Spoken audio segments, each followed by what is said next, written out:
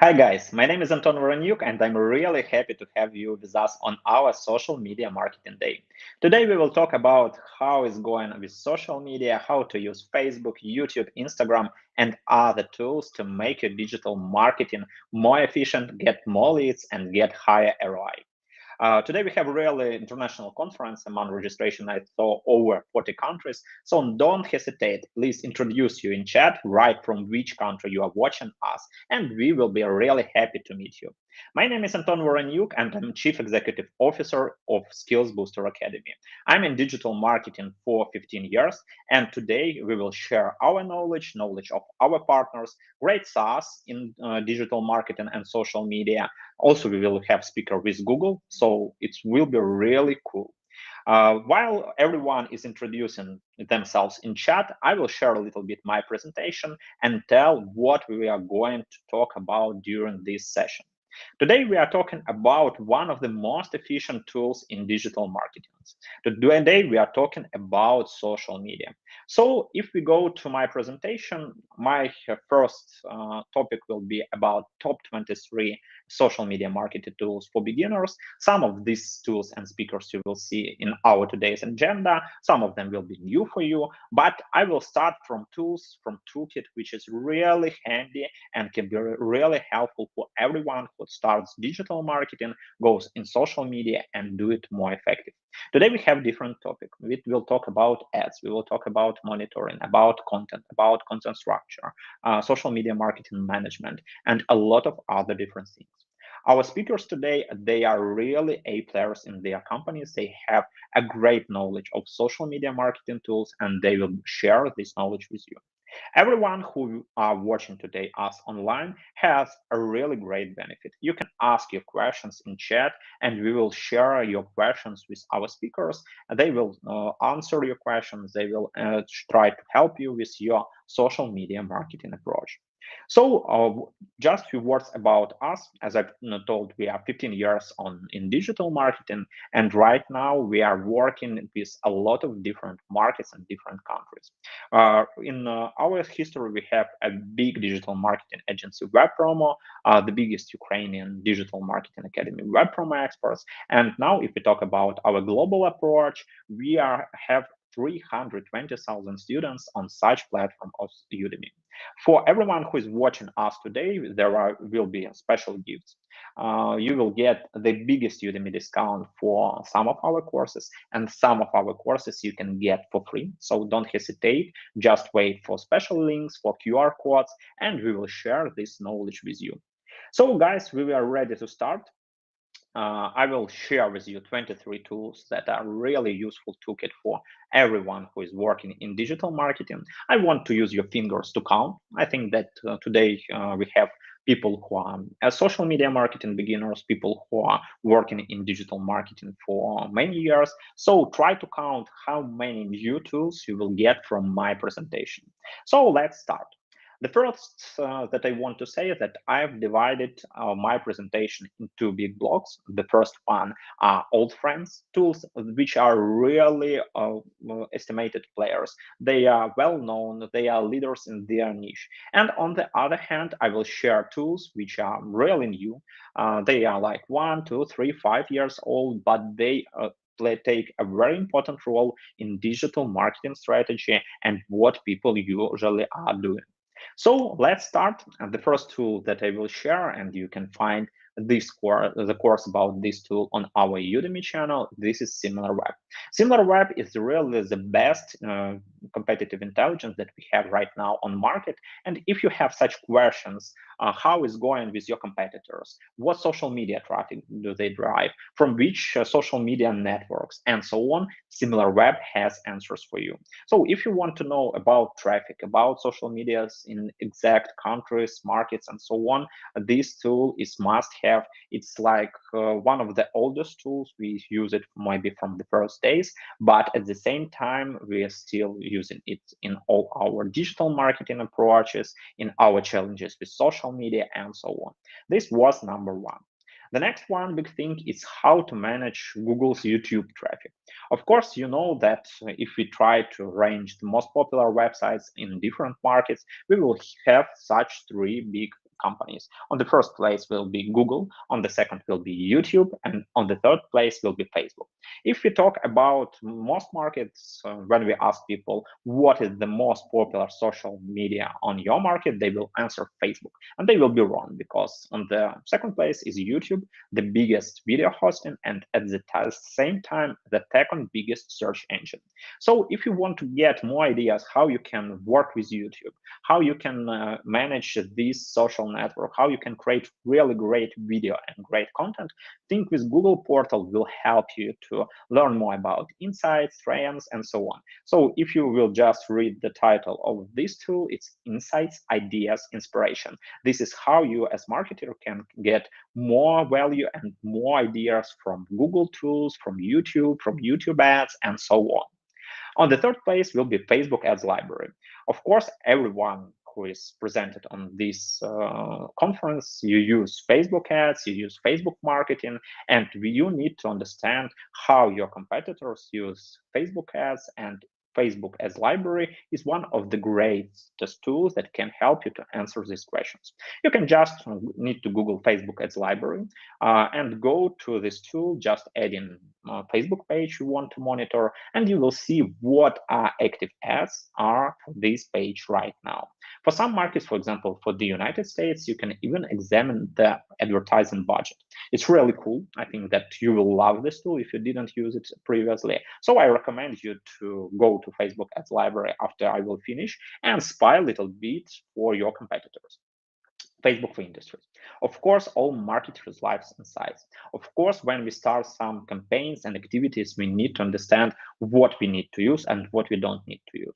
So Facebook for industries is one of the greatest tools that help you to understand what is really effective from Facebook marketing in your exact niche.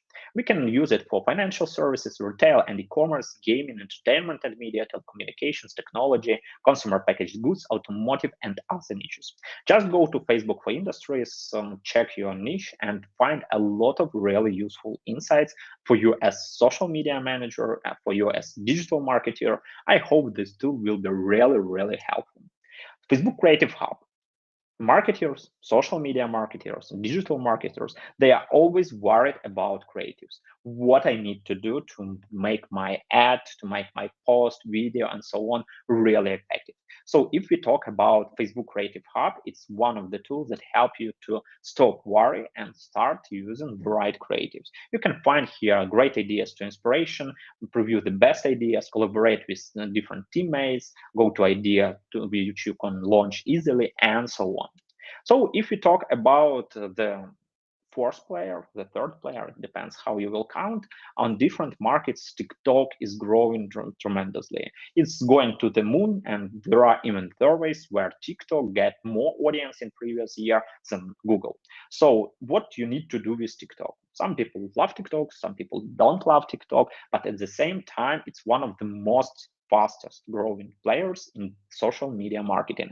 So if you want to start TikTok activity, if you want to restart your TikTok activity, I know a lot of companies who tried to go to this social network and after that stopped activity, and now they try to come here back. So TikTok Creators Portal is a great place where you can learn the main tips how to get started with TikTok, some TikTok creation essential, foundations for success, and so on.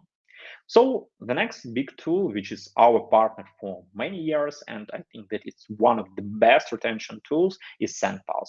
Of course, you can say, hi, why are you using email marketing tools here? But SendPulse is not just about email marketing. It is one of the best tools in chatbot marketing, and chatbots, they are really must-have things in social media. And if we talk about SendPulse, it's one of the most best tools where you can create chatbots in Instagram, in Telegram, and WhatsApp, etc. So I recommend this tool if you want to communicate with your database effectively, if you want to get more results, and if you want to get the best solution ever.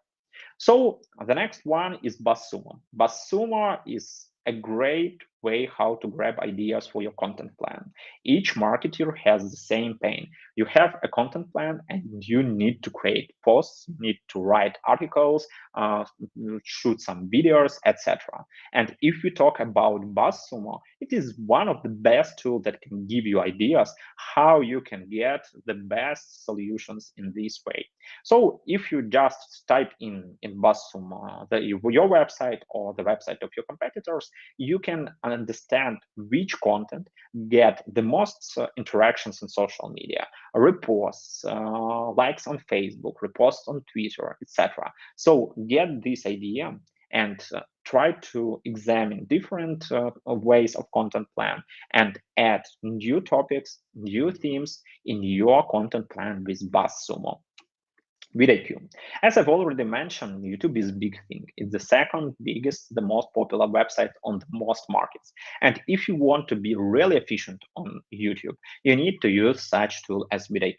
Vidaq has a lot of great things to use, to check, and it helps you to make your YouTube videos better. You will make people find your videos and make them more viral. Trend here. Of course, we are living in the period of influencers. Influencers, they are really vital. And if you want to communicate with influencers effectively, if you want to search them, discover, check the Instagram influencers and creators, Trend Hero is a great tool that helps you to do it in the right way. Of course, there are a lot of problems connected with Instagram influencers. One of the most popular, when you are watching an influencer with 1 million subscribers, you're thinking, guy, are these people are really, or maybe these are bots? And this is the right question which can be answered by Trend Hero. You can examine different accounts on Instagram and understand how many fake subscribers they have. It helps you to understand the audience of your competitors. It helps you to understand what tools can be really efficient and which of them are not. Of course, if we talk about the old friends, but at the same time, new friends is Google Analytics. Social media, they are not out of the box. They are a great part of digital marketing strategy. And all things in digital marketing must be measured. And if you talk about what tool is must have to measure everything in digital marketing, of course, it is Google Analytics. But we have a great problem. Google made our life more complicated. In previous year, they started J4. And in the year 2023, there will not be more such tool as Google Analytics Universal. Everyone need to switch to J4. So if we talk about this tool, it's this at the same time, a new one and old one.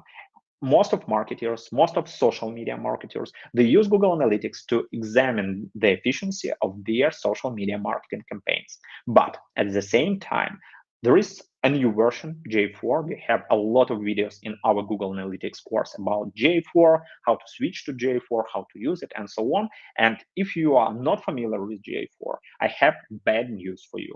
It means that in the year 2023, you will be made unhappy by Google when the Google stop processing your data in Universal Analytics and you will need to switch to J4 immediately. So my recommendation for you to do it right now.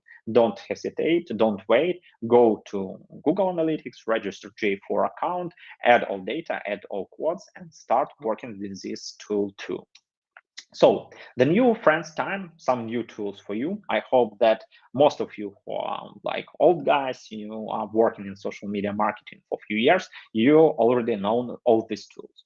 But I have some new tools that can be really efficient and can really be helpful for you if you want to grow and to grow successfully.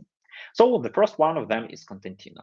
Contentina is a tool that is really your time saver. It helps you to make posts faster.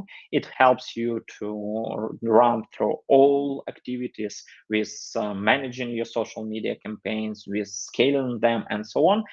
It's the tool that helps you to do it fast, furious, and with the great efficiency and great results. The next one is Pantos. As I've already mentioned, TikTok can be really the next big thing.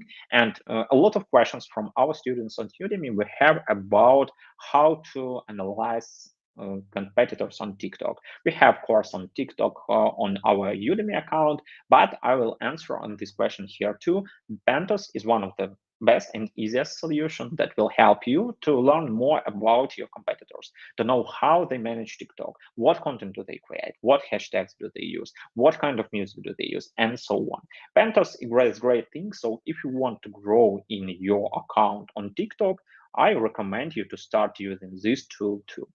Okay, guys, we are moving forward. The next thing that I want you to name is Save My Leads.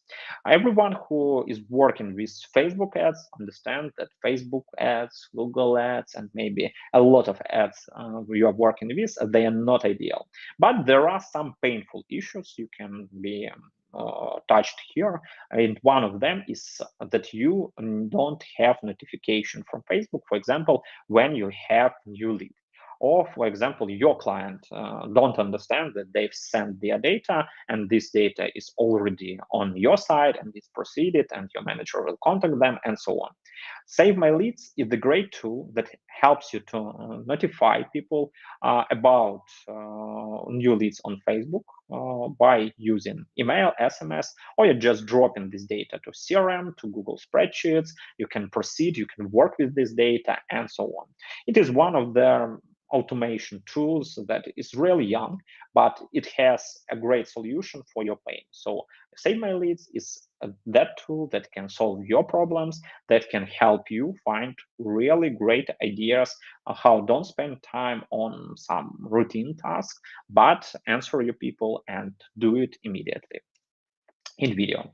There are a lot of tools that can help people to manage videos, to edit them, and so on. But InVideo is one of my favorite video editors. You can do it fast. You can do it just with few clicks. Among things that are really great with these guys, they have 5,000 templates that you can fast to use, you can fast to edit. I was trying to learn about video editing maybe 10 or 15 years ago, and it was rocket science. Using video, you can do it really fast, and even if you don't have experience of video editing yet. So the next tool, which is also usually I use on a regular basis, especially when I need to do something and make my content plan better, is the Answer the Public. Answer the Public is a tool that helps you to find a lot of small insights about content you want to create. As I've already mentioned, one of the biggest pains for social media marketer or for digital marketer that you need to create content on a regular basis. Content that was created just once doesn't work. You need to have content plan. You need to get the right ideas. And one of the best tools that grab these right ideas and implement them in your content strategy is Answer the Public. Answer the Public, for example, I want to create content about anything we are teaching in our courses on Udemy. For example, Google Analytics, or like in this example, it can be Google Search Console. We just type in Answer the Public Google Search Console, and here we can see a great thing that helps you to find answers about what is really efficient.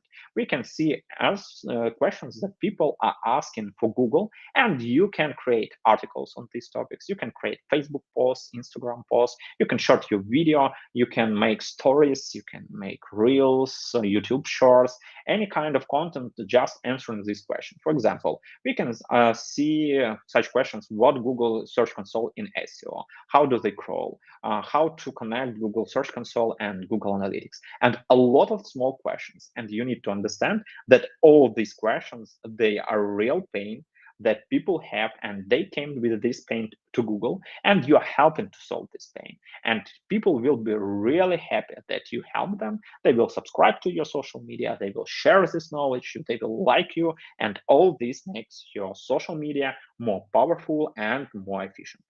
Let's go further. So brand mentions. Brand mentions is a really great tool that help you to know when someone talks about you in social media.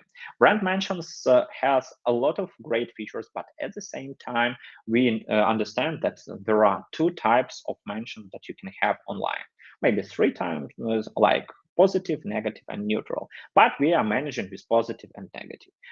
Positive, you need to notice people, you need to thank you them, and of course, if we talk about positive mentions, you can find these people and turn them in your brand advocates. It's really working great. It's about creating influencers among your audience, and it can be the topic of a new course. And we are preparing such course about social media monitoring, about PR, and you will need to wait just maybe 3 months, and you will see it on Udemy.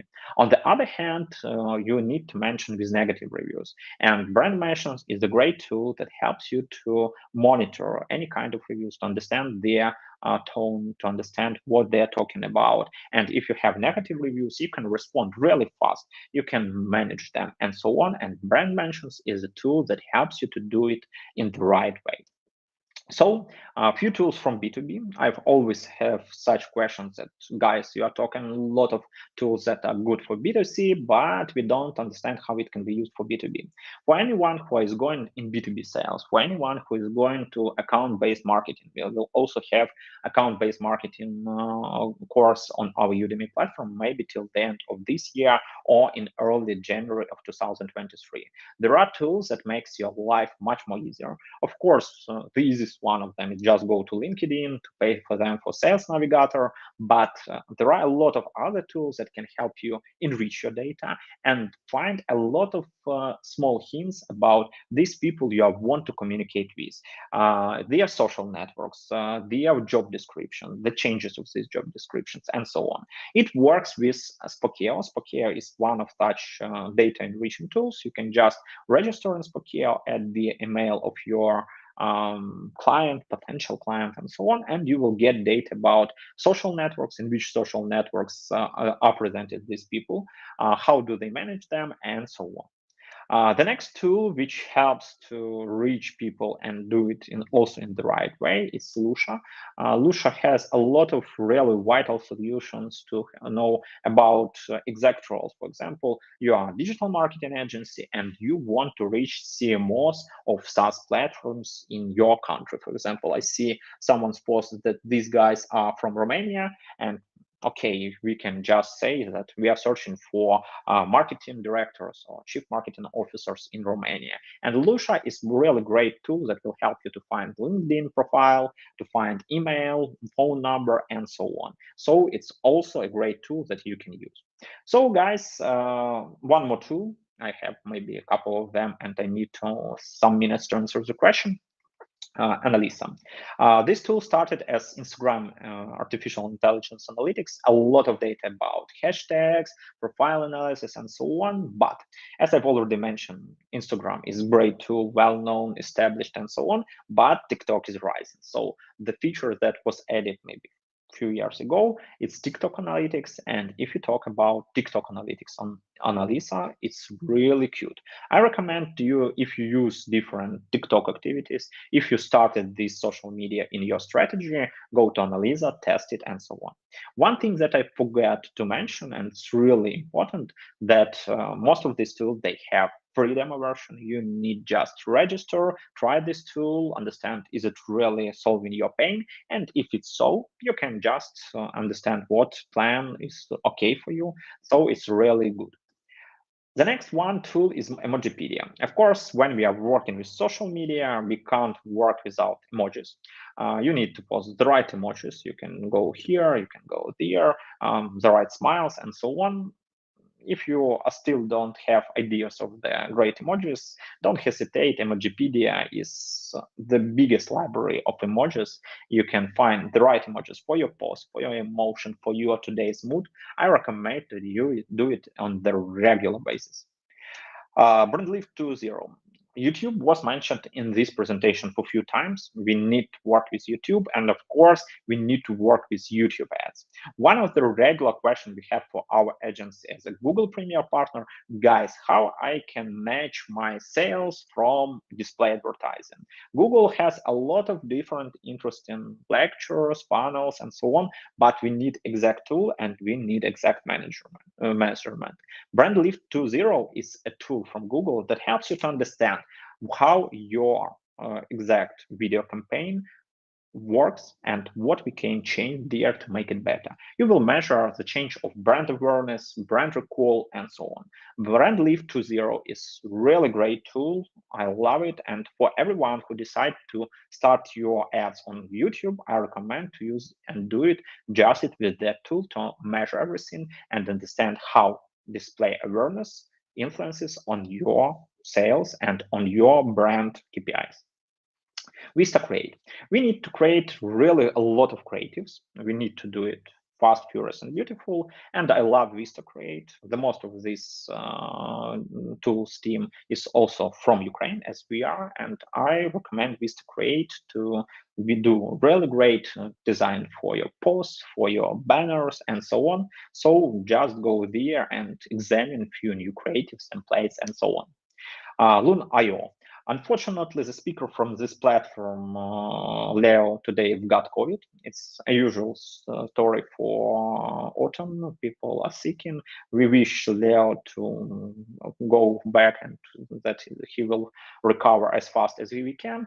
But Luna.io is also in our today's toolkit. One of the most pains that people have in ads, in Facebook ads, Google ads, YouTube ads, is about click fraud. Lunio is one of the best solutions that help you stop click fraud. Don't return, don't go back and afraid that these guys will click on my advertisement, then will do something bad with my ads. So Luna.io is for these guys who spend a lot of money on ads, and you have just some small thoughts that some competitors can be not very good guys and they make a lot of click fraud on your ads. So Luna.io can help you and do this solution as fast as you can. So guys, this was my main toolkit. If you have any questions, don't hesitate, write them in chat. I will maybe a few minutes to answer them. After that, I will introduce the next speaker. I'll answer all of them. I have a question for you. Please write in chat how many new tools did you get from my presentation. It was 0 and you knew all of these tools, please write me 0. I will know that people who went to our conferences, they are really great XMM experts and they need to make something more powerful for the next speech. If you found like 23 of new tools, don't hesitate. Please write that you learned 10, 15, 23 new tools. It will be really helpful for us also to understand that mostly beginners are watching our conference. Guys, please write in chat how many new tools did you get. And at the same time, we are moving forward. Few great prizes, as I've already mentioned. The first thing, we have the best prices for the most of our courses on Udemy. You can just scan this QR code, go to Udemy, and get a lot of courses with the biggest Udemy discount. It's really recommended thing. We have right now 16 courses, and we will publish 10 more courses more. We have 320 students, over 7,000 reviews, and we have students from over 190 countries, even one of them from Vatican. So my team is thinking maybe that it's Pope, but nobody knows exactly. Bonuses. As I've already mentioned, will be really great if you share your feedback on our courses. So just go to our courses and we will share some of them with you today for free. Why it is important for us, as we started on Udemy, we created short courses in just 1 hour, 2 hours, 3 hours, and we want to expand them. We want to make them bigger. We want to make them more powerful. And that's why we are sharing today them with you for free. To get your feedback, you will want to watch them, you will give us review, say, guys, you need to check this, you need to change this, and so on. And we will make these courses bigger and more efficient. And the greatest thing for you that you will get these courses for free. You will have lifetime access. And after we will update them, you will get email that we have updated the course and you can watch it again. So guys, as I've mentioned, you have a lot of courses for free. Today, you can get such course as social media marketing. You will get link in chat. It's our the main course in social media with over 100,000 students. You will get the course content marketing, the sales.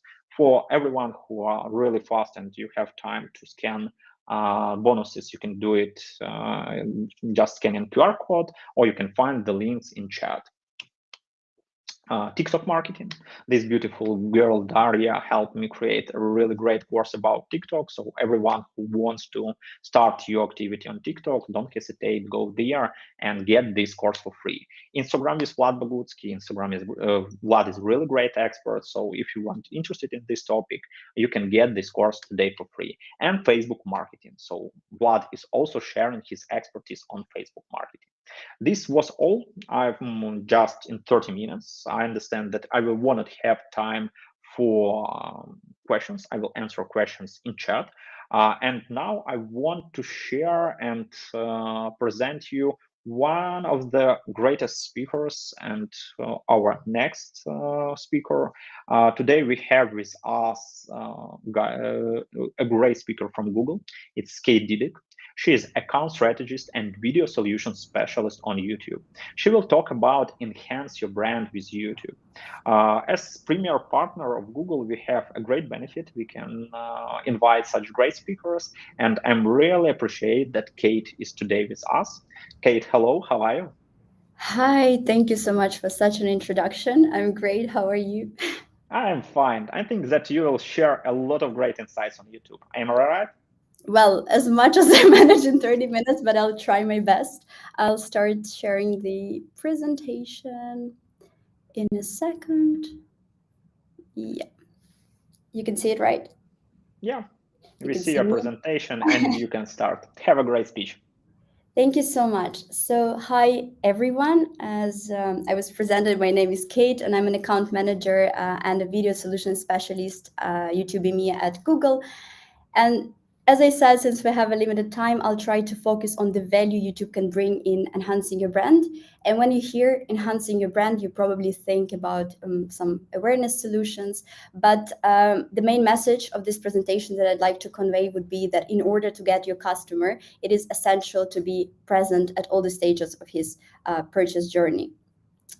So, saying that, I still mean that when you create a YouTube campaign, you have to select one objective. I don't know how many of you are actually, familiar with YouTube and if you launched a campaign, but well, you have to select one objective. But when I say that it's important to focus on full funnel campaign, is I mean that you have to meet customers at different stages in the journey while effectively delivering towards a key business objective. So a great example of that, even beyond YouTube, would be that, for example, if somebody or the winter is approaching, for example, and it's great if your customer, potential customer, knows what they want. Like if they know that they want some boots, and if they want specific boots, it's great. But for example, they just want winter clothes, and actually, let's go on with an example of the boots. They go on Google search, they put something like buy boots online, and at that point they might not already know which brand they want. Maybe they're considering some brand, but they're like open to suggestions, and here you pop up there, and they still see you, but you're lost among other ads, and then they go on Instagram and they see you more closely, but still they already maybe see your booths, maybe they visit your website, and that's great because they can use you for you can use them for remarketing lists, but still they haven't made the decision yet. So here's the chance, because in the evening when they're watching their YouTube show, here's the chance for you, because you can show up your ad there. And that's a great chance because this customer is already somebody who is looking for what you offer. So that's a great example, because it's not some random ad. The customer, the person has been looking for what you offer, and at this point they might make a purchase. They might purchase your boots, or maybe not.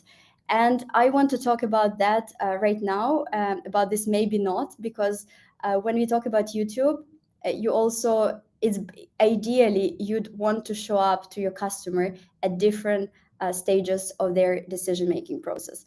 So if we focus on YouTube, we can categorize the reasons why people come to YouTube in four categories. So first one is to stay informed, obviously, to they search for the news there. Then the second one is maintain well-being, and this one really increased during COVID, because this was, for example, like yoga trainings, workouts, meditation, etc. Then obviously learn new skills, and then be entertained, as we all know about it. So YouTube is influencing your customers across every stage of this journey. We already know that there is no longer a clear path from the point of product discovery to action. So, for example, if before the marketing, the decision-making process was presented in a way that like, oh, the customer knows what to buy and then we offer them what they want. Now it's not like this. So instead, people constantly jump between exploration and evaluation before deciding on a product or a service to buy.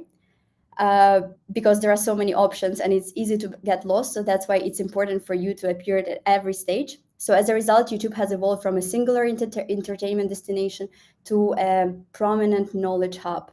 So now on YouTube, the customer, you can become aware of new products, then you can consider new products, and you can directly buy new products through YouTube. So we know that YouTube performs across all these touch points. And the question now is, how do we turn this engagement at every stage of the purchase funnel into business results? It means that we need to connect in a smart way at every one of these stages. So I'm going to go through that. An always on full funnel strategy allows you to meet any customer's needs, no matter where they are in the path to purchase. Because, as I said, there are always people at the various stages of the purchase journey.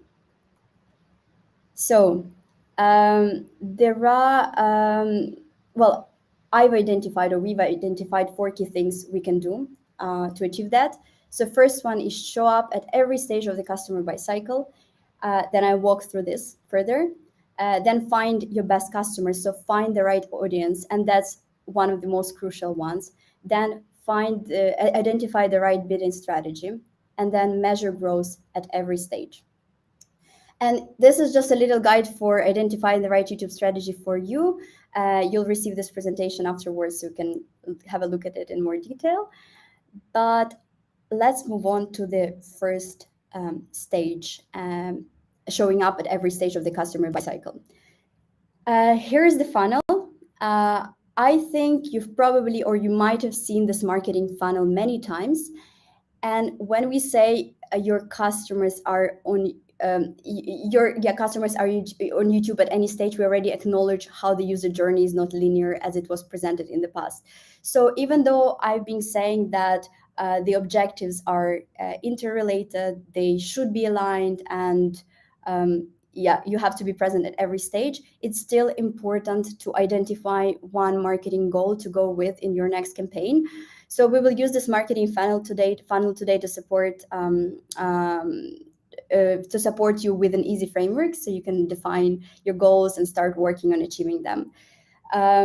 So first stage is to identify your goal, whether it's awareness, consideration, or action. And if you're familiar again with the YouTube campaigns, it offers you, when you create your campaign, it offers you to choose between these goals. So the next thing you will need to do is to define what success should look like for your campaigns, which metrics will be considered as your success metrics.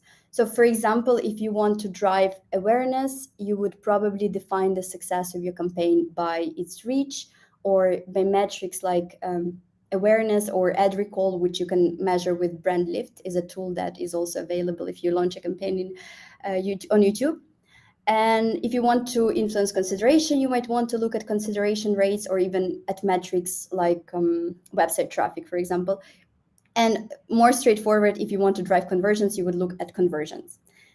So after you know your marketing goal and success metrics, which is very important, you'll be able to decide on the right format that could drive your success metrics. If you're going to see the next slide and question where is must-had, I did not include this because must-had is a bit more complicated, and normally you need to have an account manager for that. But if you have an account manager from Google, then you can ask them. So YouTube's offering of awareness solutions include TrueView for each campaign. It's a skippable, efficient format that allows you to tell your story, like a longer story, because it doesn't have a limit. It can be any length, but it's recommended to have it no more than 3 minutes, because it's very rare that somebody would watch an ad for longer than 3 minutes. But the good thing that you can skip it, not good for for the audience, that you can skip it for after 5 seconds. And I'm not sure if that's a great way to measure the campaign by like its level of annoyance. But I would say that it's the customer, like the audience prefers it because you have some feel of control. So you can skip it after 5 seconds, and then if you like it, you can watch it further. So I personally prefer this campaign, but I'll move on to the next ones and I'll explain why. So this campaign is very important to have some hook in the first 5 seconds, because you want to keep your potential customer for longer to learn more about your brand. Then there are bumpers. It's a non-skippable 6-second format, optimal for short attention moments and particularly on mobile phones. And it's great. I really like it because it doesn't really require anything from you. Just watch for 6 seconds, and normally you show it up to your customers several times. So it's a great way to remember your brand and raise awareness and increase reach. And then there is non-skippable format. It's the industry standard is 15 seconds, and sometimes in some countries you can have it 20 seconds, and it's a tricky one, and I think you know why. Because if you don't have YouTube Premium, you all know that if you watch a video and then this ad interrupts you, and then you're like, oh, why am I being shown this ad for so long? So with this campaign, as I recommend to my clients, it's very important to have, like especially important to have a nice creative. It's always important, obviously. Ideally, you would always have a nice creative, but with this one, it is more important, or like crucial even. And to show this type of campaign to the right audience, so that if you're sure about your audience and you have a right creative, you can give it a try. Also, it's a more expensive format, obviously, because again, for the reasons that I talked about before. But it's a great format if you have a right creative and show it to the right audience, because obviously it will be very effective because you have an opportunity to show your ad in full length to your potential customer. And for consideration, you should use TrueView in Stream. It's the same as TrueView for Reach, but then it bids for views, because TrueView for Reach bids for 1,000 impressions. So TrueView in Stream is great for generating views and website traffic. And then for action, it's quite straightforward. There is a video action campaign, VAC. And it allows you, first of all, to have some call to action, and then customers can press on it and be redirected directly to your website and make a purchase. So after you know which formats to use, we can discuss finding your best customers. And this stage is so important, because as I said, there is and I mean, it's pretty straightforward that there is a very thin line between making the ad annoying and making it actually useful. So identifying the right audience is essential. Just important to mention, I believe on the slide, this info is a bit outdated, because right now YouTube has a reach of 2.6 billion monthly logged in users, and that's crazy. That's a lot. That's why you want to be on YouTube, obviously, because it's the second most popular social network. And then these users watch 1 billion hours of video per day. So that's your chance to find your customers there and to make them find you. But beyond this massive reach, you want to reach the right people. And that's very important. So YouTube offers you different audiences to choose from. And just an example, one of the examples is selling insurance. So for example, somebody is going on a travel to Ethiopia, and they didn't think about the insurance, which is quite like not a very smart thing to do, but they didn't think about the insurance. And they would be your potential customer because, well, they really need an insurance, or they better, purchase it. So you can look at the slide afterwards. I'm cautious about the time, but I'll go into more detail about each of the audiences here. So for awareness formats, the audiences that you'd use are more broad, because our goal is to reach a bigger scale. So we want to reach awareness, get more potential customers or customers. And so here we'd focus on detailed demographics. This is some facts about life. So for example, if these people have higher education, or it's parents of teens or parents of newborn babies, or maybe they own flats or rent apartments. Then there is affinity segments. It's about lifestyle and people's preferences, what they're passionate about, etc. So for example, yoga lovers, those that love to cook, beauty lovers, etc.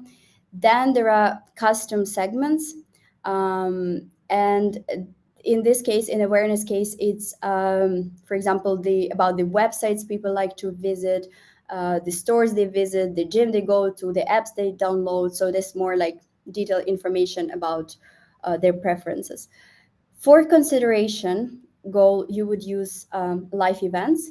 This is like important events in the human life. So, for example, when the baby was born, or graduation, or changing houses, something like that, or in market audiences. These are people who are actively looking to buy a product or service. So those that are actively researching these booths across the internet, and then you show up to them. You use this audience.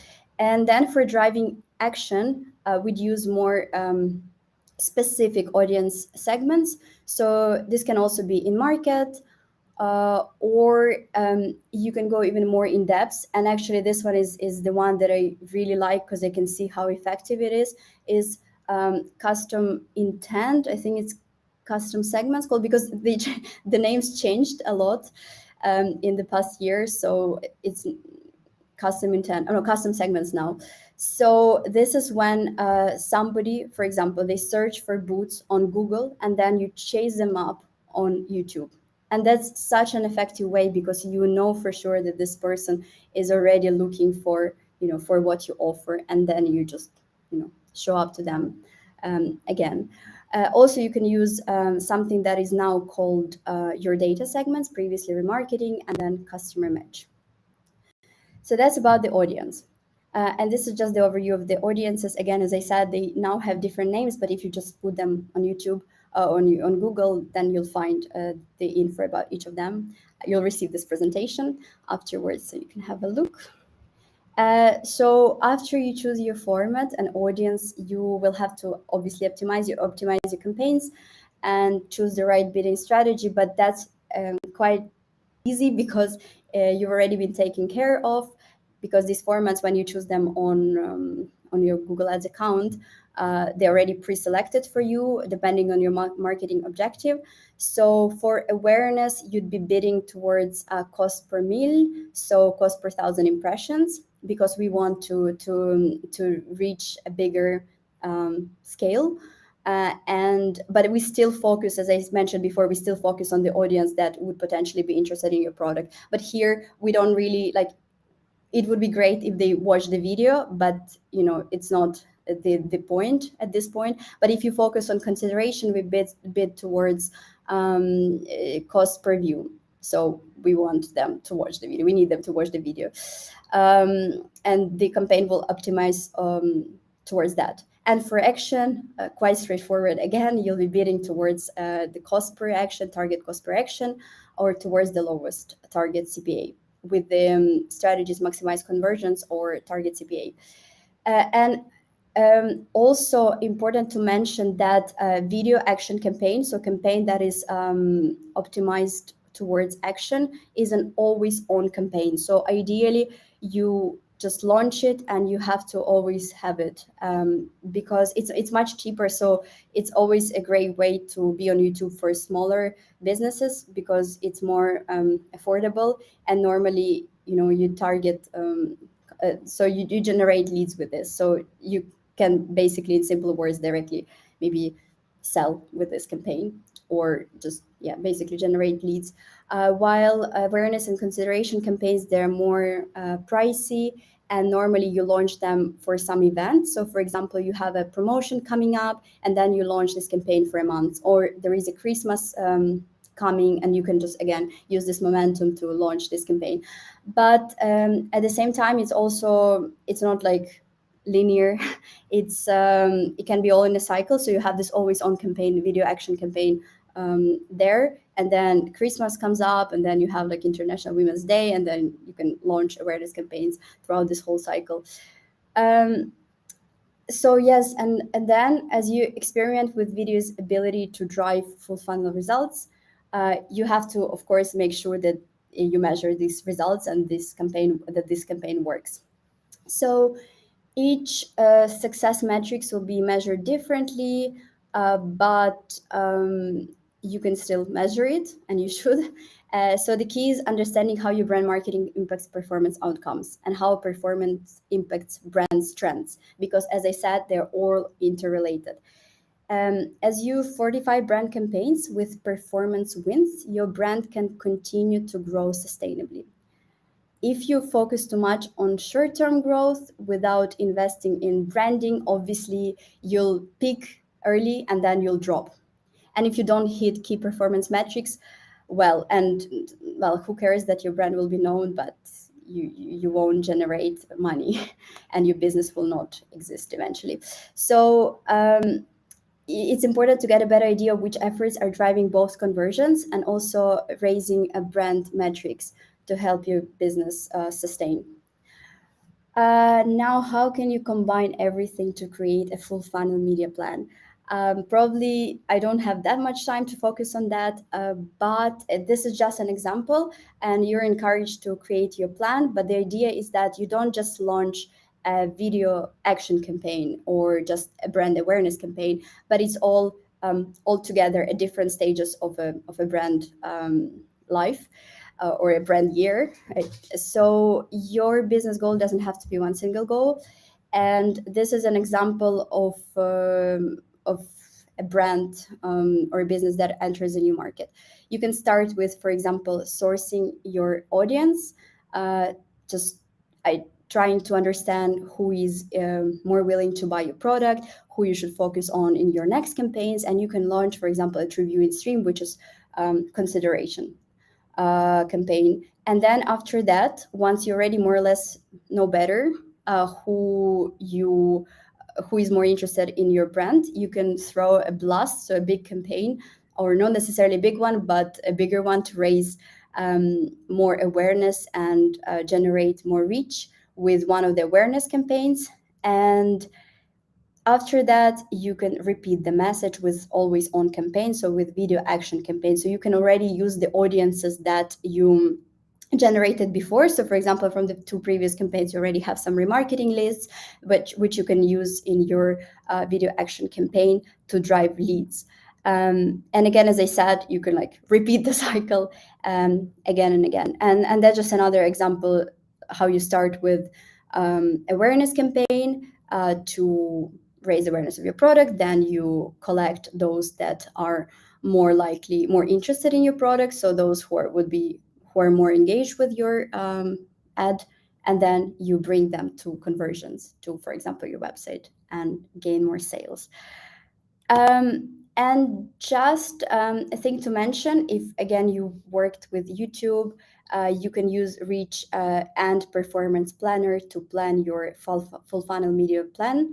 And it will help you to estimate even some results of your campaign, and will suggest you the perfect budget for you to use in your campaigns.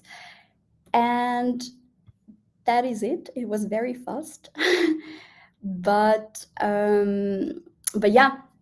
That's it. If you have any questions, I'll be happy to hear them. I don't know if that was perfect. It was a good time. Okay. It was fast and furious and really great tools and great abilities from Google. We have a question from Joan about certificate. Yeah, Joan, all attendees can get the certificate. All attendees will get the video. It's the most popular question on all webinars and online conferences. Yes, you will get the video. It will be by the same link on our YouTube channel. So don't don't hesitate, subscribe to our YouTube channel, put like to this video, and wait for new videos and new online conferences from us. Kate, as our students are watching from different time zones, we have prepared questions from them. There are some of them. For Australia, it's too late. For the United States, it's too early. So the first question is about efficiency. So how to measure the success rate of YouTube ads. You gave a lot of tools, but maybe you have like a short but the right answer for these guys. But that depends obviously on your goal, as I mentioned throughout the presentation, because I mean, I can come back to this slide because that was at the very beginning. So you can, depending on your, no, that's not, yeah, depending on your goal, if your goal is sales, obviously the measure of your success will be just seeing if you get the sales that you wanted. But then in awareness campaigns, it's a bit more, not difficult, but then you can use brand lift tool to see if the campaign increased the awareness of your brand. This is those questions that you see on YouTube sometimes. They ask you to what would you prefer, this supermarket or this supermarket? And that's how we know that the campaign worked. Okay, great. We have another question. Firstly, I'm grateful to the organizers for this opportunity. My question is, what are the things to know about Google and YouTube tools to be a successful social media marketer? What Google and YouTube tools you recommend to learn for our audience, for our students to be really successful? Well, again, a tricky question because it depends on the business, but I would say you have to be on search pretty much. That's the first thing that you'd want to use, even if you have like not too much budget. Search is a must. Then personally, yes, display maybe, but I personally, like, it's not my preference. I think that there are better tools, like for example Discovery. By the way, check it out because Discovery format is great, especially because like it's super effective because people, you can get to people in the moment when they're very like paying attention and they're looking for interesting content. So it's a great way for you to use it, maybe even instead of display. At least for me, it's more effective. And then I would say also YouTube, but then YouTube, it depends on your budget and also on your goals. But yeah, I would say these are my three suggestions. There is like a myth that SMB can't use YouTube efficiently. Can you help us with this myth? What are the strategies of using YouTube and YouTube ads for social small and medium business? Yeah, so here, even though I presented the full funnel strategy, I understand that it might be like difficult for small business. So there is this format that I talked about, the third one, video action campaign. It was improved in the past years, so now you need not so much budget for it, and it's super effective in generating leads. So you can check it out. It's called VAC, video action campaign, and it's pretty simple. Actually, if you don't have an opportunity to create some video by yourself, you can use our video builder tool. It helps you to actually, well, you also need an account manager, but anyways, you need a video, and then you can include a call to action in it, and it's highly effective in generating leads. I don't remember the exact number, but small businesses, as I work with them, they find it really great tool and not so pricey. As an agency representative, I can tell that yes, we use this tool for small and medium business, and it converts really good. It has rather good conversion, and the CPA very effective compared with other tools. Another one question, it's also like a regular question that we usually have about YouTube. From which budget I can start YouTube ads?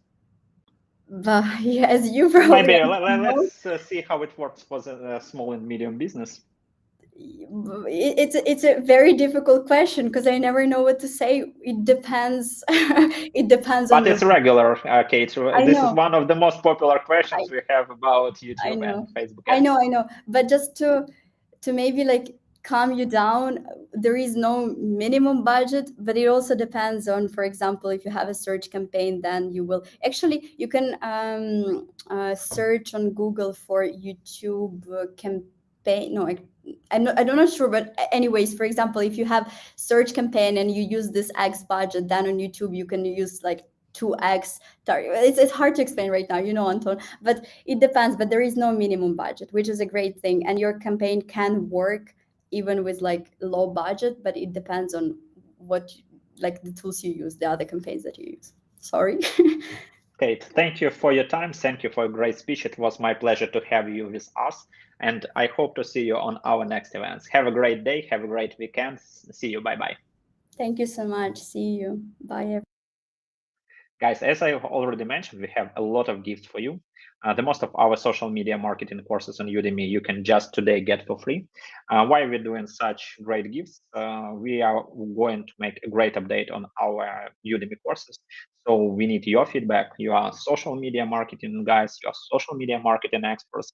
So you can enroll today for free for the most of our social media marketing courses: SMM strategy, Facebook marketing, content marketing, TikTok marketing, Instagram marketing. Don't hesitate, do it. And we are really appreciate your feedbacks and reviews on Udemy. You can go watch course, left us review and say what we can add, what we can change, what things can be not easy to understand, maybe some complicated. We really appreciate this feedback, and you can get these courses not for $10 as usually Udemy sell them, but totally for free and just today. So find links in chat, and I'm ready to present the next our speaker. Today we have a really great speaker. It's Anca. She's customer success specialist at SocialBee, and she will share with us how to get maximum results from social media. Let's know how it works. Anca, hi, how are you? Hi, nice to be here. How are you? Nice to meet you.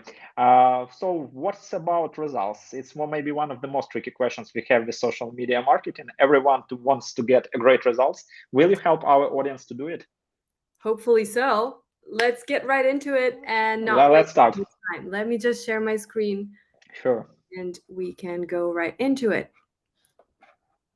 Whoops. Okay. So you should see my screen. I'm going into presentation mode today. And we're talking about maximum results, not just results in social media, but how you can get the maximum results from your social media strategy. Before that, a little bit about me. I'm a customer success specialist at SocialBee, and I've been working with SocialBee for about 5 years now. My total marketing experience is around a decade mark. So I know what I'm talking about, especially when it comes to social media. I've dedicated a huge chunk of my life to it, and I'm ready to share it all with you guys. So this is what we're going to go through in today's webinar. We're going to talk about how you can choose the most effective social media platforms for your business, how you can identify the role of social media in your sales funnels, as well as discovering how you can build a strategy and create more content that resonates with your audience and brings you those results that you want from each one of the platforms that you're using. We're going to go into 5 steps, and I'm going to start with the first one that I mentioned there, which is how you can choose the perfect platforms for your business and for your audience. This is a key thing. You need to think of your social media strategy as a vital element for your audience, not for your business necessarily. This is what I mean. You can look at the platforms that you want to use and see if your target audience is on those platforms.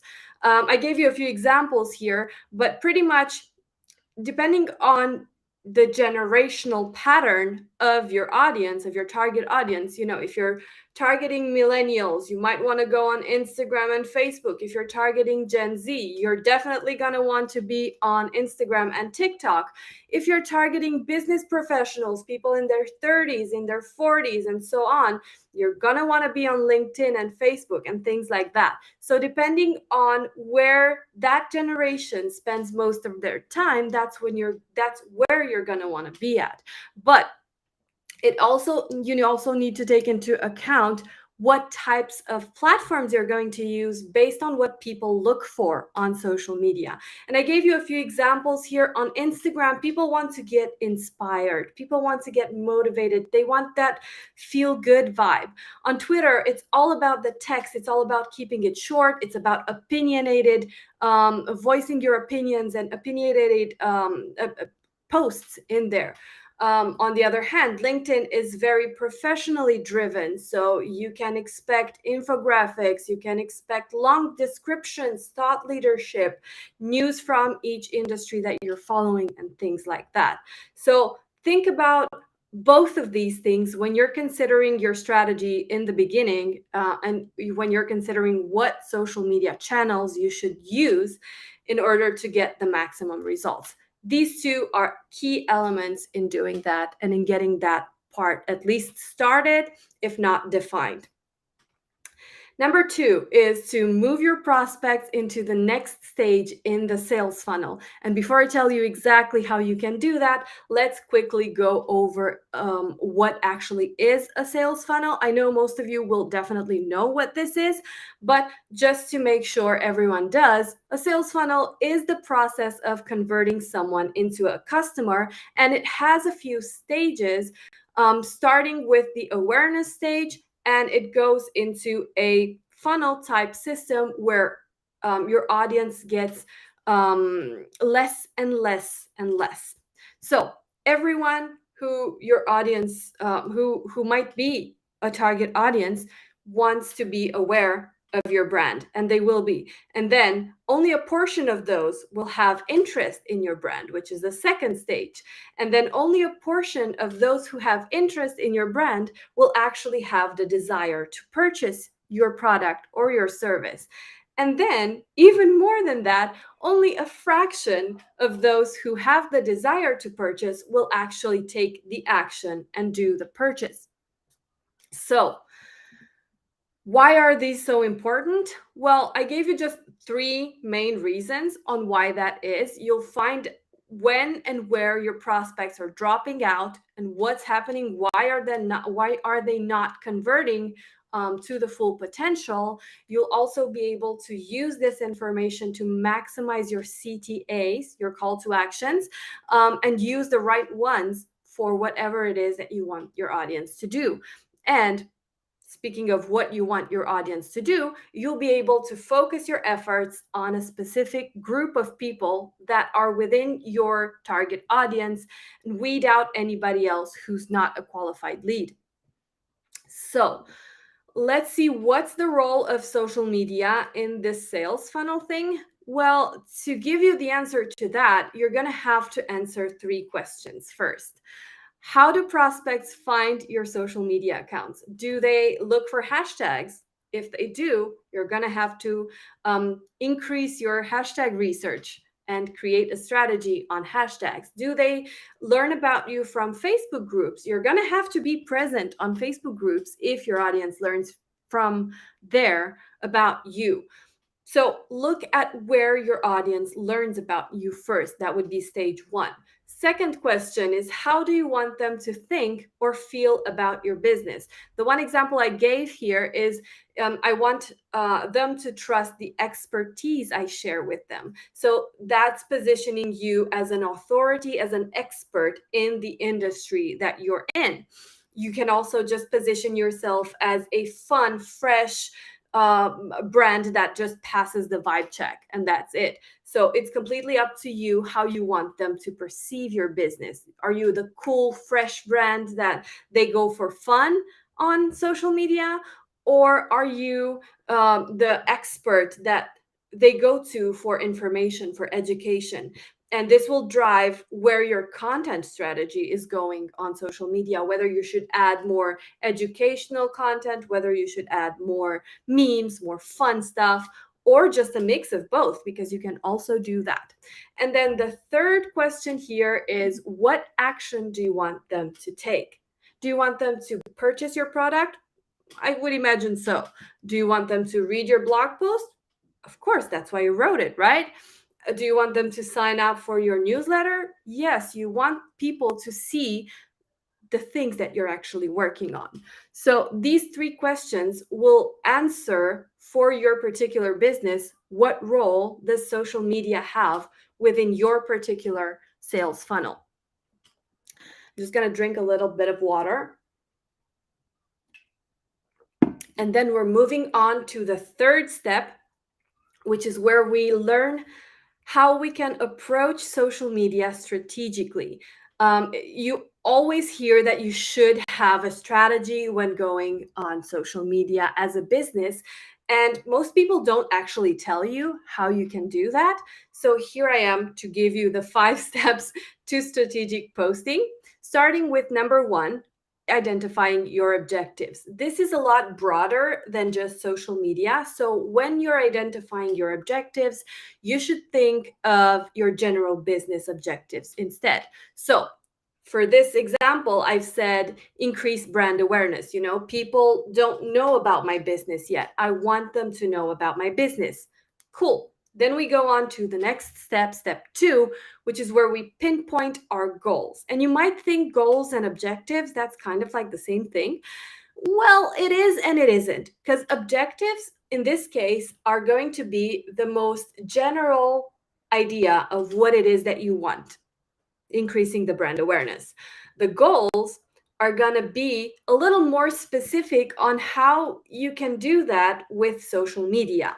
So in this case, we know that we can increase brand awareness if more people follow us on social media, which means that our goal is going to be gaining more followers on Instagram, on TikTok, or whatever platform we're using. And then we can move on to the third step, which is determining the KPIs. And this is where we measure, or we set a measurement on the goals and the results that we're going to get. So we want to gain more followers, but what does that mean? It means that I want to gain 3,000 followers in 3 months. That's about 1,000 followers per month. It can be 500 in the first month, 1,000 in the second, and then I don't care in the third. So you can mix and match however you want. The important thing here is that you keep your KPIs measurable. Add numbers, add percentages, increase if you, let's say you want to increase sales, right? In that case, your goal would be to increase conversions coming from your Facebook ads, for instance. And in the KPIs, you could have something like decrease the cost per result or increase the number of conversions by 10, by 100, by however much applies to you. Once you have this 3-step structure, then you can move on into the content phase. And that's where steps 4 and 5 come into play. So step 4 is lay out your content ideas, and I'll show you what that means in a second. And step 5 is actually finally planning your content.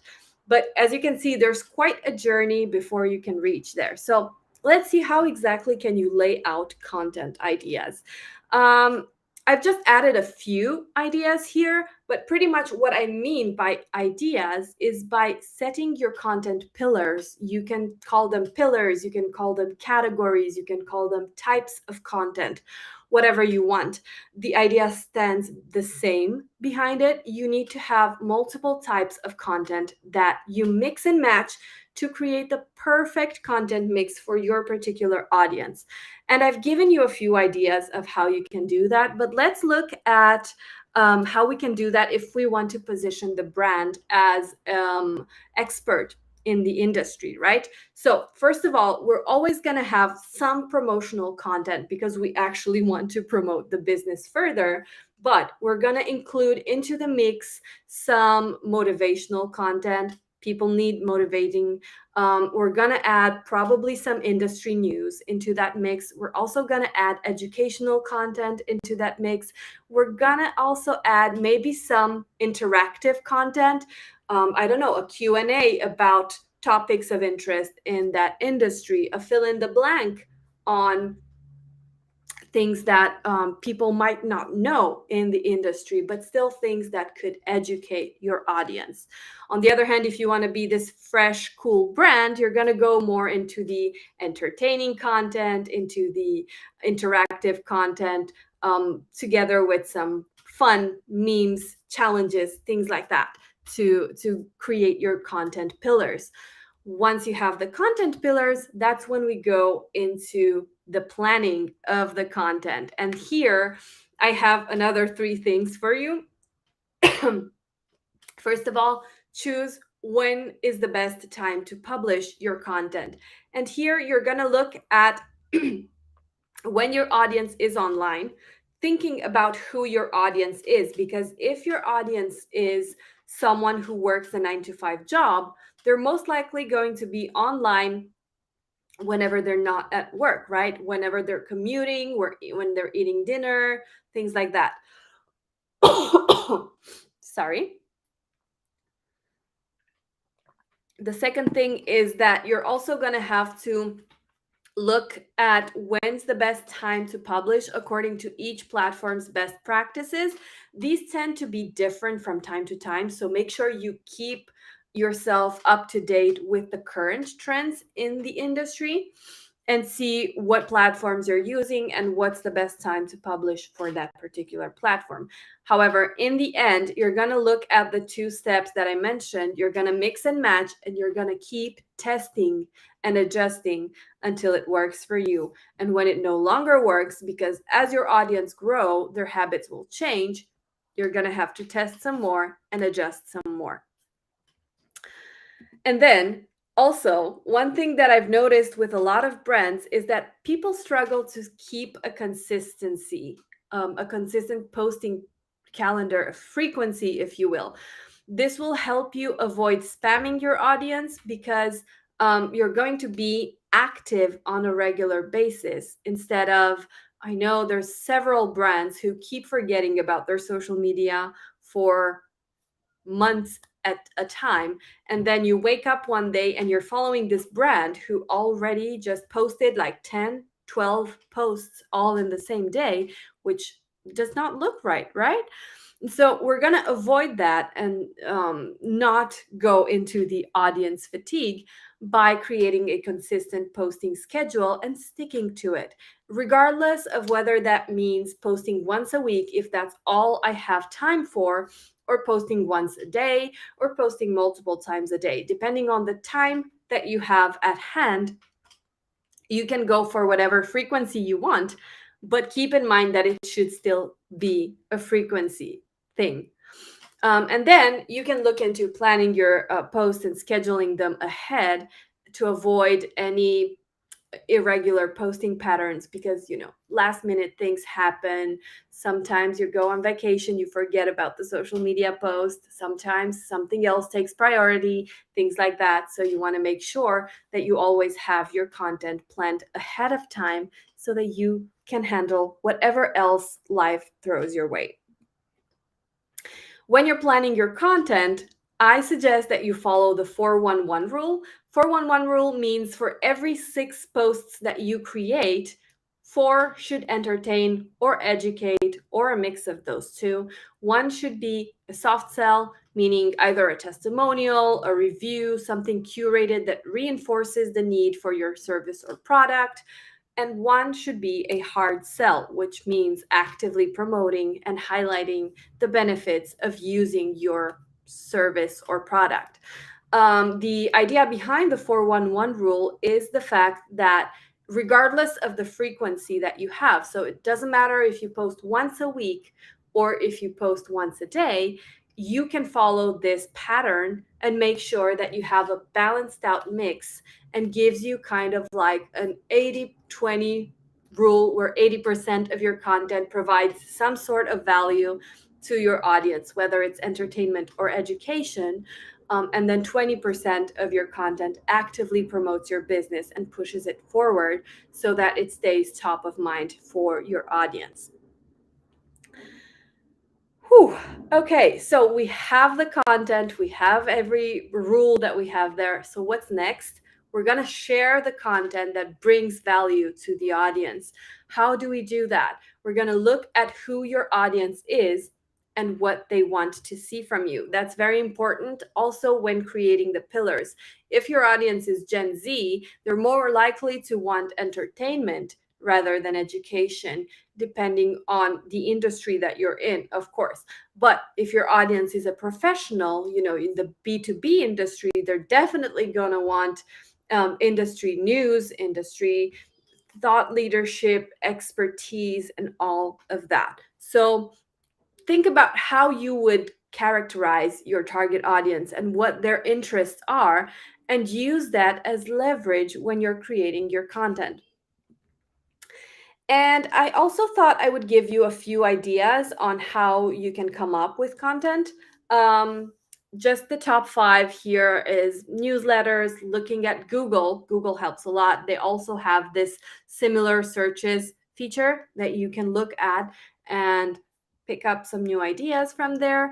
Look at suggestions, look at questions on Quora, for instance, look at your competitors, see what they're doing and how it's performing, because if it's performing poorly, then you might not want to pick it up. And one final thing is that you can also always ask your audience. You can always ask your audience what they want to hear from you.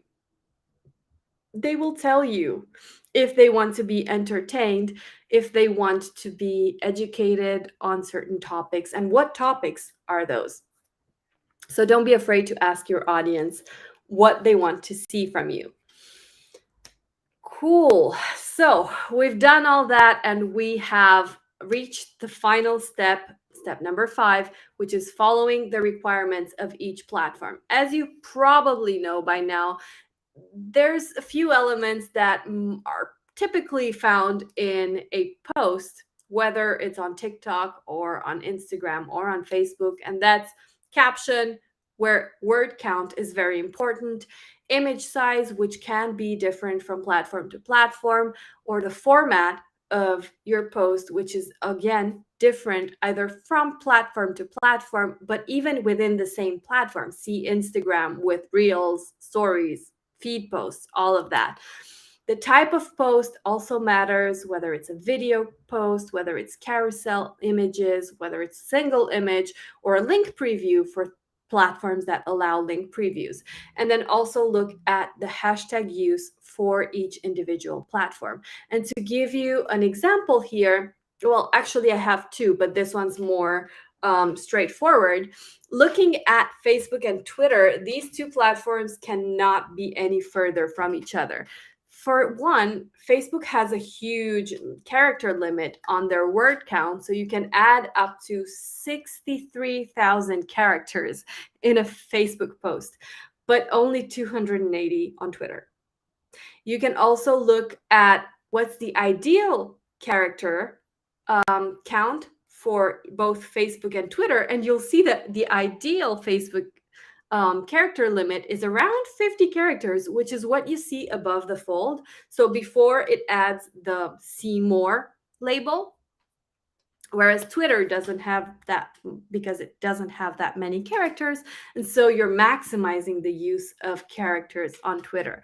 And also with hashtags, you're using around 2 per post on Twitter, but no hashtags on Facebook because nobody uses them on Facebook. Also, there's differences in the ideal number of posts per day and the times when you should post. The same thing goes for LinkedIn and Instagram. This is more of a difference based on the types of audiences that you have, not as much on word count or ideal word count. They're very similar in that matter. They both use hashtags, but the different strategies. Instagram works best with images and now videos. LinkedIn, on the other hand, gravitates towards documents, towards a lot of text, no going out from the platform and all of that. So consider all of this information when you're using when you're creating your strategy for your social profiles.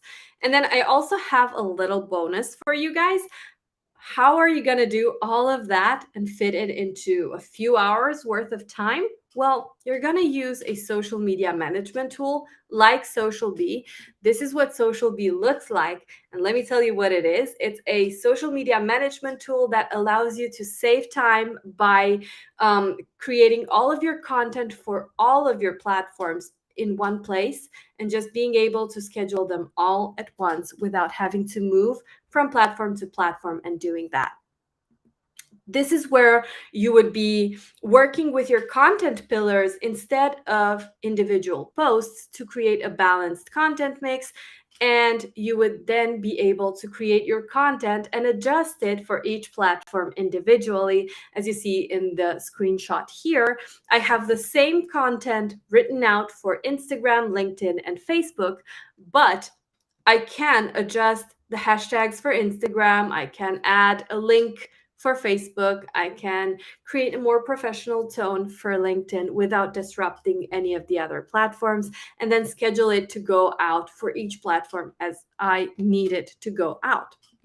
I also have a way to look at all of my posts in each category and to work with teams on draft posts and approved posts, as well as have a place to save my hashtags in collections, making it easier for the audience no, not for the audience, for you to bring everything into a post without a lot of effort.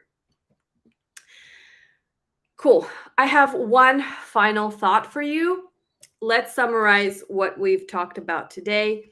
Let's see how we can concentrate on the platforms that are relevant to your audience and to your business, using social media to move your prospect through the stages of the sales funnel into the acquisition stage. Have a more strategic approach on social media and share content that's valuable on your audience. Don't forget to always look at analytics when you're doing this. See how your content performs, see how your audience reacts, and then adjust that and put it to good use in the following batches of content that you're creating. Thanks for joining us so far. So if you want to try Social Bee and help get ahead of your social media game, we also have a discount code for you, which is the one that you see on the screen. And this one offers a 50% discount for the first 3 months of any monthly plans that you can go for on Social Bee.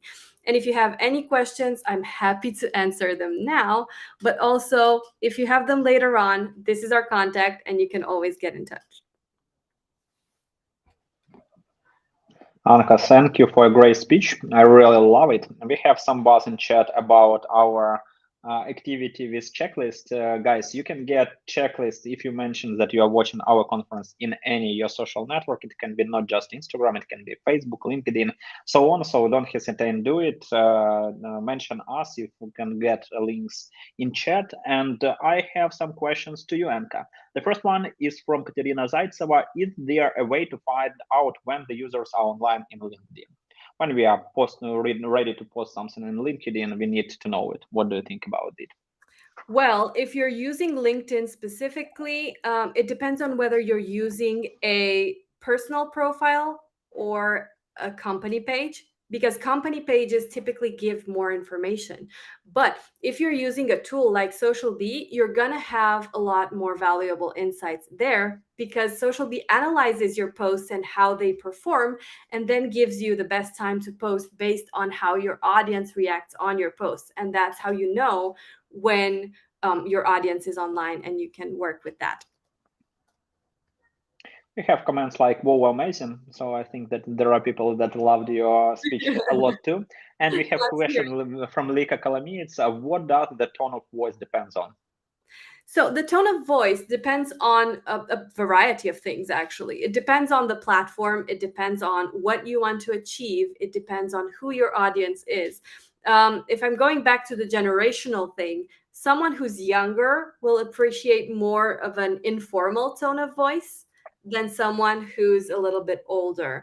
If we're going for B2C versus B2B, we're looking at professionals talking to each other. A semi-formal, even a formal tone might be better than something informal. However, if you're talking to a customer, to a direct customer, that's the final purchaser, the final user of your product or service, you might be better off going a little more informal. It also depends on the platforms that you're using. TikTok is very informal. LinkedIn is not so much. So it depends on a lot of things. We have one more feedback from Bilal Bashir. He told that thanks and great going. It's fabulous learning. Thank you, Bilal, for feedback. We have some questions from our students that were present before conference. The first one is the most philosophical, and we also have it on a regular basis. How do I approach 1 million followers working by rules? So what do you think about 1 million followers and to get it fast, furious, and working by rules? I don't do you think have some idea? Sorry, can you repeat the question? There was an interruption. Yeah, sure. Just a second. How do I approach 1 million followers working by rules? Ooh, okay. Well, definitely set the 5 steps that I've mentioned. First, Mhm. set your objectives and then your goals and keep them measurable. Make sure you go about it in a very realistic way. You're not going to go viral overnight. Very few people do. So don't think I'm going to get 1 million followers by just doing this one video. It doesn't happen like that for the most part. Think strategically and work in a realistic time frame to work up to those million followers. It's maybe a great advice. We have a next question. It's about, I don't know, cheating, not cheating. How effective is using a bot to increase engagement? What do you think about this? Ooh, I would not recommend bots to increase engagement. It might be effective in the short term, but it's more harmful in the long term because it's not authentic and your audience can tell.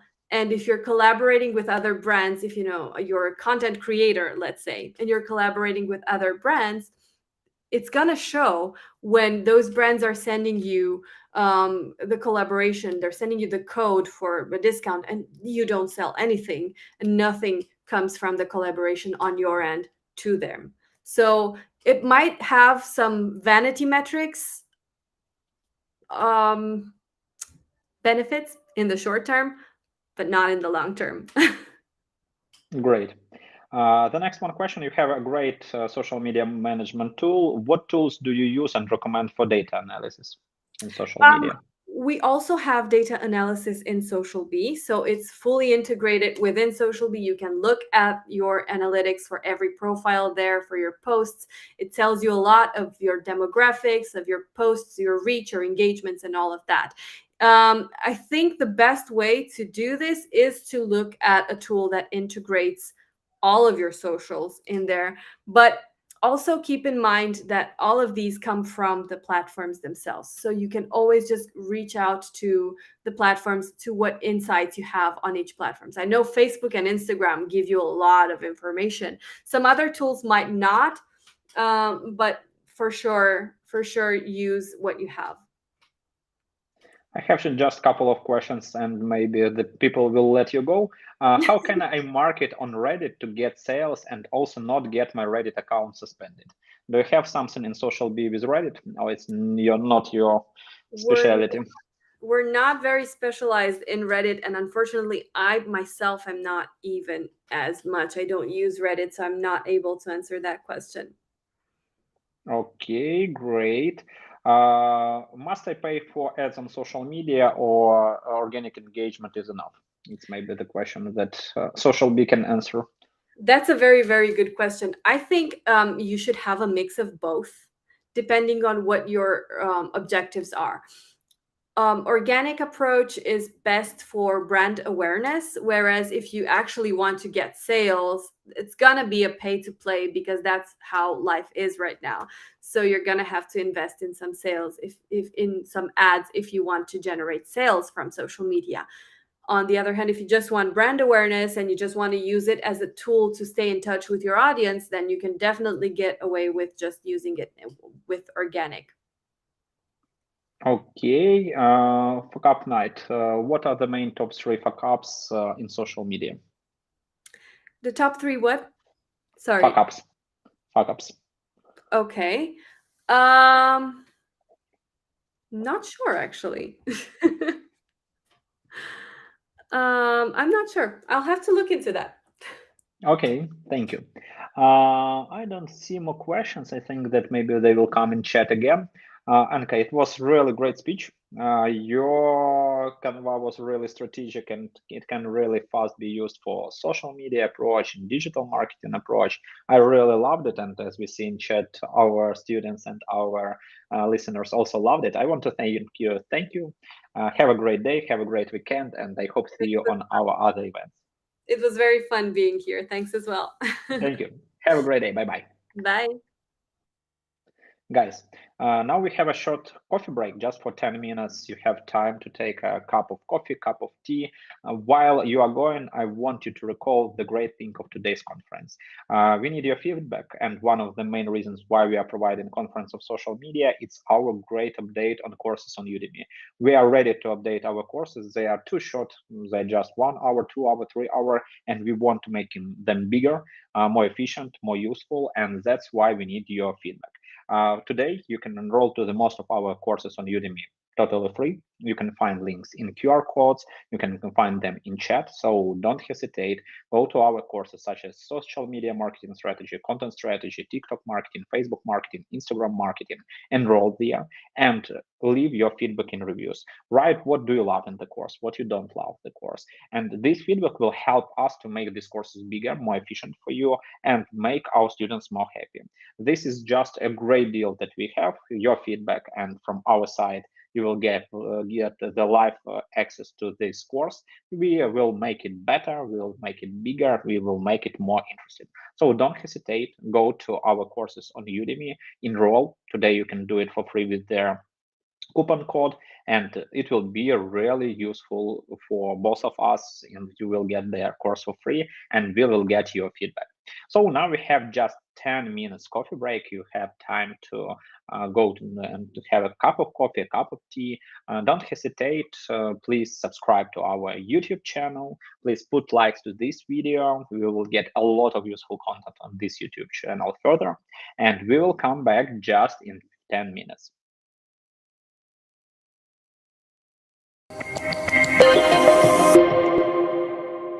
Thank you for joining us today on Social Media Marketing Day. It's really great news and gifts for you. Our courses about social media marketing, content marketing, Facebook, TikTok, and Instagram, they can be get with the biggest discount on Udemy. So try to search for link in chat or in email you will get after the conference. And the biggest news, you will get one course for free. So find the link and see you on our courses.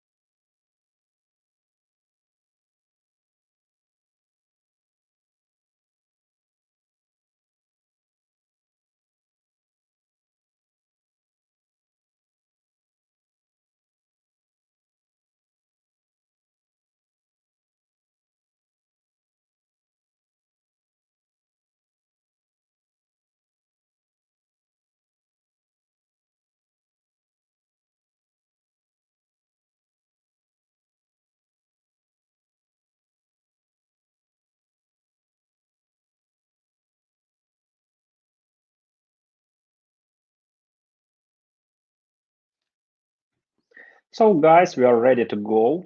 We have just a few questions in chat. We have question from Monta, question to Anton. How do you compare Vistacreate and Canva? Why exactly do you prefer Vistacreate? Honestly, we use in our work and Vistacreate and Canva, but there is patriotic feelings because Vistacreate, they are guys from Ukraine, we are two from Ukraine, and we are support Ukraine. And it's especially important in the conditions we have right now when Russia invaded Ukraine and we need to fight. So Canva is great tool. Vistacreate is also great tool, but getting between two of these tools, I love Vistacreate. So guys, we are ready to go forward. I'm ready to present you next great speaker. Today we have with us Mark Valasik from Slovakia. He's a head of marketing at Contentino. Mark has a deep passion for thinking outside the box and honesty. He believes it is the key to every successful relationship, business relationship including. Hi Mark, how are you? Hi, Anton. I'm fine, thank you. How are you? I'm fine. I think that your insights that you can share during our today conference, they can be really helpful for our audience. Can you start? I hope so. And yeah, I'll start. Let me share my screen then. This one, and you should be able to see it right Great. now. Yeah, let's go. Cool. Hello, everyone, then. And let me welcome you on behalf of Contentino, the social media management tool that serves over 7,000 agencies and brands all over the world, to my presentation that I decided to call How Brands Should Not Collaborate with Creators. Why this name, you'll learn in a moment. As both mentioned, my name is Mark Valasik, or Mark. Everyone calls me that. And if you're interested in connecting or anything that will be said here, feel free to connect with me on LinkedIn. So let's start. What to expect in the next 20 minutes or so. This slide is made for people who have been sent here by their employees and employers and are expected to bring in some value and like some notes. So here are the notes for you. Do branded integrations with creators. Do not do detailed briefs and over detailed briefs, and don't neglect approval process. That's the entire presentation. You're welcome.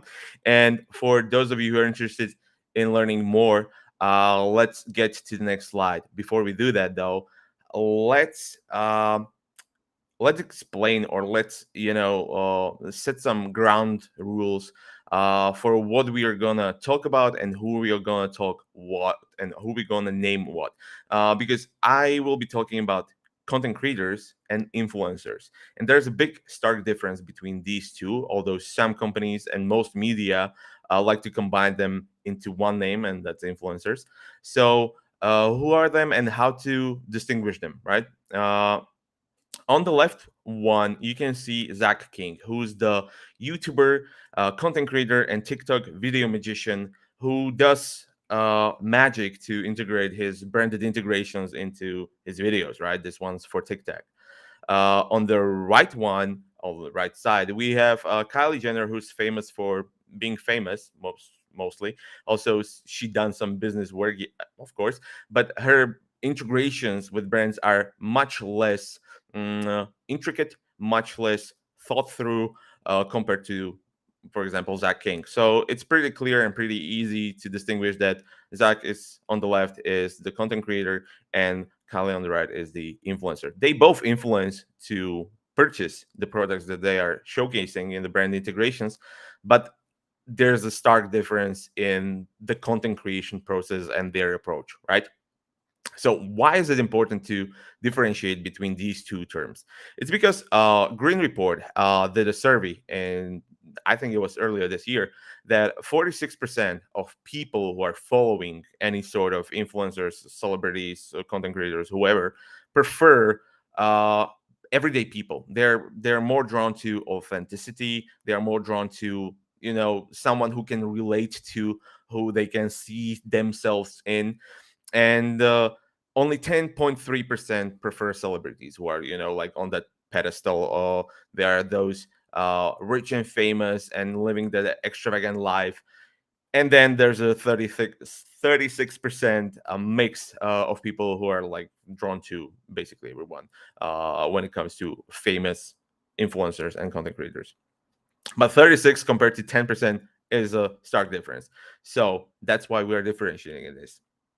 Also, it's important to note that Instagram business pages, when you're a business on Instagram, mainly, you have a chance of having the 5.8% organic reach of your existing follower base when you're doing the regular content, like the stories, the feed posts. We're not talking about IG Reels because we don't have the exact numbers as of yet, although there's been some report recently. But yeah, we'll be talking mostly about the stories and the feed posts in this presentation. So 5.8% as a chance of reaching your existing follower base compared to, well, a lot. When it comes to creators, the lower numbers of followers they have, the higher the chance that they will reach more of their existing follower base, right? When it comes to like micro nano influencers, it's 16 or 12%. When it comes to feed posts, story posts reach, I don't know, 6-8%, right? But it's still more than 5.8. The more followers these influencers or creators do have, the less chance of actually attracting most of them, right? The percentage falls. So when you're creating a campaign with an influencer or content creator, there's a really important part of the entire strategy and the brief where you need to decide how to spend your money, right? Those small ones are the most authentic, but also the most cheap, right? But when you go to the more followed influencers and content creators, not only the price tag grows, but it doesn't grow linearly; it grows exponentially, right? So there's a chance that some middle ground like micro mini influencers can be a much better money spent than going for celebrities or influencers over 100,000 followers when speaking about Instagram in this instance. Also, the influencer marketing market size, or the content creators or creators marketing market size, has been growing a lot in the past years.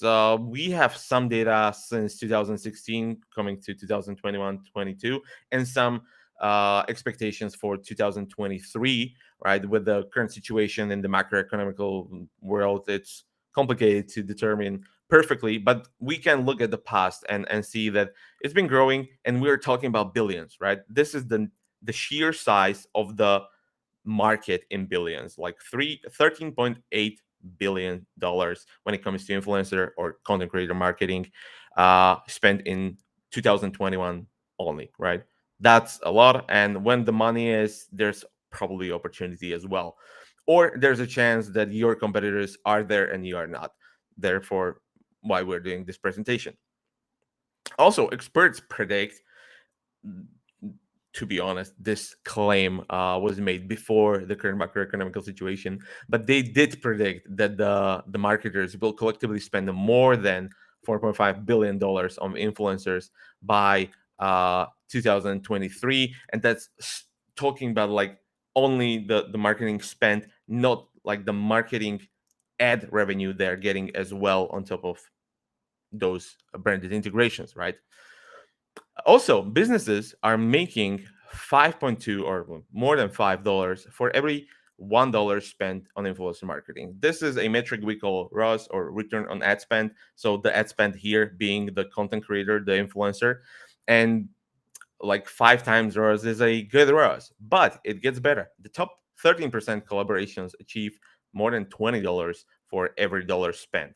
That's a huge opportunity, and claiming that this was done by Influencer Marketing Hub in 2021. There's a chance that these data have been changed since that, but it's still a promising land and land of opportunities to where to spend your money, but also where to get the money back from. So we've said why the creators and influencers do make sense, at least to have them in your marketing mix. Right, let's talk about where you can find them and where you can utilize them. All right, we've been talking about feed posts and Instagram posts. So Instagram is quite self-explanatory, and it's a no-brainer why it is mentioned here. Instagram being formerly a feed post platform or the photo post platform. Currently, they're trying their best to compete with TikTok and YouTube Shorts for that matter. And they can be, or it can be, also named the most versatile network when it comes to creators, because we have the photo, the feed posts, we have the stories, but we have the IG reels, which are like a complete wild west compared to what we had there before. Since the IG reels have the best organic reach when it comes to all of the other formats when it comes to Instagram. And also there's the live video, which also provides opportunities for the brand integrations. So Instagram being the most versatile one. Then there's the TikTok, the foreigner in social media world and social marketing world that Instagram is trying so hard to beat, but so far it wasn't really that successful. And TikTok came in like a storm and is the number one downloaded application in all of the app stores, play stores all around the world, and rightfully so. It offers also even the more organic reach than the IG Reels that Instagram came with, and yeah, there's an opportunity. I'm talking about opportunity a lot, but there it is. Also, there's YouTube, which is almost the exact polar opposite to TikTok. TikTok being the most authentic one, where your video made in Adobe Premiere or After Effects will probably not get as a good reach as a video made with your selfie camera and like some filters and text on, right? And on the opposite, we have YouTube, where the production really sells.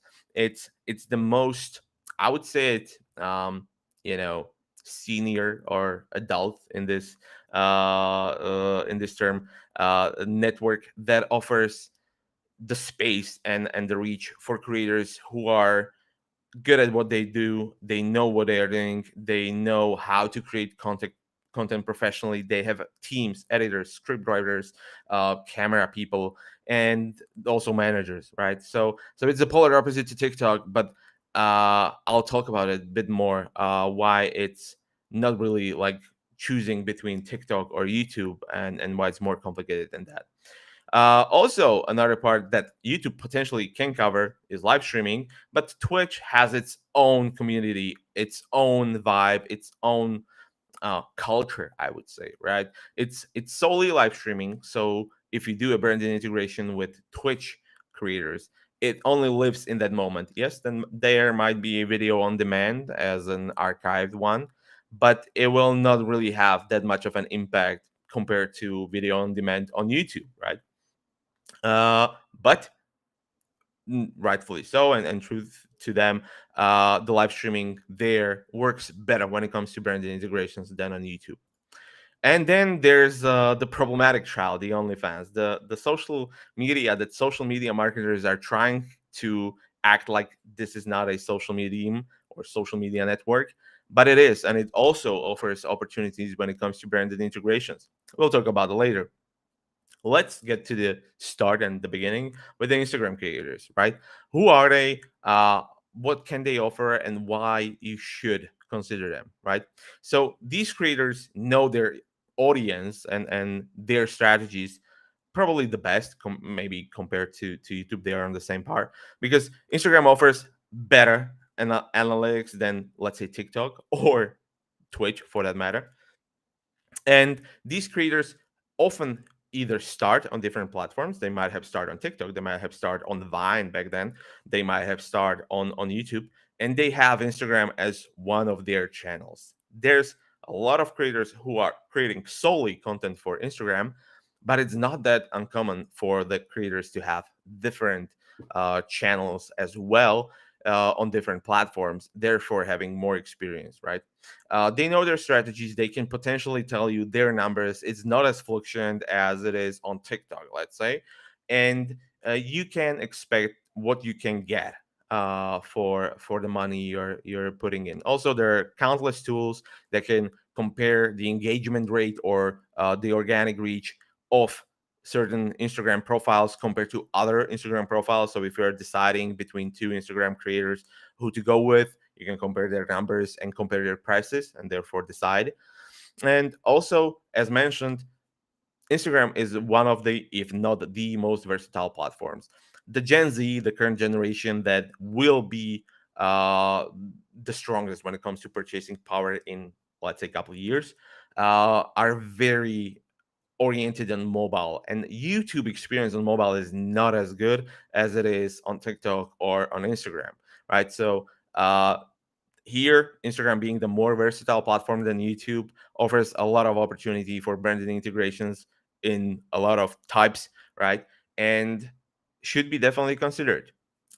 As mentioned, there's the opposite to to Instagram and Instagram creators, which is TikTok, which is super heavy on authenticity and also has, as mentioned, the best organic reach, which may cause in a lot of times when it comes to creators overnight fame, right? It's very common for the newly and freshly created content creators or famous content creators, famous influencers, for them to be coming from TikTok where they had a video that shot to 100 million views or so, right? So the overnight fame is a really big part of the TikTok community or the TikTok culture, and usually ends up with the one night overnight fame.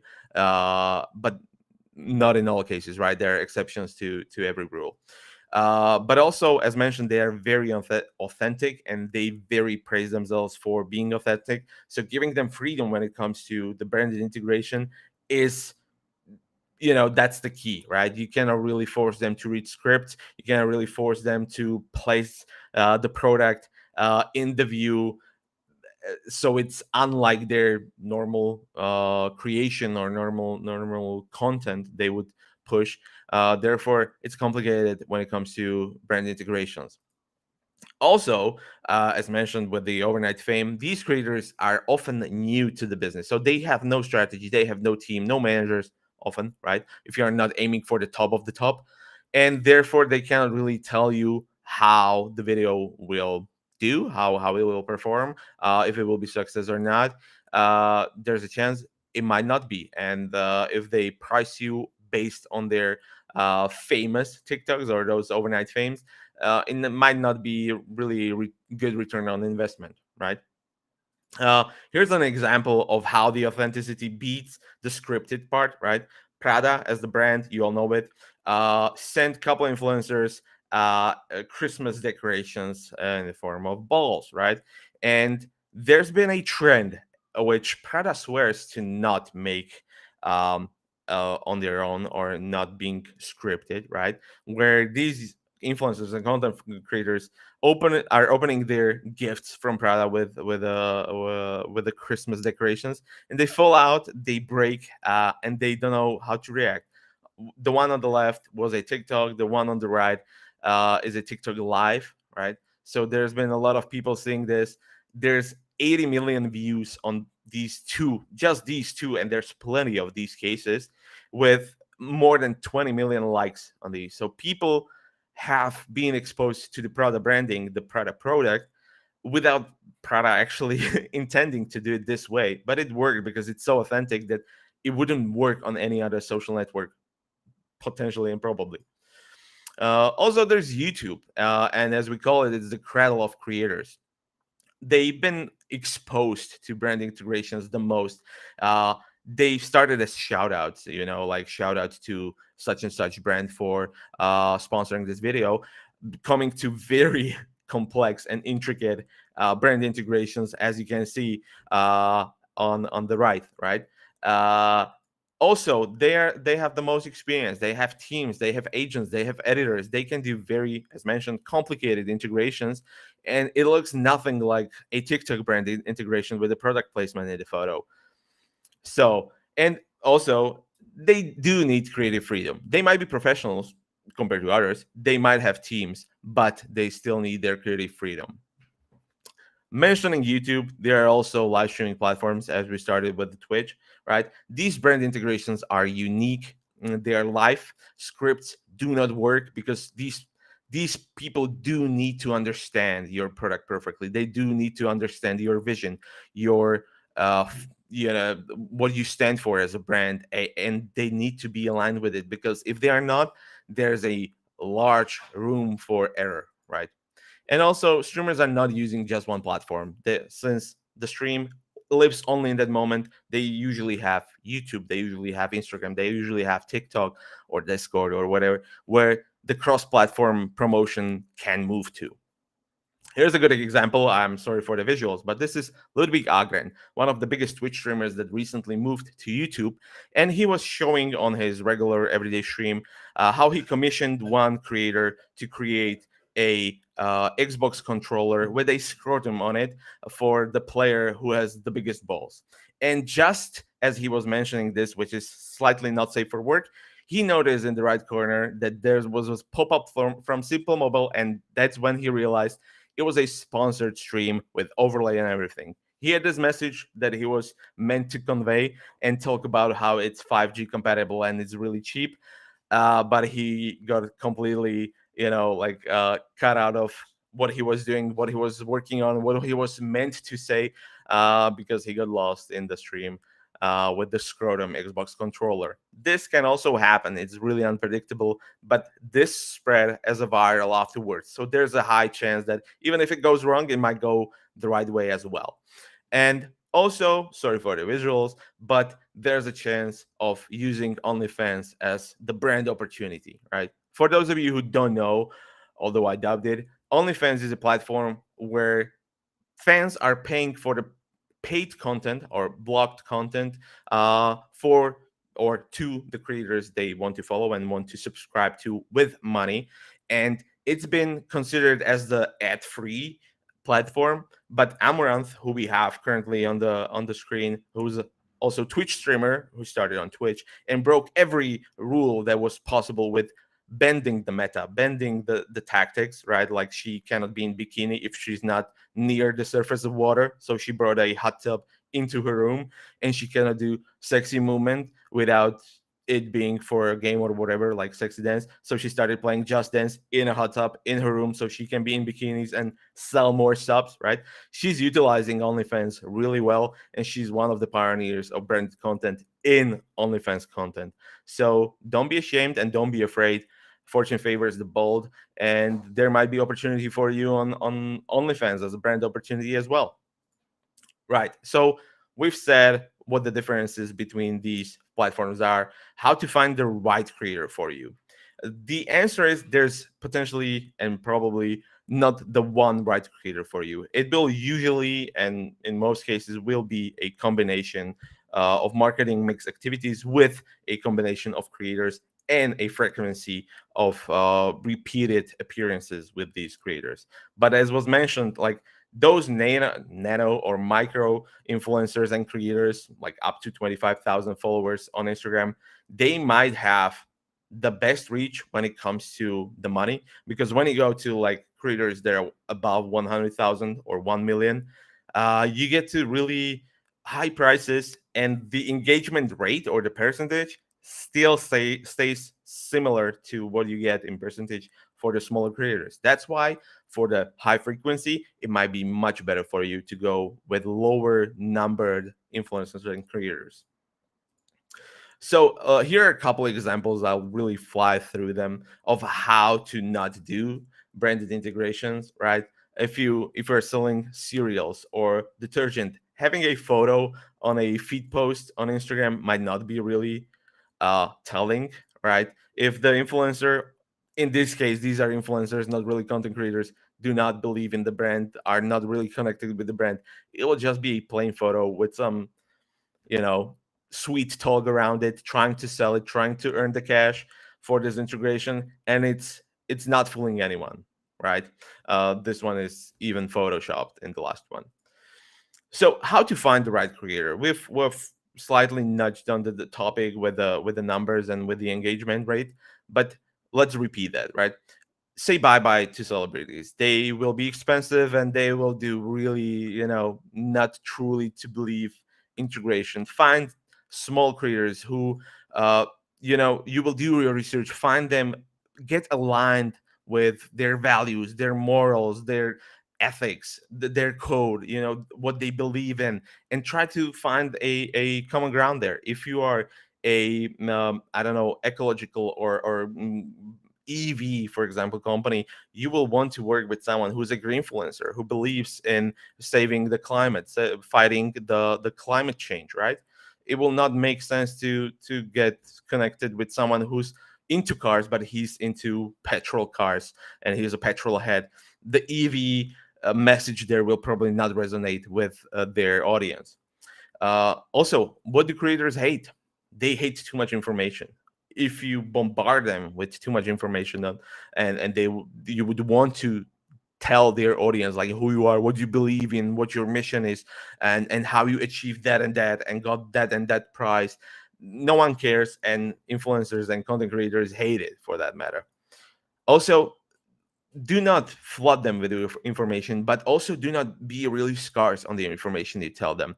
Tell them what you want, what you wish for to achieve with the plan, the strategy, the campaign that you're doing, so they can be aligned with this and they can know if this should be a brand awareness campaign or it should be an activation campaign, and they should tell their followers to follow a link to leave a lead or email on your website.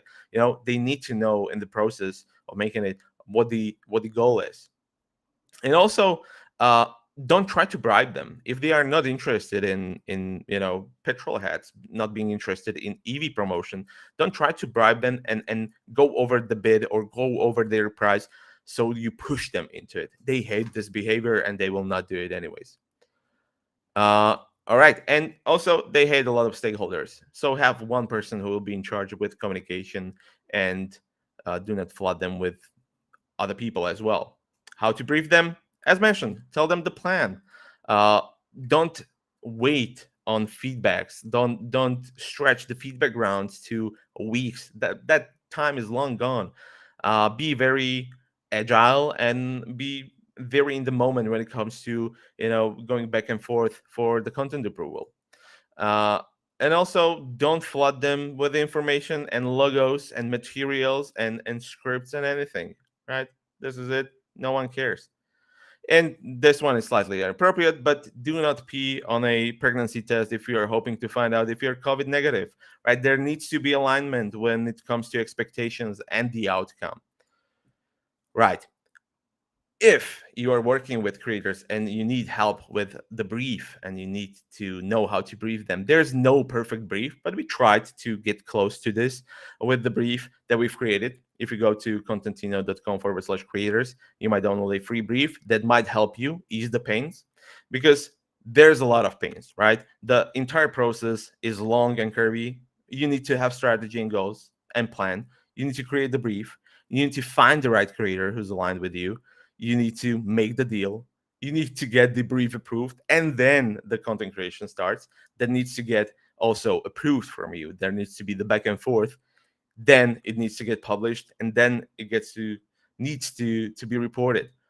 It's a long and curvy road, but we can help you with the last 4 points, because as the whole workflow process can be messy, right, between creators and agent and agency, then coming to brand. We can get past and rid of this with Contentino, where the approval process is very straightforward and all in one place. We call it the single source of truth when it comes to approvals. If you're interested in taking the 3 main takeaways from this presentation, it definitely should be the authenticity is more important than followers, right? So do not look at celebrities that are 1 million strong on Instagram. Look for the small guys who are really passionate and really authentic to the topic they are talking about, and they are aligned with what you want to achieve and who your audience is. Do not do over detailed briefs. 1 A4, one US letter paper size, right? That's it. And don't neglect the approval process. That's the key one. If you're interested in the approval process with creators or with agencies, that's what we do. Here's a little present on top of Anton's gifts. You can go to contentino.com/teamwork, and on top of the 14-day free trial, you will get 2 months for free, and it's up to you what you do with them. This been a slightly longer presentation. Thank you for your listening and attendance. And if you have any questions, I'm free to answer them. Mark, thank you for great speech, especially jokes. I love to gifts. I love presentation, and jokes were really perfect. Thank you. We have just few questions. The first one was about the presentation. Yes, the gifts were perfect, but some numbers and digits were blurred. So guys, don't disturb. We will send all presentations to all attendees. If you don't register, go to skillsbooster.net and register. We will send all these presentations to email. Mark, we have the usual question about influencers. I know that you maybe answered them many times, but how to connect awareness we get from influencers and money? How to measure the efficiency of influencers tool? It's getting more and more complicated, right? So in the times where the cookieless world was not really the case, it was really easy to track the referral link. So you would just give them a simple referral link, and it was how many clicks and how many conversions you had out of it. Nowadays, there's a walkthrough or walk around over the cookieless world where you can give them a promo code, like for 10% off, 5% off, and you can easily track this even without the referral cookies. So that's one way how to do it. If you're doing only brand awareness, it's easier to, if you have other brand awareness campaigns, schedule them so they don't collide with each other. So we had 1 month, especially dedicated to content creators brand awareness campaign, and you can see up spikes, down spikes, and trends in visitors on your website, or lead them to a specific landing page where you can track the traffic more specifically. So that would be my advice in this case. And one more short question. You recommended don't take the macro influencers with a lot of followers, but find the right influencers with like nano-influencers with a couple thousand of followers. What may be the 3 main tips how to do it? How to find them, or how to find them? No, I would go. It depends really, like on what platform you intend to work with them, right? Most of the numbers in my presentations were from Instagram. So on Instagram, it would be through hashtags, right? There are certain hashtags to certain topics where you can find these influencers from. Do not click on the hashtag and go to the top 5, right? This is more of a research stuff and research phase where you, over a certain time, you need to look at them, and if they're continuing to post for the same hashtag, if they are like the niche specific creators, or it was a one-time occurrence, right? And then select 5, select 10, shoot them a message. Don't be really corporate strict, and be like, hey, I've seen you on Instagram, we like what you do. Maybe shoot them a DM, right? It doesn't necessarily have to be an email. Tell them you like what they do and that you have an offer for them if they will be interested to collaborate. They might be not. You'll never know until you ask. So I would shoot for the masses, but like pick a couple that make sense for a longer campaign. Also, very important to know, I'm not really sure if I mentioned it, do not do like one-time campaigns, right? So one-time story or one-time feed post or IG reel appearance. Do a more frequent campaign that you can now afford because you saved money on not going for the celebrities, right? Who are like in the 5 or 6 digit numbers. And you can go for the smaller creators and spend more on them, but you push up the volume with the frequency. Mark, thank you for your great speech. Thank you for answering the question. Unfortunately, we need to move to the next speaker. Your jokes made this conference the right way, how it must to be on the Friday evening. Have a great day, have a great weekend, and see you on our next events. Bye-bye. I'm happy, and thank you. Goodbye. Guys, we have Mark from Contentino, great tips and great jokes. Now we need to switch to the next speaker. We have one question in chat. How do we get the free courses? Guys, all coupons are in chat. Just go through the links, enroll today, and you will get these courses for free. And now I want to introduce our next speaker. Today it's Nick Roginets. He is Chief Executive Officer of Genesis and Nissan. Nick Roginets is a great YouTube expert, YouTube partner. Nick is in content marketing and YouTube for 15 years. And today he will share his experience, how to build successful brand on YouTube. Nick, hi, how are you? Great, thank you. And let's check technical issues first. Do you see me? Do you hear me? Yeah, well? I see you here, and you look like more YouTube blogger than me right now. Very good picture. Let's share the presentation and start. Don't worry.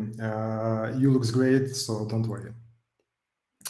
Okay, great. I'm really excited to see you, to hear you.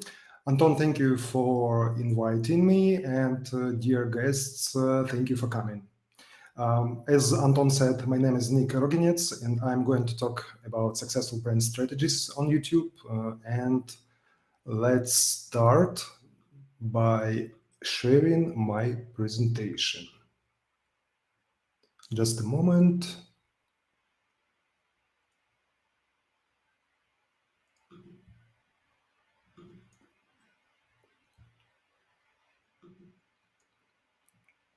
Yep, we see your screen. Great.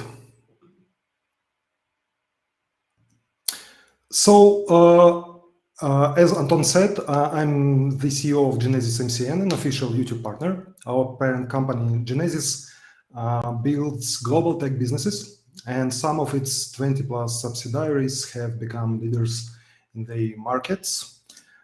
For example, Plantin, #1 worldwide ad-driven app companion for gardening, or Better Me, it's App Store leading developer of health and fitness apps, or for example, Gigi, the largest classified business in Africa. So you see the range of businesses is quite wide.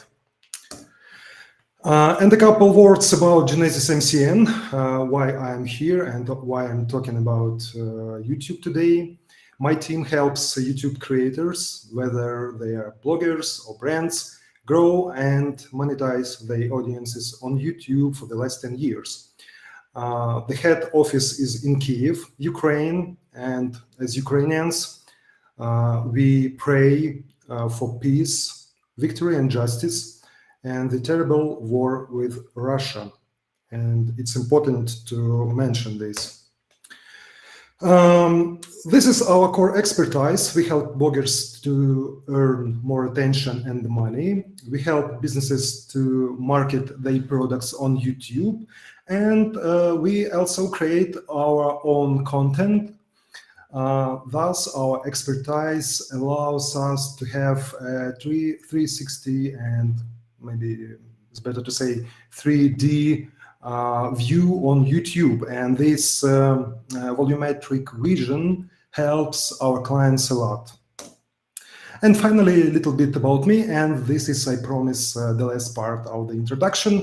Except for my managerial role as a CEO, I am YouTube certified specialist since 2014.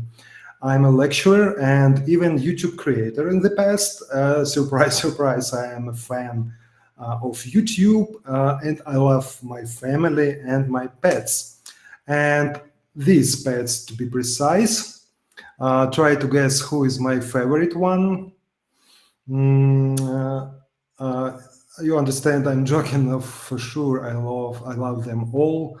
And let's go to the topic. Okay, why is YouTube so great? I believe there are two main answers. Firstly, YouTube is a cultural phenomenon. And here we should watch one video.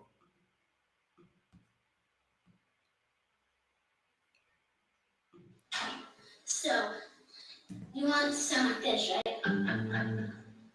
Really good?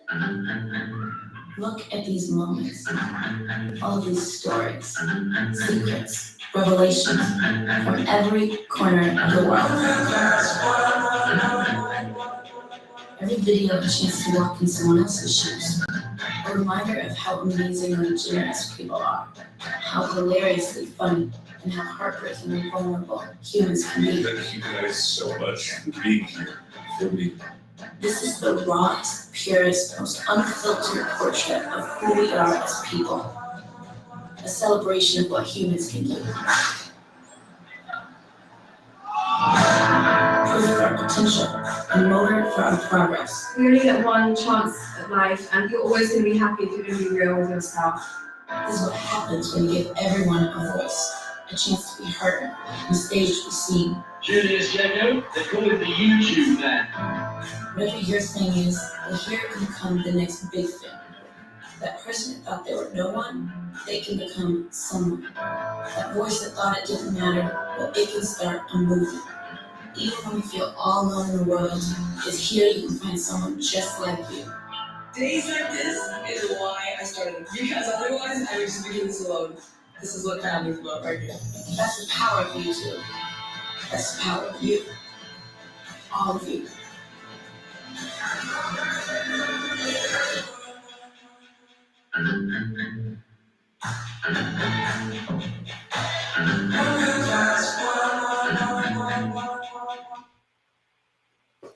Every time I watch this video, I am really excited because it explains what is YouTube in the best way, I think. So the mission of YouTube is to give everyone a voice and show them the world. And when YouTube says everyone, it means everyone. You and every human being on this planet who has what to say can say it and be heard by some audience. Even kitties, cartoon characters, AI influencers run successful YouTube channels. So yes, everyone, literally. And the stronger your voice, the bigger your channel, and the bigger social and thus cultural impact you produce by uploading your videos. This works for brands as well. The only question is, can you benefit from this opportunity or not? Brand opportunity leads us to the second answer. YouTube is a business phenomenon. You see fresh data from Via Social and Hootsuite. YouTube is the second most used social platform in the world with 2.5 billion monthly users. So yes, every brand from any industry, global or local, has its audience on YouTube. And one more question is how to reach this audience effectively. We'll talk about this a little bit later.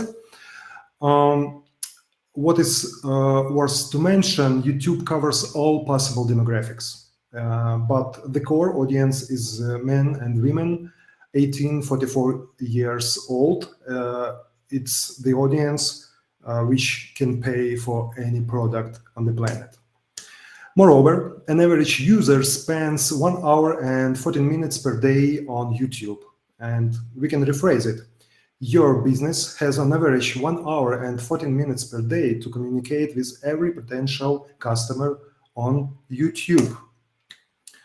And YouTube gives you a valuable bonus. Besides paid traffic, you can also get organic. Actually, this is the holy grail on YouTube. Because a healthy YouTube channel gets more views from a recommendation system than from paid promotion. And this is the goal, this is the holy grail. If your strategy contains paid views, you have all of Google's power to target your ads flexibly and sophisticatedly. You can choose viewers of your ad by gender, by age, geography, interests, previous or future behavior. Google is really good at targeting. Analytics is one of my favorite business strengths of YouTube. You can see a lot of data per whole YouTube channel or specific video in any time range, including even real time. This data empowers you to understand what's working and what's not. And thus you are able to make the right decisions at the right moment. It's simply amazing. And let's talk about content effectiveness on YouTube. What does it mean to have effective content on YouTube? You see a watch time funnel from the YouTube analytics of a real channel of our client. Everything starts with impressions, meaning how many times your thumbnails were shown to viewers on YouTube through registered impressions. What does it mean? Like when you come to the homepage of YouTube, you see a lot of some thumbnails, and in this moment, when I see on these thumbnails, every video on the page and every channel which this video represents get an impression. That's simple. Then CTR. CTR means how often viewers watched a video after seeing a thumbnail. So was it click or not? That's simple. Then the number of legitimate views for your channels or videos. Estimated average minutes watched per view for the selected video and date range. And what's more important, and this is the most important part of content effectiveness, is the amount of time viewers have watched your video. Then all that time calculating in general watch time of a video or a channel. And the better watch time, the better YouTube recommends it to other viewers. And this is the holy grail I've mentioned before. So when you are looking at YouTube analytics, this funnel shows you everything you need, or maybe to say the best part of analytics from which you should start when you're discovering what's happening with your content and is it effective or not. And now, here we can compare the watch time funnels of two YouTube channels with an approximately similar number of impressions for the last 24 days. As you see, the channel on the left got 23 million impressions, and the channel on the right 25 million impressions. And they have different CTRs.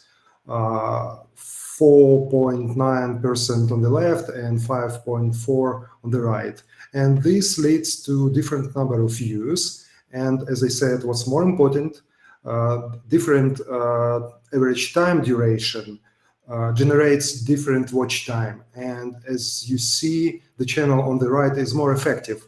And what it means? It means that YouTube will recommend this channel or this video better than the left one. But let's talk a little bit about YouTube brand strategy and its critical elements. What's important, YouTube marketing doesn't exist in a vacuum. You can use it at every stage of the consumer decision journey, and it's must to have objectives and KPIs. Do you plan to build awareness, influence evaluation, or impact buying decisions at the moment of purchase on your website? You have to develop this connection with a marketing strategy to be consistent with all other parts of your marketing mix. And this is your only chance to make YouTube work for you, not against you. Your business can be present on YouTube in different ways. And here are three main presence models with pros and cons. The first one is Google Ads. And Google Ads is easy to run and stop.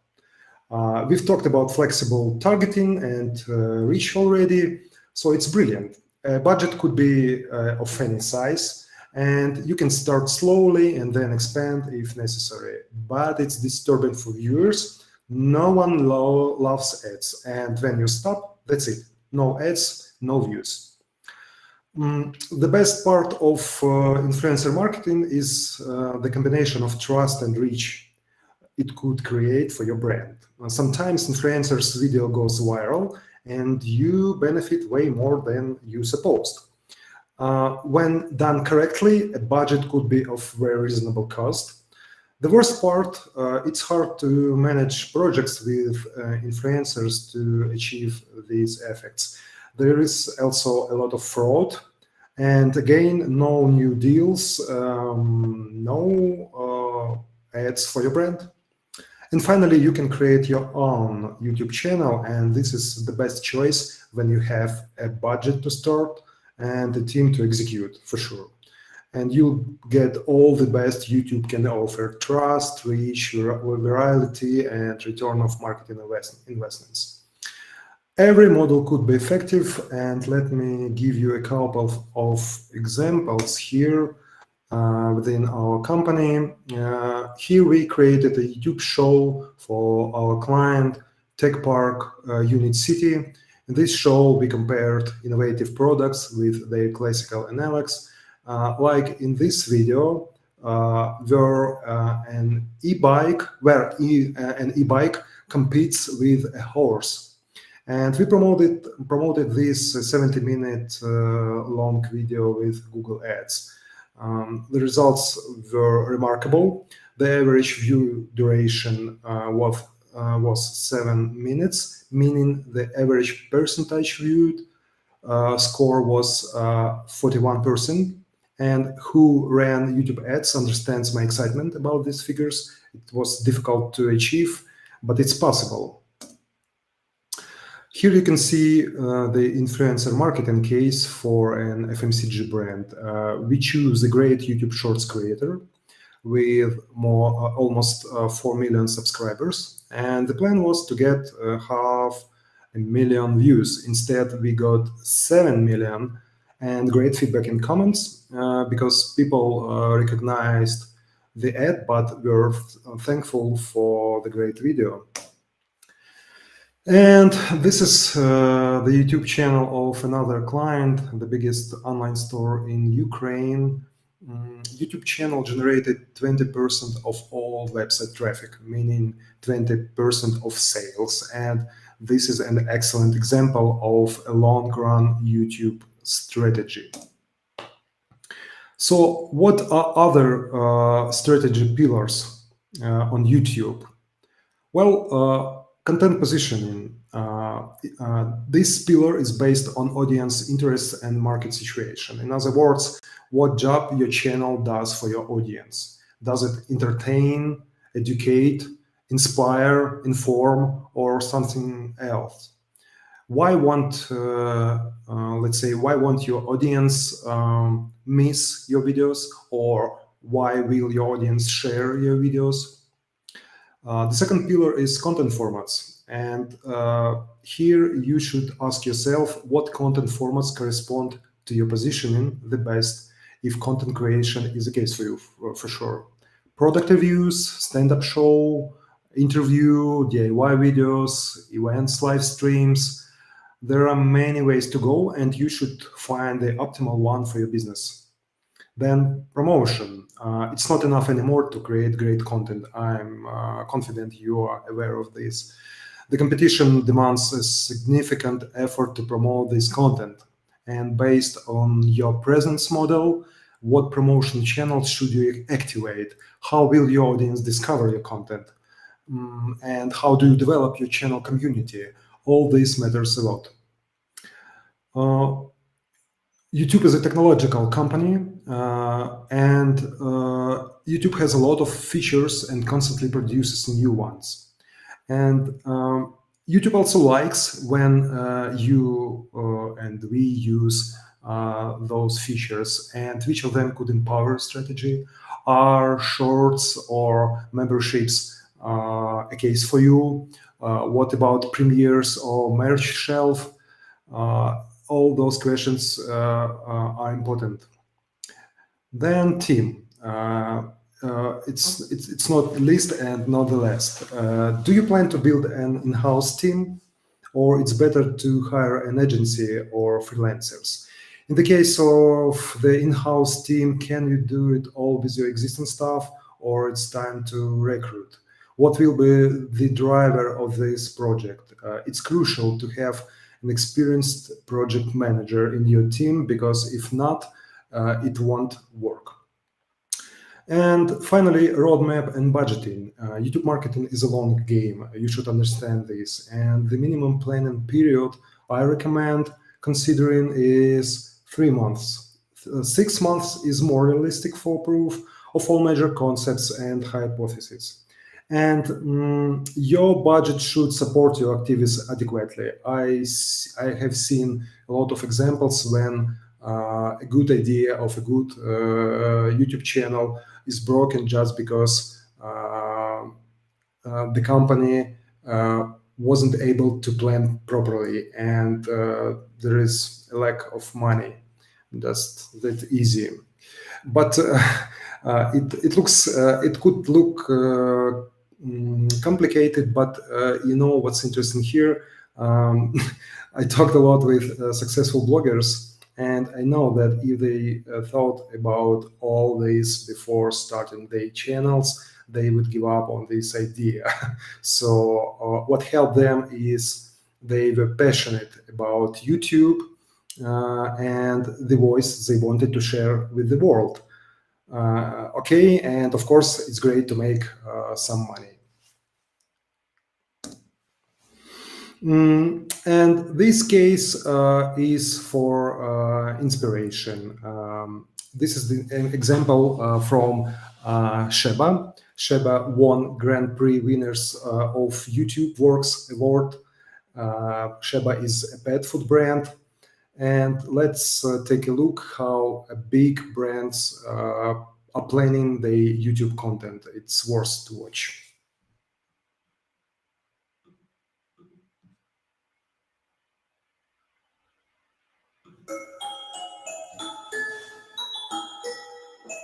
Imagine yourself relaxing to the sound of a gentle river.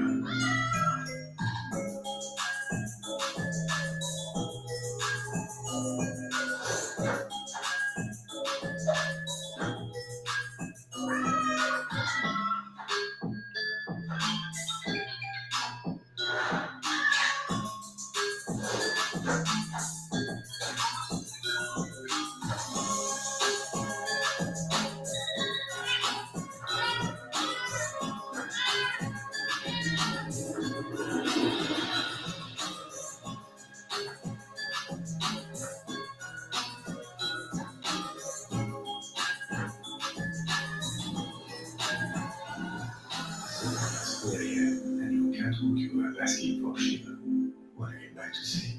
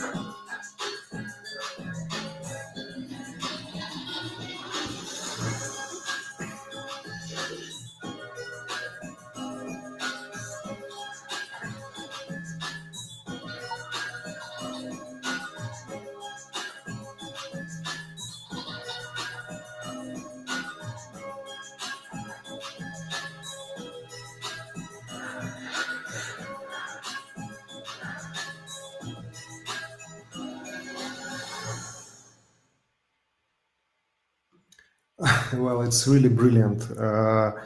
Proper research, a great combination of different YouTube tools, 5 hours long video, YouTube ads, and the results you just watched. Well, this is all for today. I'm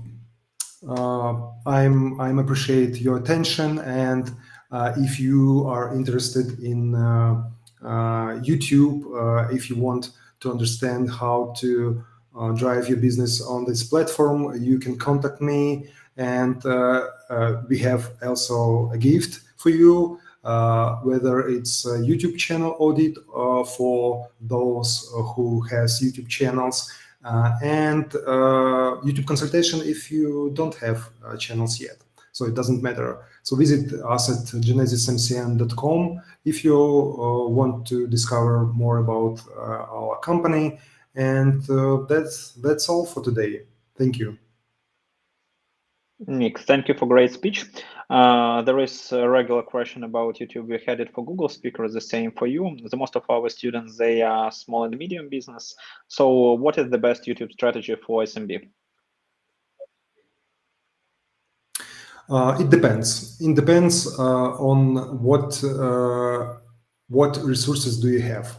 I would say that if you are really passionate about your business, if you have an ability to create content by your own, or maybe someone in your team has this ability, it's a good idea to start a YouTube channel and do it maybe without agency by your own.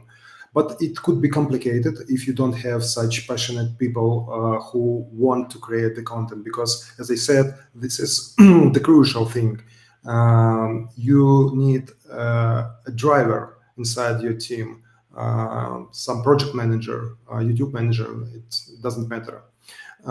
So if not, then maybe the combination of YouTube ads and influencer marketing will work for you better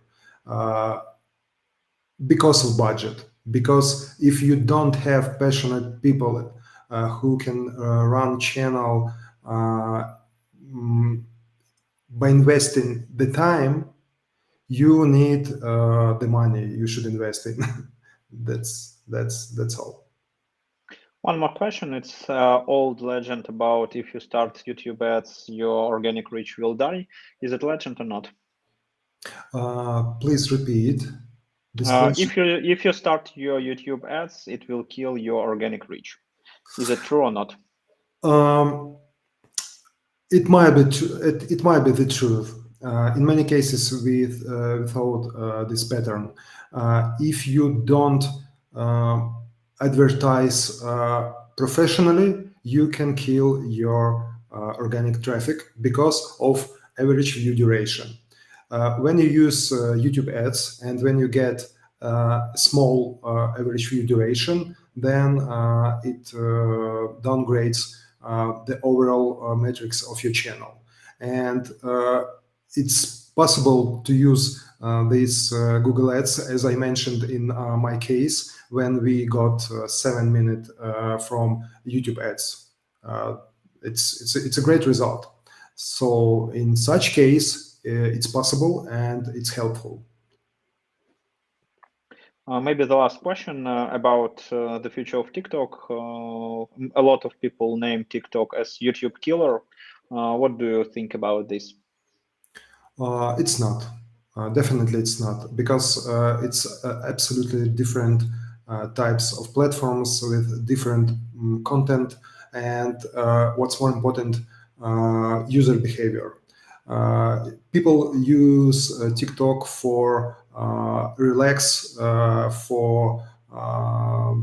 to escape, just for this. No one goes to TikTok to educate or to get the news. And that's why YouTube will survive for sure. And I'm confident that YouTube will beat TikTok. Great. Nick, thank you for your time. Thank you for great presentation and answering the question. We are waiting for the next speaker. Have a great weekend and hope to see you on Thank our you, next you too. Thank you. See you, bye. Bye-bye. Guys, it was Nick, and Nick shared his expertise about YouTube, and now we have another great speaker and another great topic. Now it's time to talk a little bit about the monitoring. So how to use social media power insights to build a marketing strategy that really works. And this topic will be shared by Justyna Dzikowska. She's from Poland, and she's the head of marketing and brand 24. She is team leader, content creator, and constant tester, learning and teaching on how to effectively use content, social media, and data science from 2012. Justyna, hi, how are you? Hey, lovely to have you. Thank you for being here. I'm super excited to have so many people interested in social media in general as a tool for marketing. I think it's great that it's growing, and I would love to tell you more about using insights to like a 360 marketing strategy, because that's what we're going to cover today.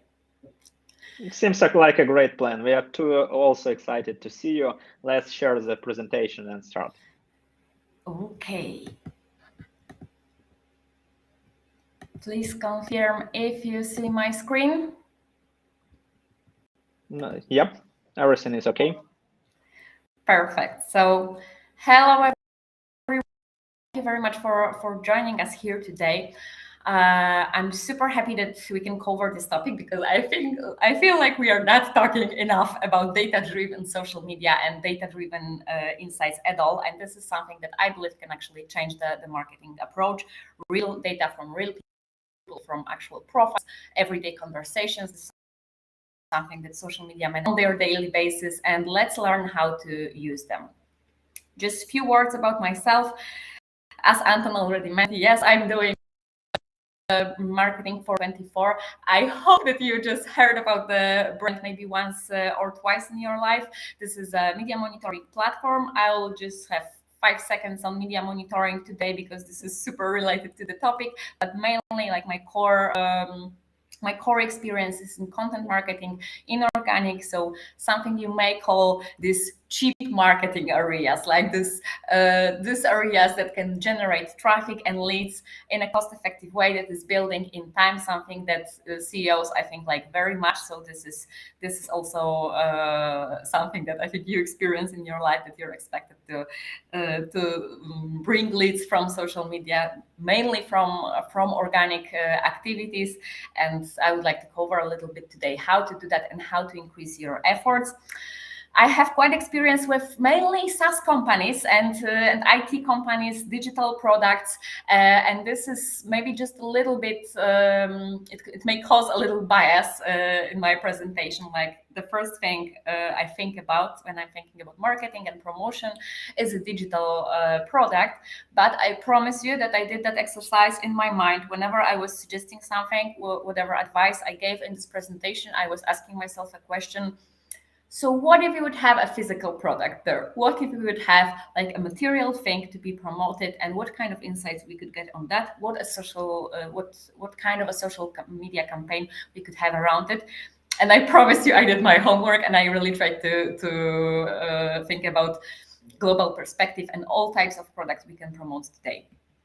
What we're going to go through is first, what are power insights? Because this is not like a common buzzword. You may not heard of it like anywhere else. I didn't take it from any book. This is just a combination of the words we use in our everyday work at Brand24 and in many other companies I worked before, to just call this one thing that a social media manager can bring to the table and just change the perspective of the whole strategy. Feel free to use this word, feel free to work on it and give it like its own definition that you would feel would be right for you. I want to talk about the data mining, because you get the insights through the data.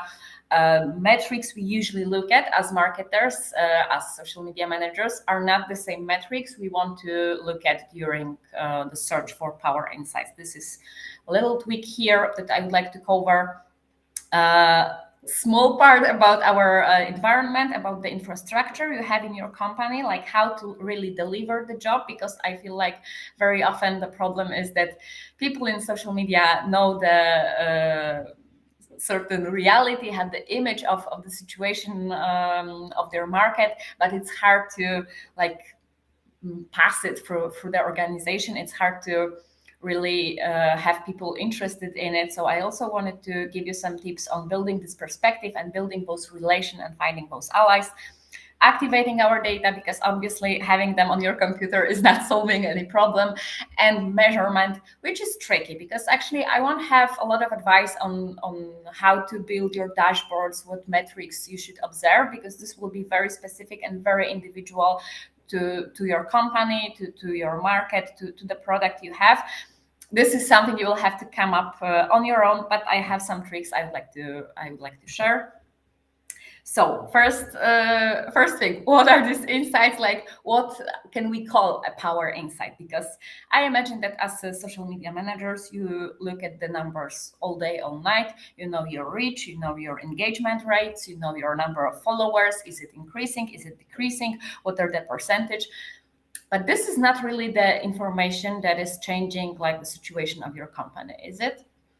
I feel like we are very often presenting the stats that are relevant to measure our work. Like we are being checked maybe by our bosses, by the company owners, by the board, if the social media activities are going in the right direction. Is the ROI accurate? Like, are we delivering the reach we're supposed to for the money we're getting? And these are really fair questions. Like, you shouldn't be surprised that people will ask those questions. But today I would like to encourage you to maybe think about other questions that can be asked in the company or are already being asked, but they are not asked to you. Let me give you an example. You're probably part of a marketing team. Times are tough, like all the companies are cutting their teams. Maybe like the marketing team is one person, so you're the social media manager, you're responsible for the strategy, ads, and everything. You can help yourself basically with the data from social media without buying any other tools, without investing in the market reports, without basically any other plan than the organic plan and organic data you're getting from social media platforms. The thing is, we very often like limit those the data to the marketing activities. What I would like to encourage you to do is to look at those data more broadly and think about how they can improve your whole business. So we are all marketing people here, but what if we talk to the salespeople, like not from the perspective that, I know this is a very often conversation between marketing and sales, that marketing is saying to sales that, you're the salesy, people aren't really interested in talking about the product, you need to show bigger context, talk about the problems, the situations they have, things they're interested in, and sales are like, yeah, but you're talking only about the image, like the very soft things that people are interested. And we are really talking to the clients. We know their problems. We know what's there. And in my opinion, this is an unfair perspective. Like, this situation shouldn't happen in 2020 in any companies. Like, marketing people and social media managers have the perspective of people who are interacting with content and buying it. But they also have the perspective of people who are not buying it and who are not interacting with the content or with the offer. So you can kind of answer some of the questions from people from sales, like, is the offer okay? Why people are not buying? What do they want? Like, how to decrease the churn? The questions that sales would often raise, and they have them, like, they have some ideas, they think they know, but a social media manager is very often the person who see the real person quote on why they didn't buy and what this person didn't like. And you can call it a detached like proof, like this is just one quote. But if you look at it as like a process, like if you look at the scale, how many of these quotes can you collect during a month? How many during a year? If you work longer for a company, like you can actually build this Q&A for a salesperson. You can prepare them their presentation with real life problems and say, hey, maybe you're going on a conference, you'd probably like to know what are most common problems people talk about these days. I can prepare you some insights on it. And this is the cooperation that should really happen. Like this is something I'm really propagating about. And this is something I encourage you to do. Same with product. I know not everybody has a digital product, but this is a very good example, I think, for everyone.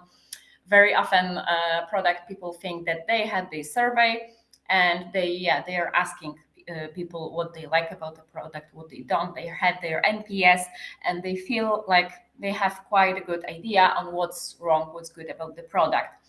But very often it's the social media person who is on the front line, who's receiving answering questions, receiving all the complaints about what's working or not. Was the candy bar tasty? Is the packaging okay? Is it really easy to find it in the shop? With the digital product, it's even better because you have all the opinions online. Like, you can actually aggregate those data, monitor it on a scale, and have a full, beautiful data that are already there, and you don't need a survey for that, because very often for a product, but for business as well, people, the problem is that they want to measure something, and then they set up a survey, or they pay for an external company to measure something, and they are like, yeah, now we need to wait like 5 months to find out what people really want, what are they talking about. the thing is, they don't have to. Like, there are a lot of stuff is already out there. A lot of stuff have been already talked about. You as social media managers for sure see it, and you're able to, like, if you look for the right thing, if you have the right filters, if you filter the right hashtag, if you join certain groups, if you identify the right influencers that are relevant for your brand, you are able to jump into this discussion and really dig those data for zero money, which is super, I think, super important in these days. And this is something that I think the company would love to hear from you. I know they're not very often, they come and ask, hey, social media manager, can you tell us the business direction? I'm aware it's not happening, but imagine the situation that you're coming to the CEO and saying, hey, business team, would you like to know the trends right now? Would you like to know the situation on the market? Would you like to know how our competitors are doing? I think this is the situation in which no one will fire you, but there is a pretty high chance for rise. And last case, like your own strategy or your own insights, I'm sure you're doing that. So I'm not gonna dig into this example, but you can measure your content creativity, like what's working or what's not, based on totally different aspects than how many views it has, how many interactions. You can categorize it, you can search for certain hashtags and topics and the sentiment that was delivered in regards to the topic, and try to look at it from a very different perspective. So what I would like to show you further is this data mining process, because I know this is not obvious when we're talking about social media. Why would we do data mining in such areas? Maybe it's obvious. If so, I'm super happy. But the process is pretty clear here. I think it's also quite universal for a lot of companies, that all of us have problems, like usually is why people aren't buying our product, or why they are buying and then they're returning, or why they don't know about the brand, or how to increase our brand awareness. These questions are asked every day globally in all of the marketing teams. So it's pretty easy to define those two that are specific to your company and to your product or service or department. And what I would like to encourage you is to try to ask those questions in a way that it's even more specific, try to make them about the problem you have and about the situation you have this quarter, about the number that decreased this week. And this will take you straight to the data you need to create this powerful insight you can find on social media. And it can be different. It can be if we have low sales, who are the people who are actually buying our product? If you already have personas and you analyzed that 100 times ago, you're in a very lucky position. But many companies after COVID, after all of the global situations, they are pivoting. They are looking for different ways to sell their products, and they're looking for different groups. So this is important to ask yourself every, I would say, 3 to 6 months. Am I selling to the right people? Who are they? What do they like?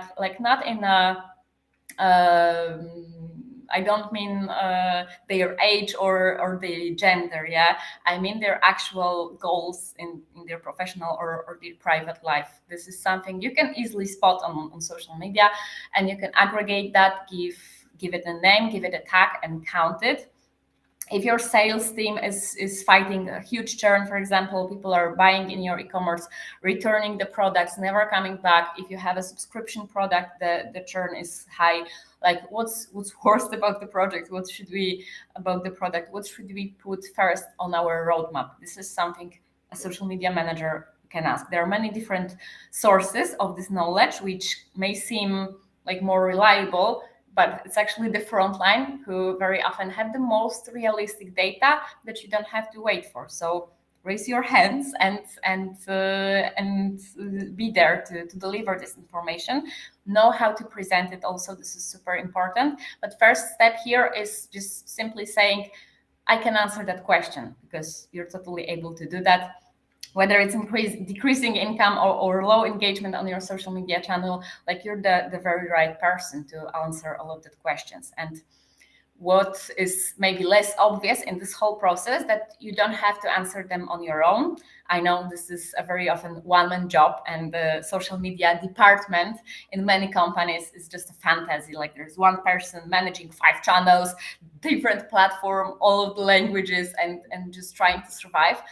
But when you're thinking about your company, like they are actually people who have their goals, and you can support them. And this gives you a whole different perspective. Like you can cooperate and they can support your goals and your needs. I think one most important thing in this process is to identify them, because very often you might think that, oh, okay, if I have some product insights, like people are complaining about my product on Facebook, I can share that with the product owner. Well, very often this person would be super busy and they will have different things on their plate, and they will be like, yeah, I know something, Facebook, thank you, later. Maybe the right person to address this is the Scrum Master. Maybe this is the person who will actually give points to particular tasks. And if you come to a Scrum Master or to a team manager and say, hey, I think this is the most burning problem right now, I'm getting a lot of complaints on that, can you please do something about it? They would be able to do that and willing to work with you on further details. Very important stuff. You need to know what they need. I know that these days it's super transparent in many companies, but not in all of them. It's great to know each other's KPIs, each other's metrics, knowing what they do, like when they meet, when do they analyze, what are their results, and how to work with them. Also, like very basic things about how do people work. Like, do they have kids? Are they rather 7 to 3 or 7 to 9 to 5? How often do they meet? Like, do they have a weeklies or monthlies? Like, how can I join their schedule, and how can I cooperate with them in the most smooth way? This should be a team effort, but when you want to like make your impact, I think it's worth to do the first step and be this person that will adjust their agenda and their knowledge to the processes that are already in the company, because it's not an easy way to pass your ideas. So try to be flexible and try to cooperate, try to know people's limitations.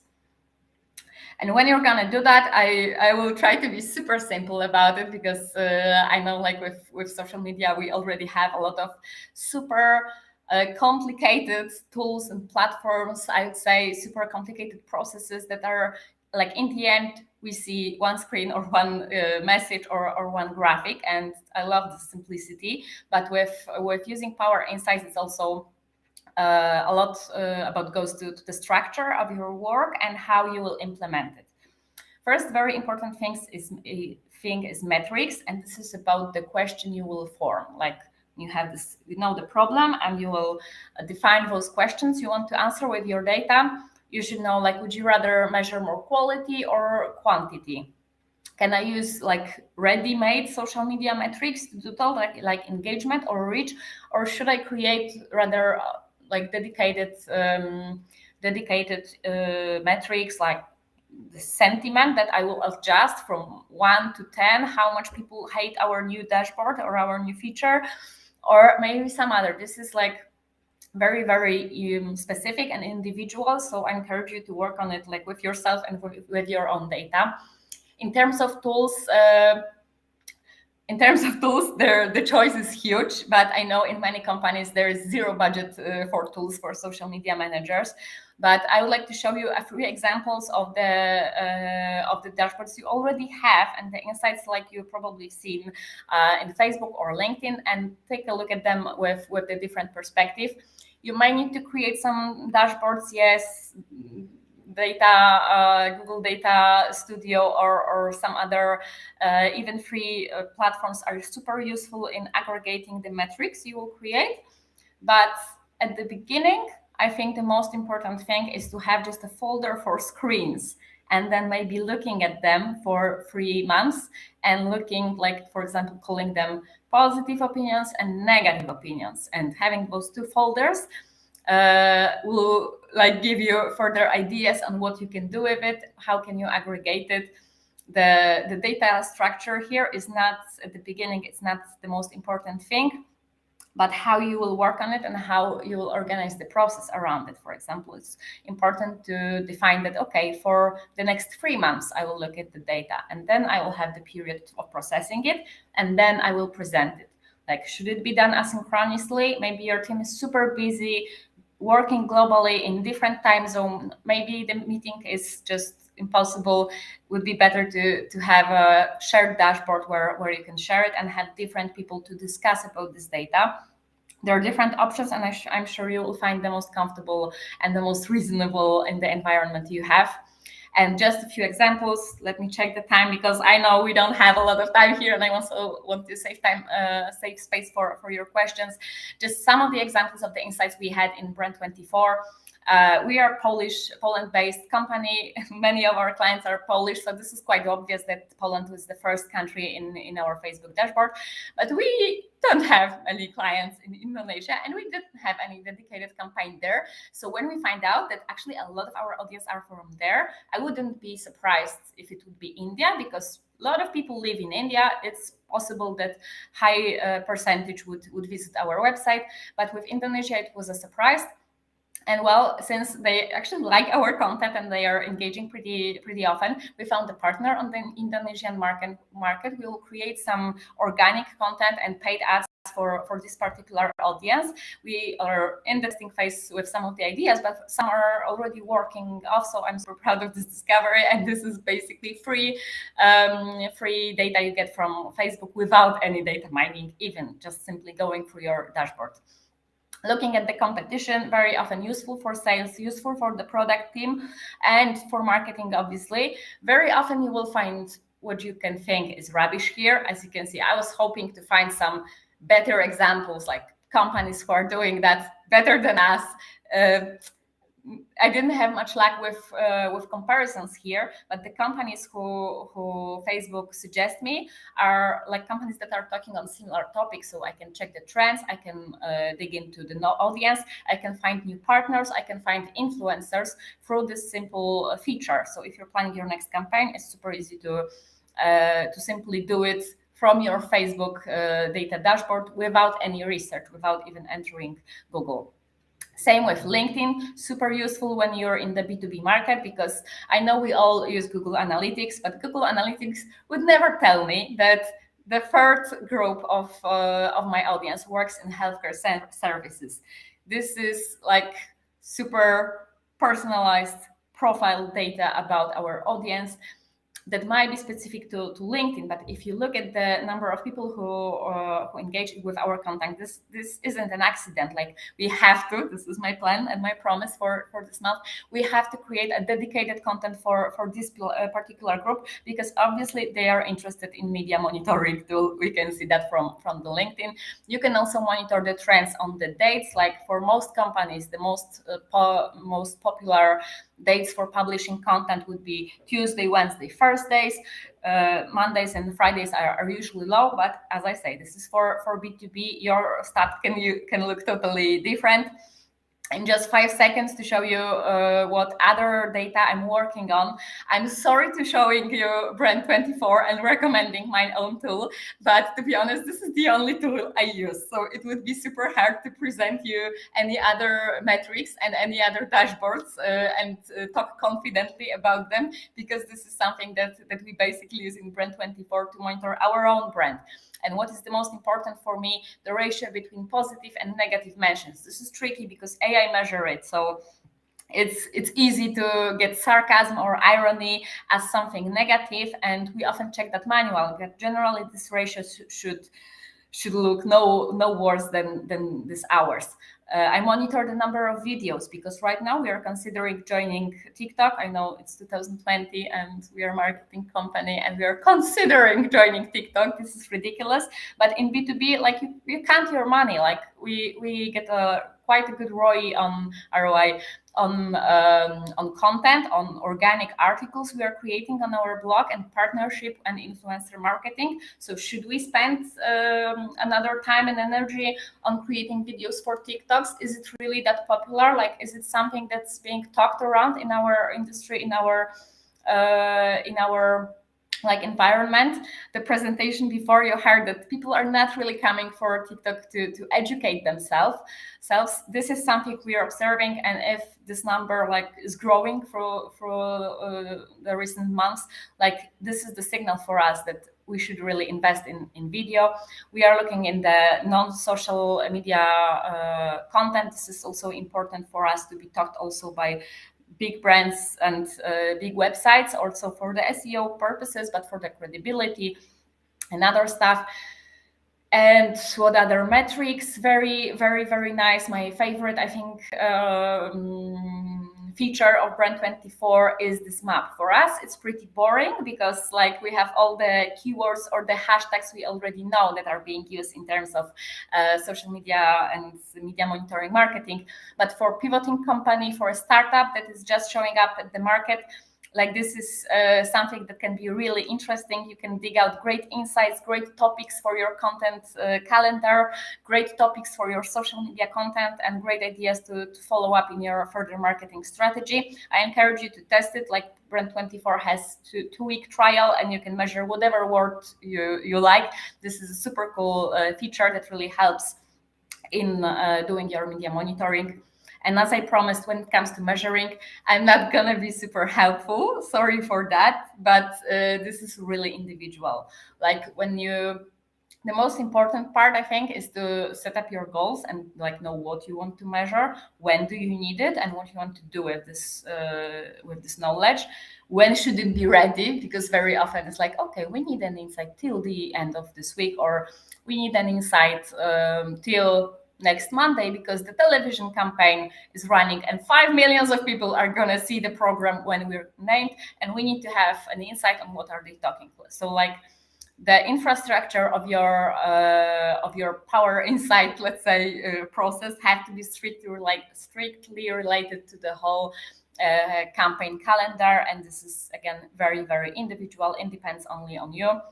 When it comes to benchmarks, I think the sales team will tell you that on your first meeting, but also for marketing, it's super important to tell if we're doing good or bad is to know like the baseline. Like if I know that my positive and negative ratio is that, so the only way to compare it and to know if it's good or bad is to know what are the ratio of positive and negative mentions for other companies, like what are they doing.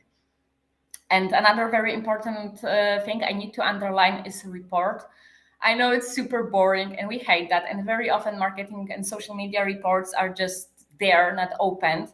But it's important to talk about them, and whatever insights you will spot, whatever trends you will notice, it's important to discuss it with people and have the scale and have the real numbers and have the data on it, because very often it's easy to underestimate a statement like, oh, there is this trend for. But if you say, hey, I noticed this trend, it has grown like 40% in the recent month, I think we should do something about it. This is a totally different discussion there.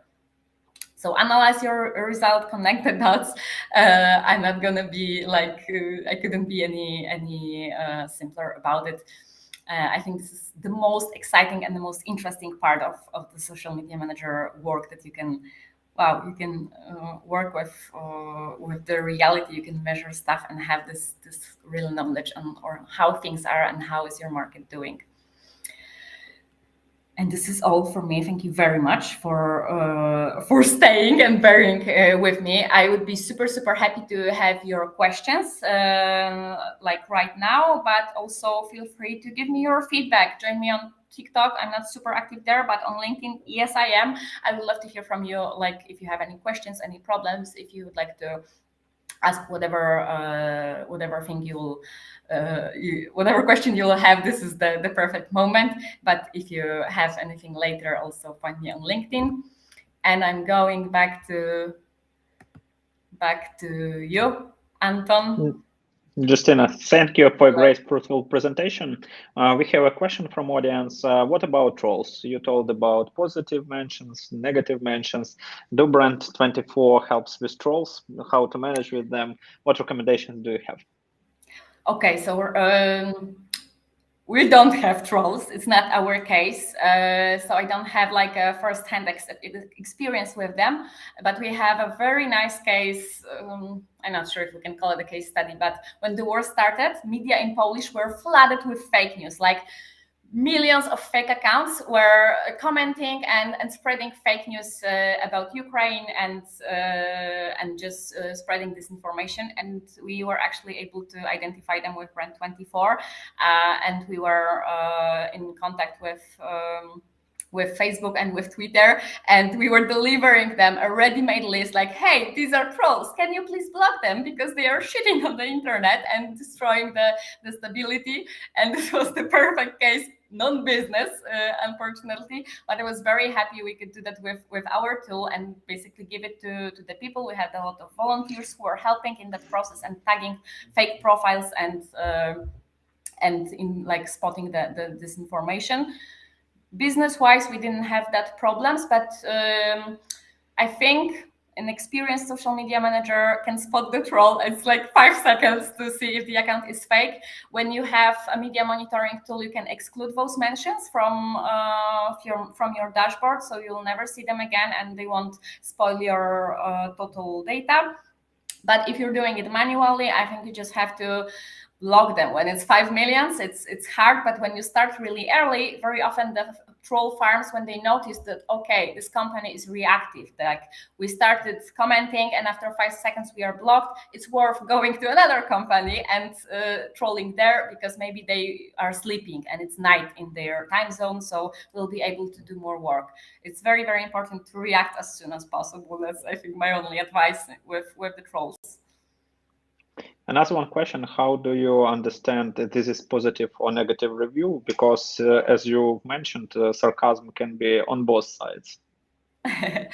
True. So we are training our AI to spot it for us, and it's actually getting better and better with it.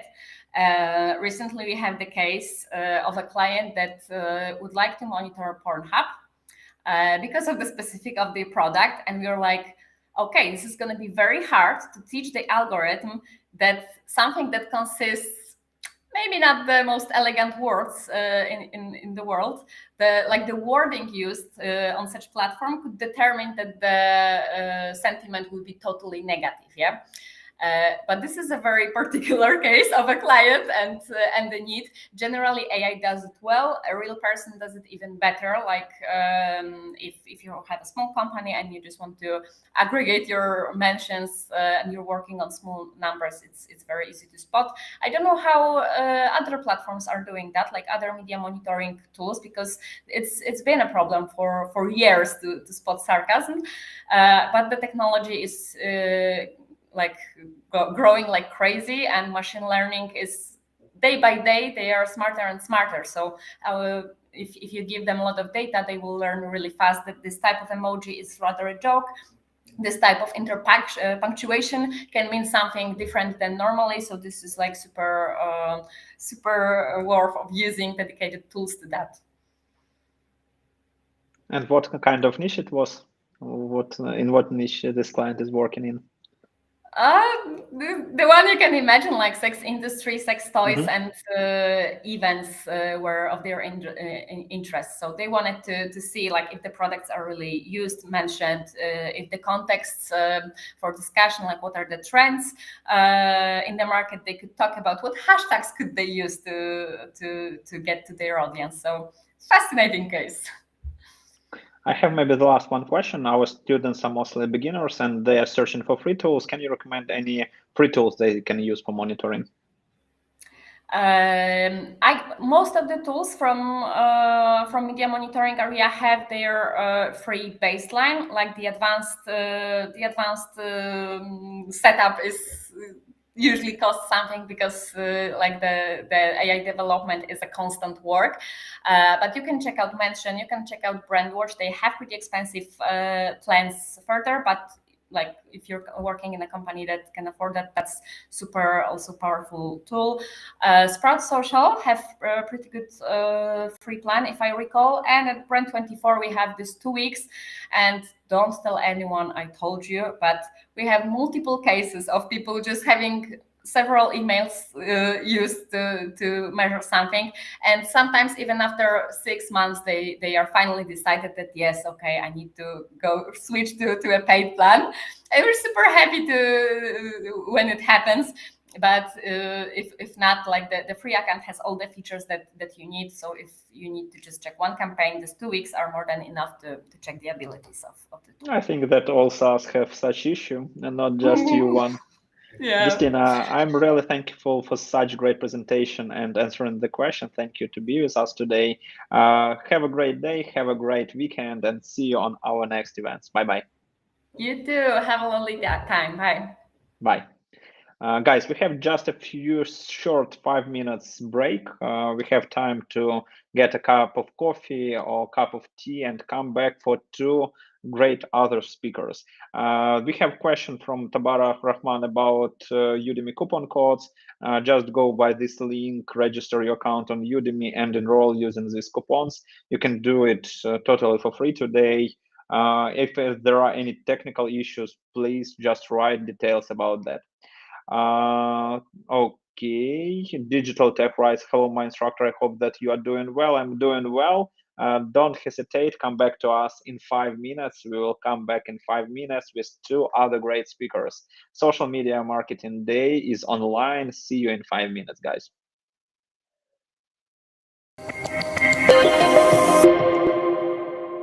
Thank you for joining us today on Social Media Marketing Day. It's really great news and gifts for you.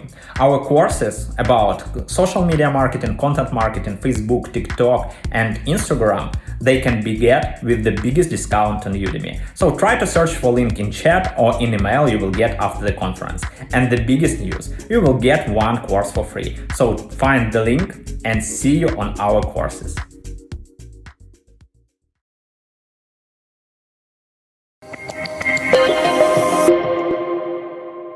Hi guys, my name is Anton Voroniuk and I'm Chief Executive Officer of Skills Booster Academy. I'm happy to invite you to our SaaS Marketing Conference Day. This is an online conference that is totally free, and we will talk about how the greatest SaaS companies get their clients and succeed. If you want to know their case studies, their marketing hits, don't hesitate to register to our online conference and visit us on the 7th of December. See you!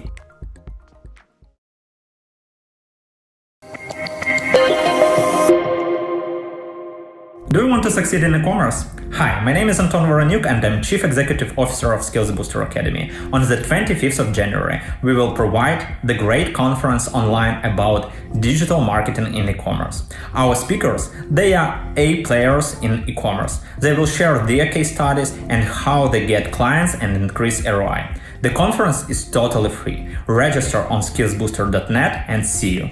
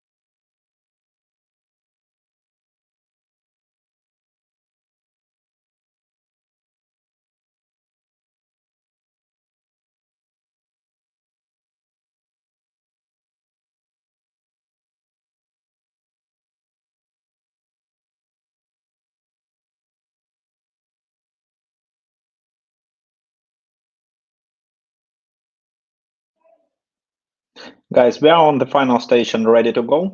We have two great speakers, a lot of insights, and I want to present our next speaker right now. It will be R.S. Raghav. He's from San Francisco, the founder and chief executive officer of Animaker Incorporation. Raghav is one of the fastest growing, has one of the fastest growing companies in the creator economy with more than 16 million active users and a suite of 7 premium brands in design, video, and animation space. Today, he will share with us really great insights about video-first social media marketing and top 10 actionable tips to be successful in 2023 and beyond. So, hello, how are you? Oh, hi, Anton. Good to meet you. Thanks for the opportunity. I'm really very excited to be part of this session. Really, our pleasure to have you today with us. Can you share some great insights? Yeah, definitely. I'm looking forward. You want to share the screen and start? Yeah, share the screen and we can go. Fantastic.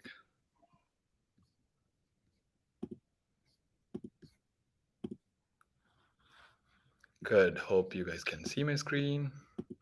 Yeah, everything is okay. Oh, okay, fantastic. So, yeah, let me get started. Hello, this is Raghav again from Animaker. First of all, let me start. Great introduction, but quickly to tell you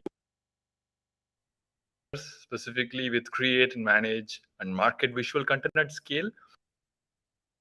16 million users, we are more than some teams and marketing teams to be successful in video and visual content. So this first, so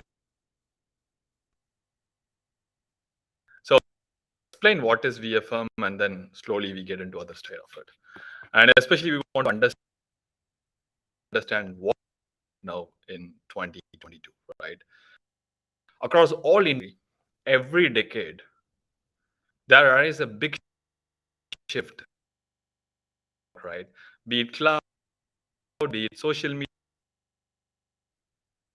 Social media at its peak, right? If you guys remember, it was exactly Facebook was invented. Raghav, sorry for interrupting. We have some issue with connection. Can you please turn off the camera? Maybe it can make better. We use now what starting from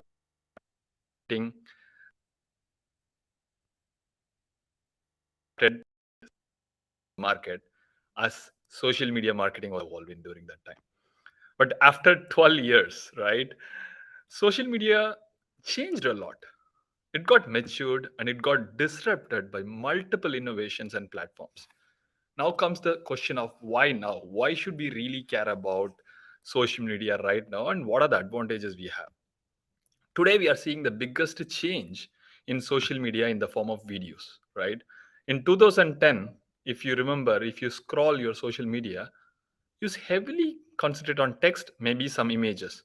But now any of you open your phone and check your any of the social media accounts, you literally see videos. Now social media is all about like your new TV, right? Your pages and profiles or your new TV channels, and you are the celebrities, right? There is a huge shift in the way consumers consume and create content for social media. It is high time we as a brand adopt to that revolution. And we call this revolution as VFM, video first marketing, or another way, video first social media marketing. Okay, with that said, now let's really jump on to what are the 10 actionable tips. Actually, there are a lot of tips out there, but I really want to confine to just 10 tips so that we nail it on the important aspects of this VFM based social media marketing, right? And especially we want to talk about what is going to happen in 2023 and beyond. Okay, now let's move to our first tip. Always hunt for new feature. What do I really mean by that? Now, if you really see social media tools like Twitter, Instagram, YouTube, TikTok, all these tools, they run thousands of small experiments, hundreds of big experiments, and very few huge experiments each year. As marketers, we all know that organic growth of most of the platforms is dead or in the process of dying. Let's take Facebook as an example. Probably if you guys remember, in 2010, the organic reach for Facebook, yeah, that's true, is 90%, which is kind of came down to 30%. And 2012, 2 years later, it becomes 16. 2014, it becomes 6.5. And 2022, it's almost like 1-2%, or I don't know, it may be zero, right? But it's totally, I mean, without organic reach, it's literally like you pour money and you get viewership or whatever it is, right? So how do we really tackle this, right? So, but the good news on these platforms is all social media have this very good habit, I would say.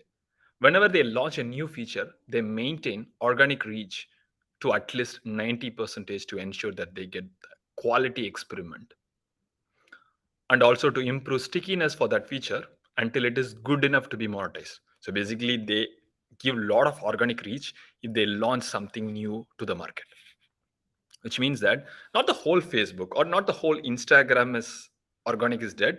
Whenever they introduce something new, their organic reach is really good, right? So I'm gonna give you some examples for that. So marketers who are smart enough to pick these trends are very successful. Right now, there are tons of experiments done around videos to add to their advantage, right? So if you really use videos in different forms, I'm going to show you in the next slides. So these examples will help you to really boost your organic reach. And Facebook is really going to be tough, but I'm talking about other social channels. Okay, this is the good news. So if you really see Instagram 2020 alone, they did these list of new features they have released. There are a lot of ways you can track this. One, definitely you can check the news. Another, they have this developer section where they publish all the new update section where you can really see what are the features. I can really take it and experiment with it and post it across. These are a different experiment. As you could see, the new Instagram video posts are now reels only, and they have increased the number of seconds without any cuts. There are a lot of examples you could see which is done across videos, which you can really try out of your own. And if you take TikTok, they did a lot of new release in 2022. Like, especially assume that if somebody is posting a TikTok video, and if you are using a dual camera feature, and which they call it as TikTok Now, you might get a more visibility than them, because basically TikTok had a bias because they really want to test how this TikTok Now is working, right? So whenever they release new stuff, you'll get the preference, which means that very few people try, and people who are trying that new features will get more visibility, right? So, and this is another good example. I mean, I spend a lot of time watching this YouTube shorts, which means that you guys can also, YouTube stories. So which means that you guys can also explore that as one of the good option to be part of organic reach.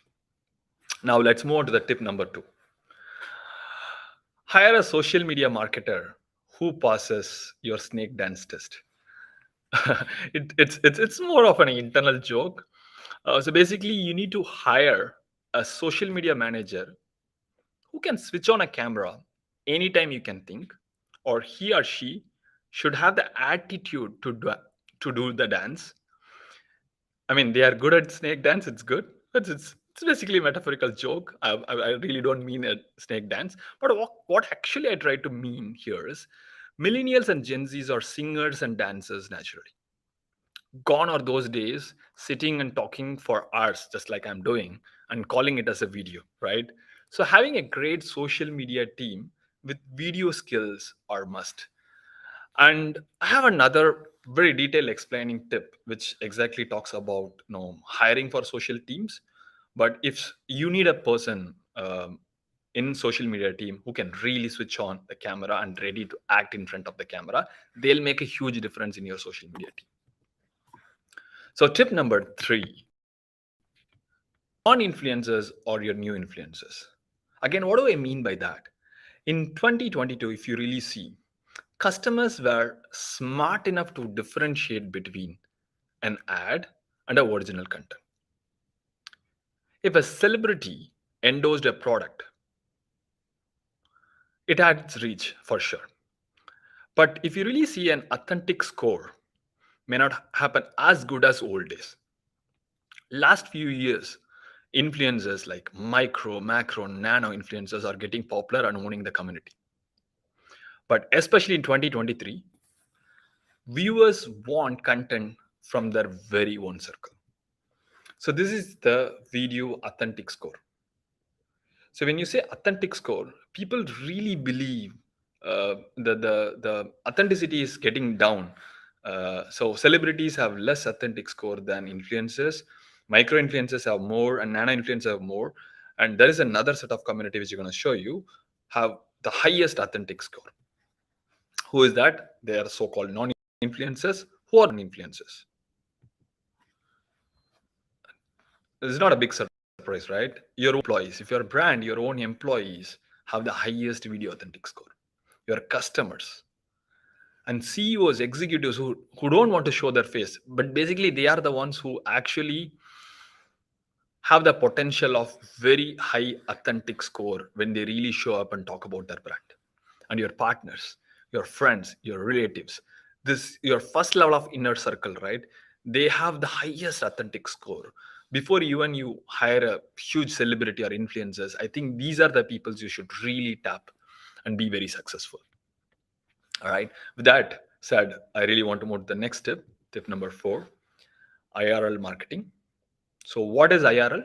It is in real life marketing. To make you understand, I'll give you an example for IRL marketing. If you really know, I don't know, some of you guys have heard about this campaign. In October, Londoners flocked to a social to discuss something eye-catchy on their morning commute.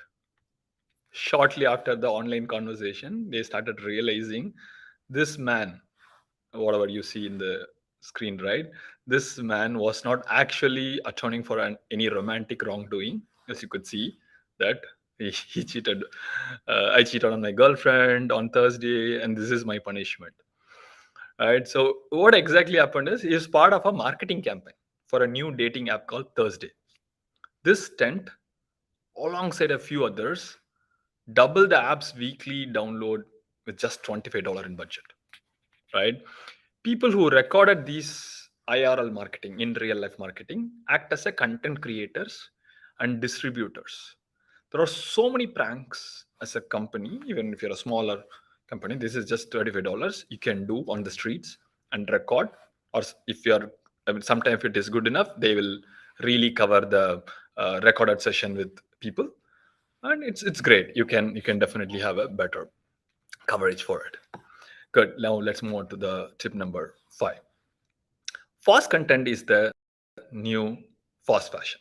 Now, social media is not about the quality, but all about engagement.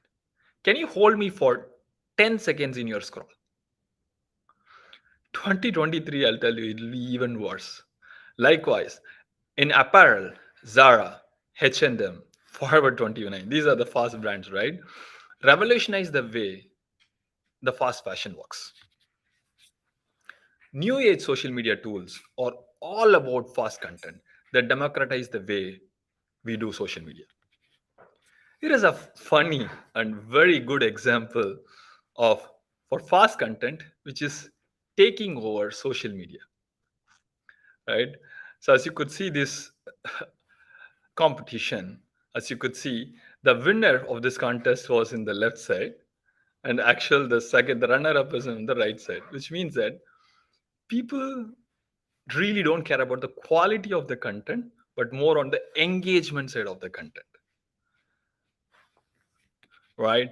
So, I mean, it is definitely funny, very good example, but there are tools out there, right? You need tools and process to create fast content. So the new age of online DIY tools are out there, which means that you can attain some basic quality, but still you can also take advantage of fast content. These are some of the tools. With closure, the product like Animaker, Stevia, PicMaker, these are all our own tools. We have with millions of users in-house, which they're using it. And as I said, fast content is the new fast fashion. Social media marketers who are really making use of it can be very, very successful than really spending too much time on creating one single piece of content. Now let's move on to our next tip. 1% social media team will become a thing of the past. I know it's going to be difficult because a lot of teams still have single social media team. That's what I have consumed so far. But if you really check some statistics, especially companies who are very successful in social media, this is how it is distributed. Yes, single person social media team is still 30%. But if you really see, a lot of companies are very successful the moment they have a multiple teams multiple members part of their social media team with different roles. I'm going to show you quickly some examples. So companies are moving away from the idea of social media marketer just handling one profile, like 6 social media platforms, just one guy handling everything, right? So there are a few examples how you can really structure the social media teams if you are planning to expand it. So this is product focused social roles. Maybe if you want, you can take a screenshot of it and things like that. But I don't know, maybe the team will also share this presentation. But basically, this is how you can really structure if it is a product focus. Say if you have multiple products, we are a multi-product company. Our structure is something similar to this. But if you are a agency or a social media or a servicing company, your structure could be very different based on client and different hierarchy. You can have a specialist and consultants, and you can structure around the manager, and you can really cater to the social media teams. These are all very successful models which is adopted by agencies. And a business unit, especially global enterprise, if you're a big company and you have a CMOs and everything in structured, and you have external agencies who are helping out freelancers, the best way to structure your org is goes like this. I know a lot of people who are listening may not have the luxury to start like that. So for someone who is just starting with one social media person, obviously that is the way to start.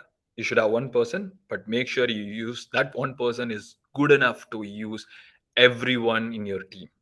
You should be jumping to different folks in your team. Go and talk to your sales people, other marketers, development team. Try to generate content from each one of them and make use of them. Basically, this one person should really get help from everyone. The moment that person is successful, you can always add other roles to this team, so that as a team they can be very successful.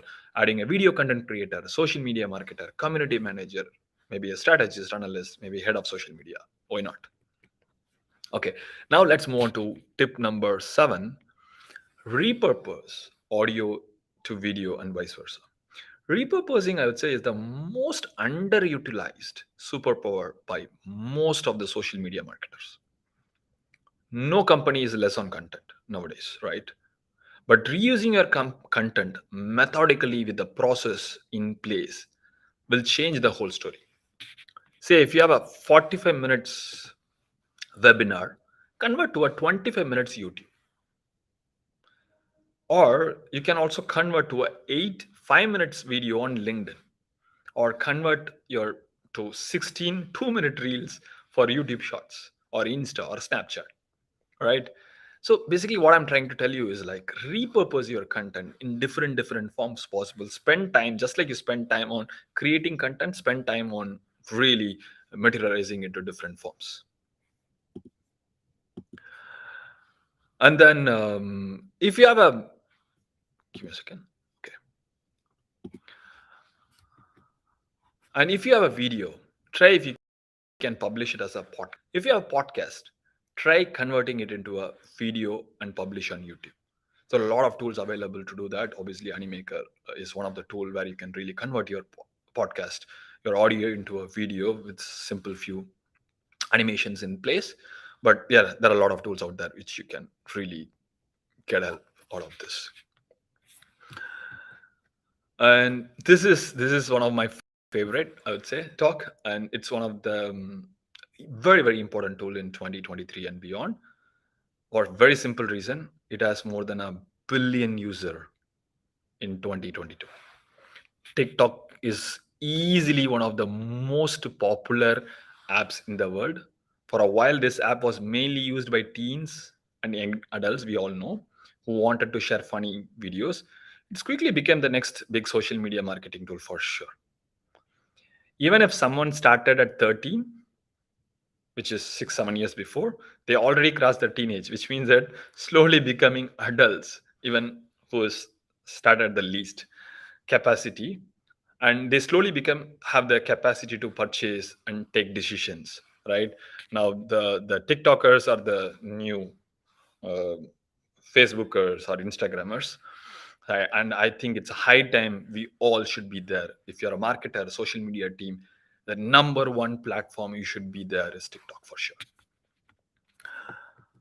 And the biggest challenge in social media and the best kept secret sauce to winning social media marketing is consistency. The whole social media runs on consistency.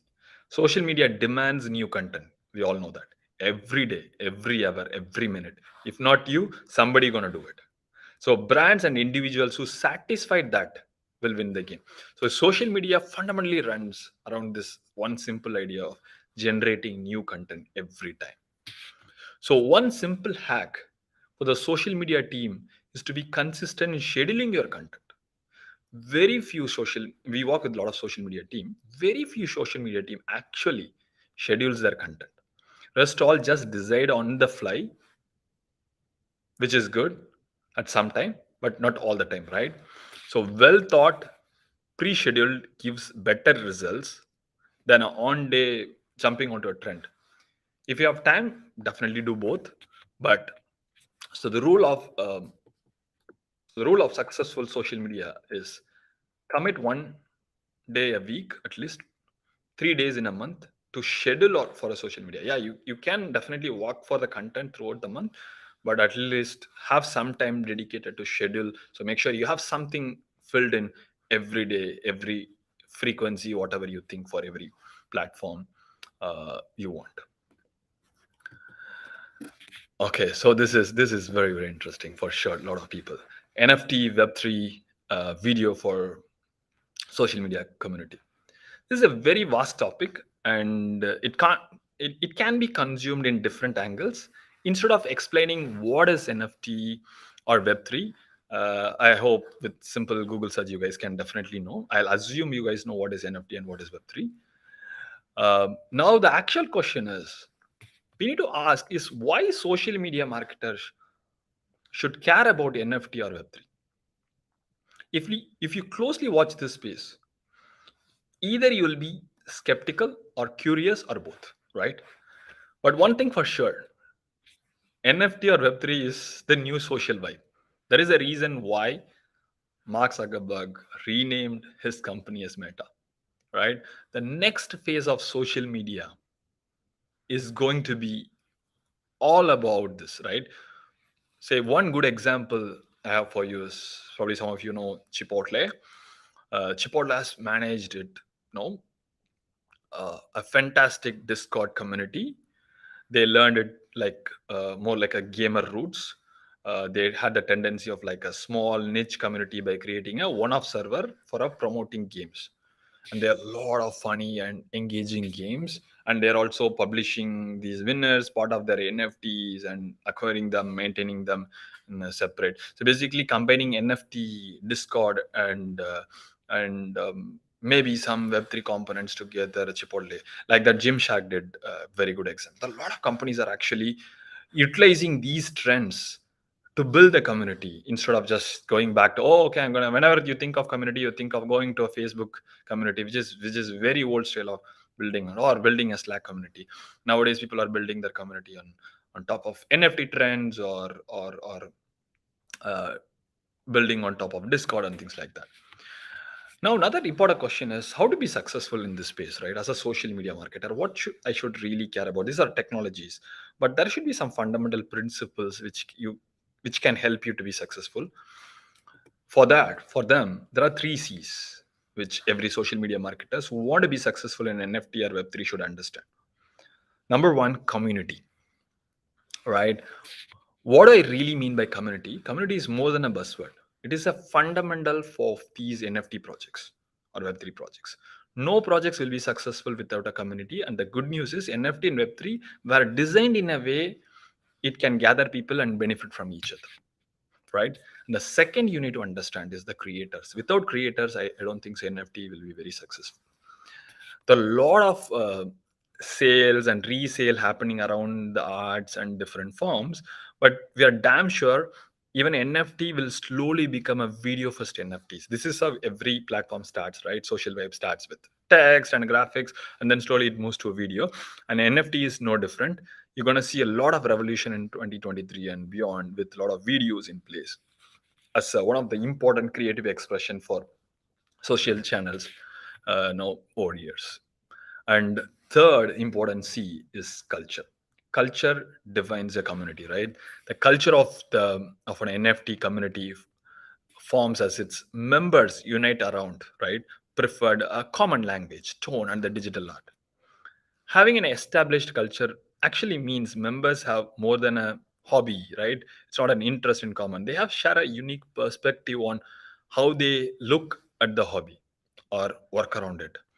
So I think there are these three E's I say is fundamental before even you define you want to build a Discord community or NFT projects you want to be successful, especially if you combine the idea of video with uh, um, these three C's. I think you'll be really, really successful. With that, I think hope it was very useful. This is kind of a playbook which we use and we share with our clients and customers who use our products. And I know there are a lot I can share, but this is a very, very confined, very top level of playbook which you can use to be very successful. If you see any value or if you want to contact, if you have any questions, I'm happy to answer. I will be always available in any of these links, and team is also available to happy to help you in all different ways possible. Thank you so much. Thanks for the opportunity, guys.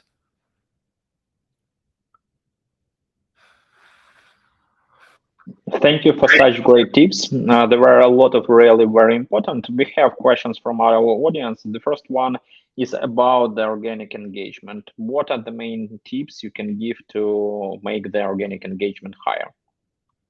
Oh yeah, I mean that was my first tip. Maybe I'll reiterate again.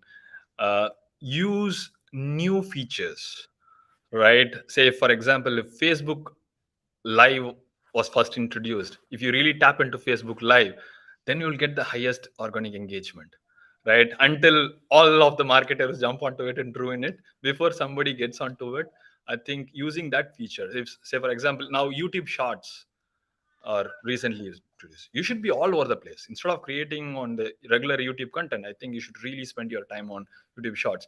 So any new stuff which is coming across, if you want, that is the only place you can really have a better organic content. You can't fight against Facebook algorithm for sure. If they want only 3% engagement organic growth, you can't even any way to get out of that. So the best way to is understand their algorithms. Basically, they have a lot of bias towards new features. I think that's where you should head on. Great. There is the question about YouTube and TikTok. We've had it for a previous speaker. There are some thoughts that TikTok will kill YouTube. What do you think about that? TikTok will kill YouTube? Yep. Is that a question? Yeah. What do you think about this prediction? It can be true or not? Oh, I think it's more like a question like, will Disney or HBO kill Netflix? I don't think so. Both will exist. Great. I want to thank you for this great speech, for answering the question. We were really happy and excited to have you today with us. Have a great day, have a great weekend, and hope to see you on our next events. Thank you, Anton. So, guys, now it's a time for our last speaker. Now we have Eleonora Zoshchuk. She is SMM team lead at The Booster, and she will share the most effective types of promotion in social networks and how to combine them in various ways. So, Eleonora, hi, how are you? Hello to everyone. I'm all right. Thank you for having me. It's really our pleasure to have you today with us. You're going to share really some effective types. Can you tell a little bit more? You can share your presentation and start. Yep. Now I'll share it. One moment.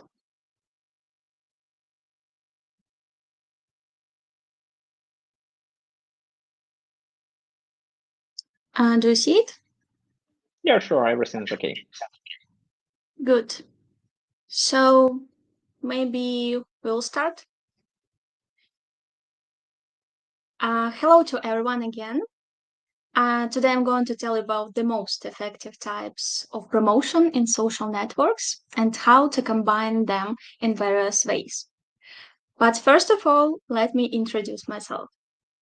My name is Eleonora Zoshchuk, and I am a SMM team lead at Boosta.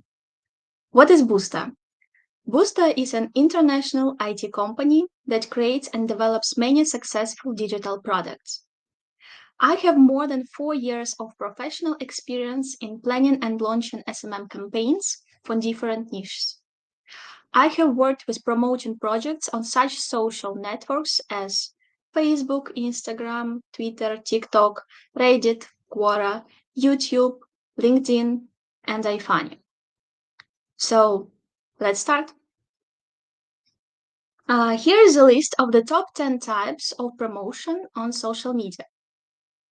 It's organic promotion, paid advertising, promotion with bloggers, contests, giveaways, community promotion, automatic actions, user-generated content, social media optimization, and public relations.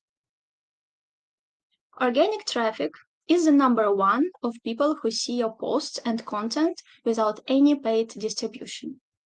They reach your content based on organic search or because your content appeared in their feed.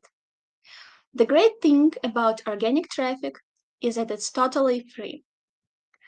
Outside of content creation and promotion, there are no costs associated with organic traffic. But different social media platforms have different rates of organic reach. Facebook and Instagram have low rates of organic reach.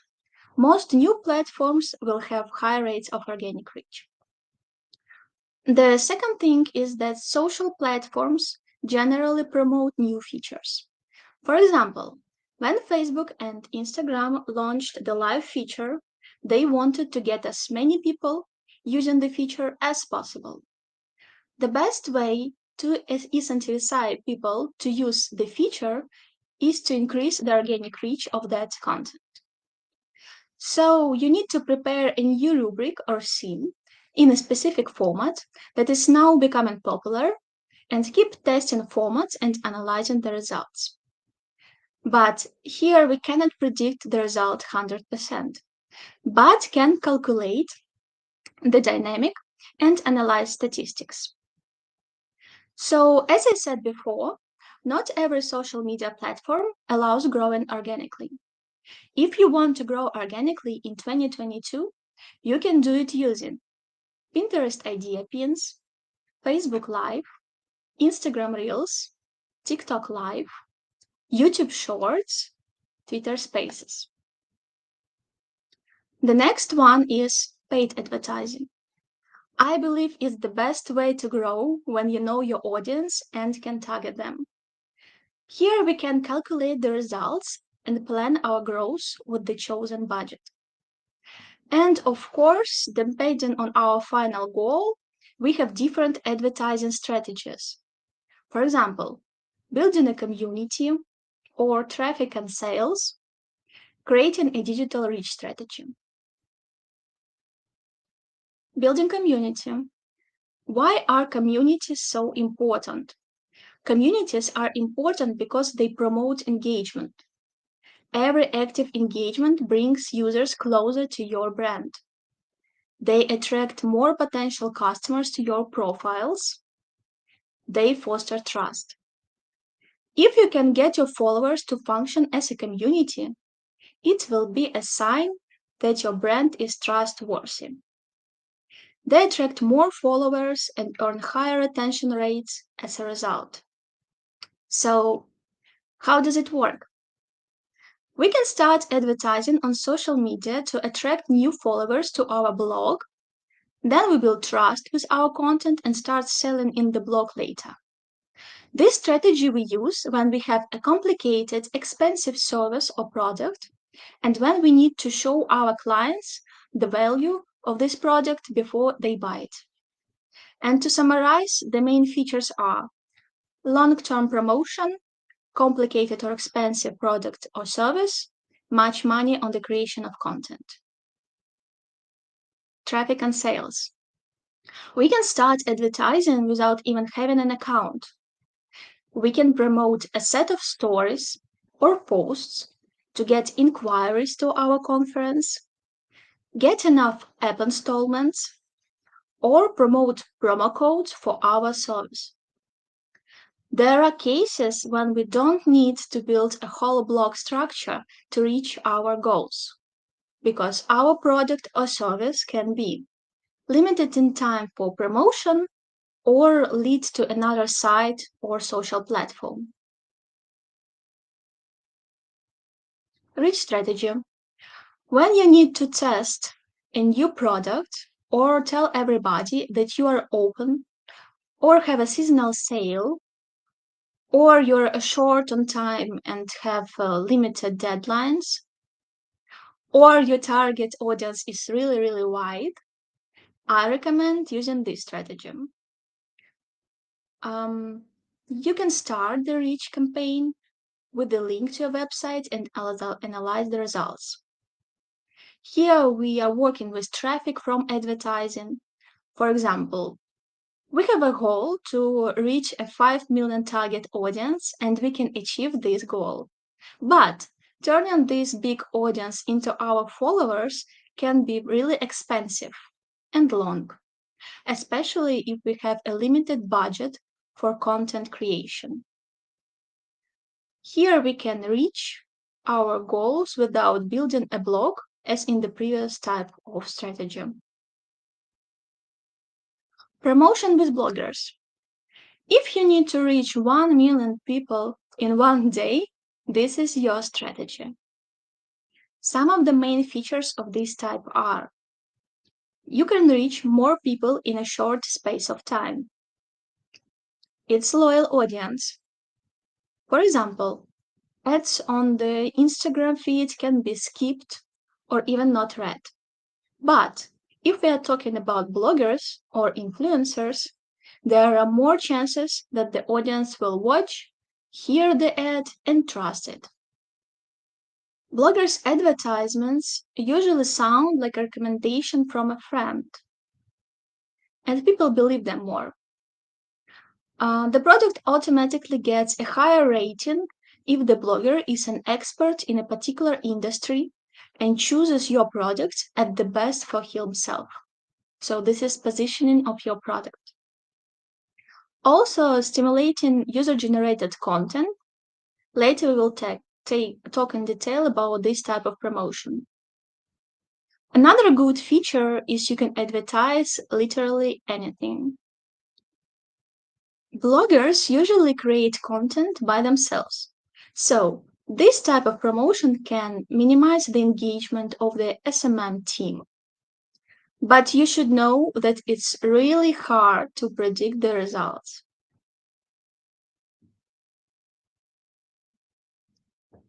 Contests and giveaways.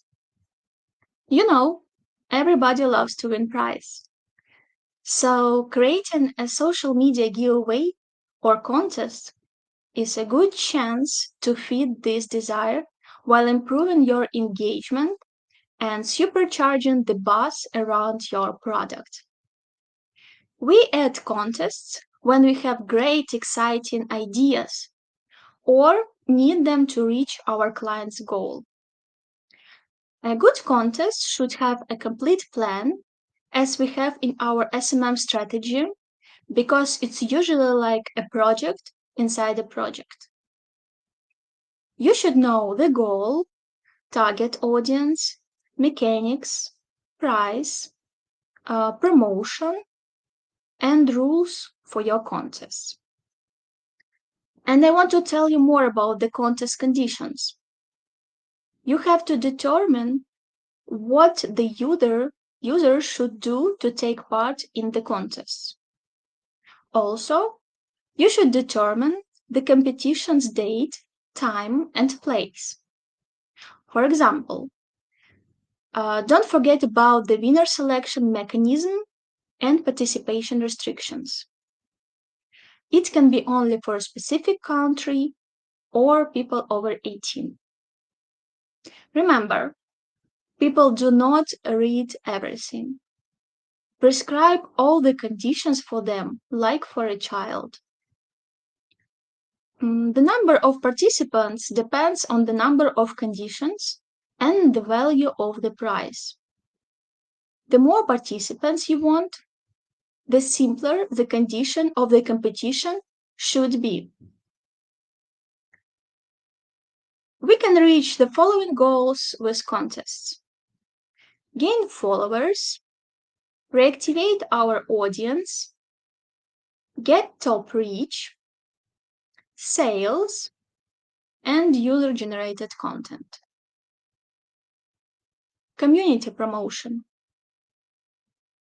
It is the type of promotion we post in communities, groups, local pages, channels, subreddits, and others. We have a chance to make it free, for example, when we post in a local Facebook group or on subreddit. We can post some mentions about product or links. Also, it can be paid, for example, when we post in private groups, Telegram channels, and closed communities. It's a good type for such niche as house cleaning or other offline products that are located in town or city regions. For example, there are some groups for citizens on Facebook. Automatic actions. When it comes to increasing your social media followers, I'm sure you have heard of using social media automation to assist with this process. Commenting, mass following, mass liking, mass looking, never used as a single strategy. Always as an addition to another type of promotion. This type can help you if you know your audience well and if they are located in a specific area, and good for FMCG products. In fact, gaining social media followers through commenting is an effective type for Twitter. There we can see customers for whom our product or service is relevant right now. Or, for example, inviting people on Pinterest boards is another good way. User-generated content. To my mind, this is the best promotion type in SMM, and the most incredible fact is that it is totally free and effective. According to statistics, 39% of people choose places to eat or to travel based on their friends' feed. 85% of consumers find visual UGC more influential than brand photos or videos. If we talk about our everyday work, we need to pay a lot to create, post, and promote content, but not for UGC. UGC is when people are talking about you, like word of mouth, with the highest trust. UGC comes in many forms, including images, videos, reviews, a testimonial, or even a podcast. Before starting a new UGC campaign, you should first do your homework to understand your needs from this campaign. To be more precise, you should clearly define the goal. For example, UGC campaigns can be used for spreading brand awareness, asking for general product feedback, launching a new feature or product, advertising some promotions, promoting occasional campaigns. One of the best things about user-generated content is the way it sparks engagement and fortifies the community. For consumers, receiving a mention or repost from a brand can be just the right surprise and delight moment. You can see some examples how brands use UGC successfully. What not to do with user-generated content? Don't use UGC without asking.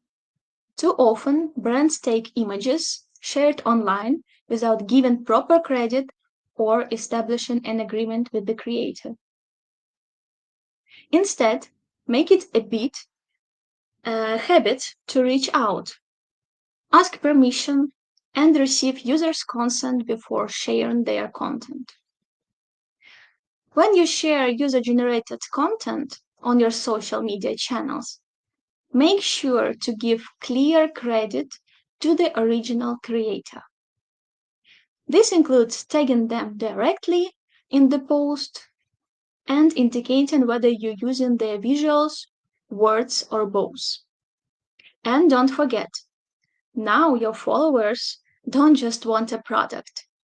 They want an experience with your products and emotions. So create these emotions and be cool. Social media optimization.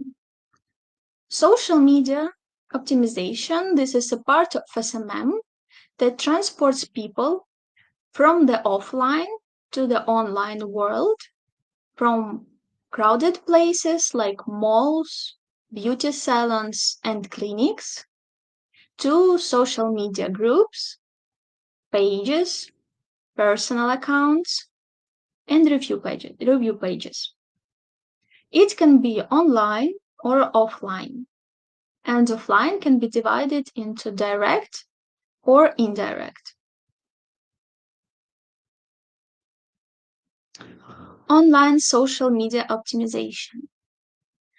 Social media optimization is a process of optimizing a company's website so that it can be shared on different social media networks.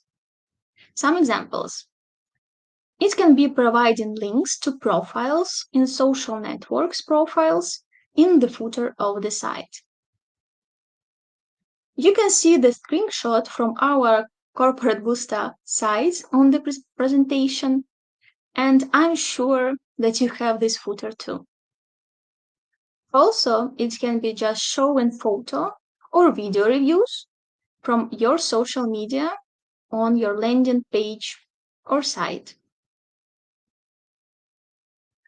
Let's move on and talk about direct offline social media optimization. Where can you find it in real life? In recipes, on menus, on the package, on the front door. Another social proof is when you see TripAdvisor or Google reviews on the front door. Also, it can be on business cards, and QR codes are social media optimization too. What is indirect social media optimization? It means people or businesses can design or decorate a specific space or place so lovely that you genuinely want to take a photo there. Many Instagram cafes using this type of promotion. In the presentation, you can see an example from Kyiv, Ukraine. It's a restaurant called Namilaka. Everything there was designed in pink color, and it was so effective because maybe every visitor took a photo here and posted it on Instagram stories or posts. public relations. External PR campaigns usually attract traffic on social media and websites. And yes, it's not a part of SMM strategy, but it's essential to consider what the PR department makes and react on time. Social media has allowed PR to reach a much larger audience. Previously, PR was targeted at specific individuals, such as investors and business partners. But social media has caused this target group to be expanded to include all persons vital to the success of a business. Social media can help public relations to make announcements and statements, amplify PR activity and results, and engage and research journalists to understand what's being said about the brand.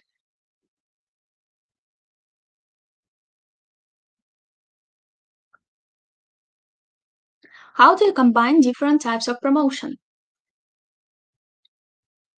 First step, define the primary goal of our SMM for a specific period, for months, quarters, 6 months, or years.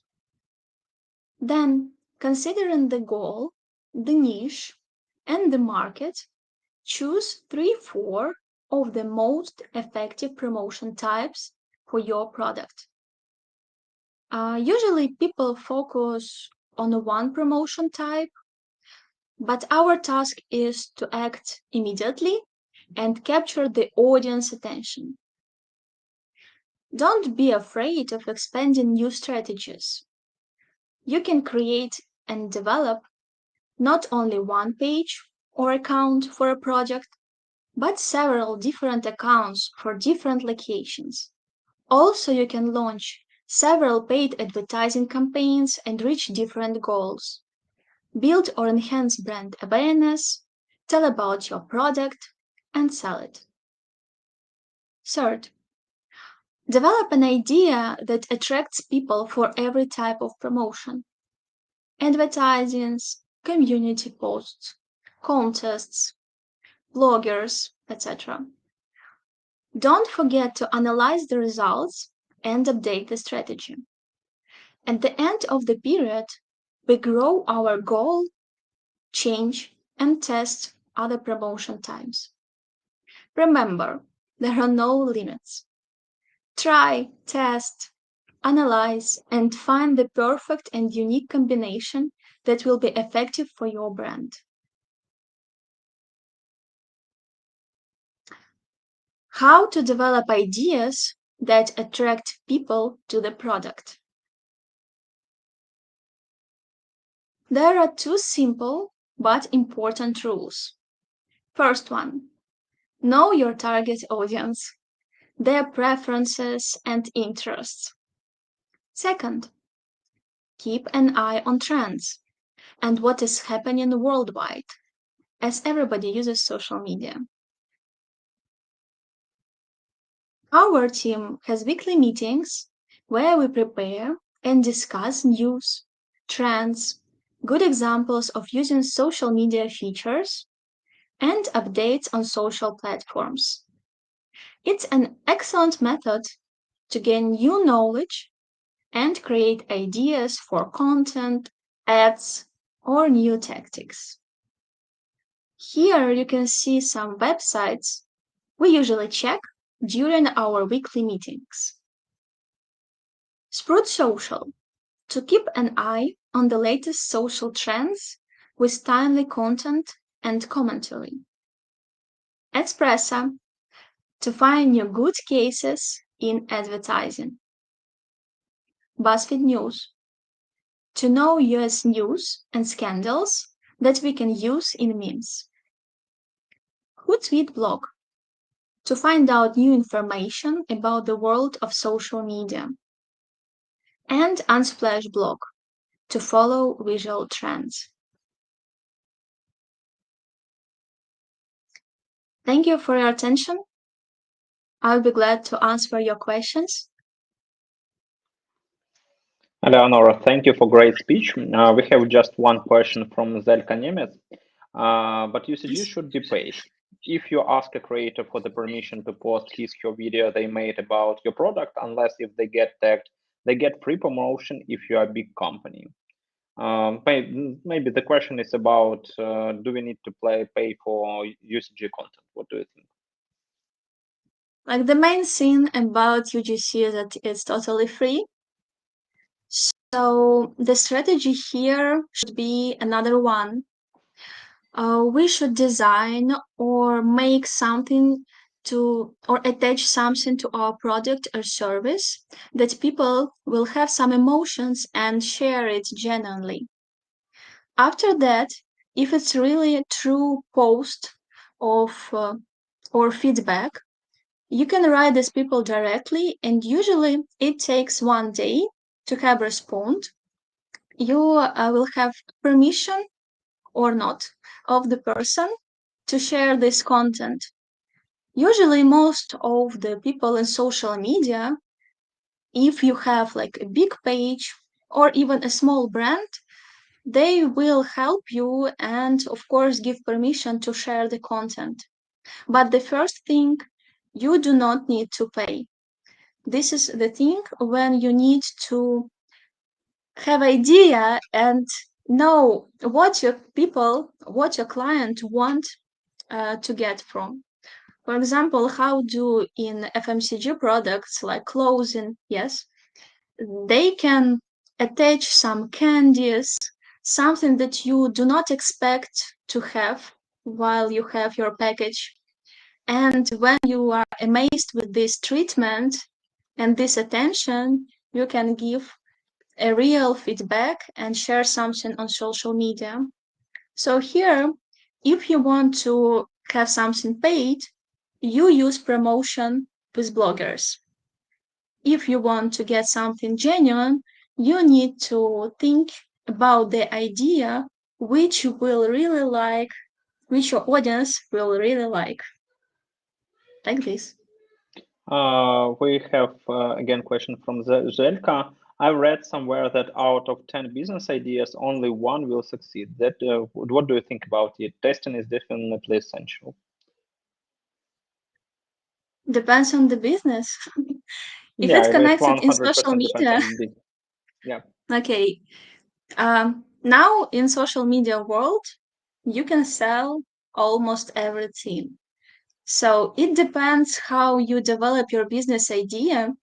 Usually people test something on small audiences, and if you see feedback or response, you grow your business, people, team, and budget. So I think it depends on the right strategy because almost every business can be successful in social media right now. Eleonora, thank you for great speech. We have feedback from our listeners. Frank wrote, I've learned a lot of SMM from these conferences, and I wish there will be other events like this. So thank you for your speech. Thank you for answering the question. It was our pleasure to have you today with us. Have a great evening and have Thank a you great very weekend. much. Bye-bye. Thank you. Bye-bye. Guys, it was my pleasure to have you with us. It was a great day, a great social media marketing day.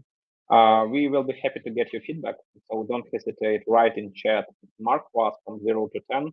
How you will mark this conference. 10 is the highest mark, 0 if you would like to spend this time in another way, just chilling on Friday or doing something more. Your feedback is really crucial for us. That's why write from 0 to 10. Mark our conference, and I want to announce some other our big events. In the nearest future, we are going to provide new online conferences. Today we're talking about social media marketing, but further will be talking about such topics as SaaS marketing, and we will be talking about e-commerce digital.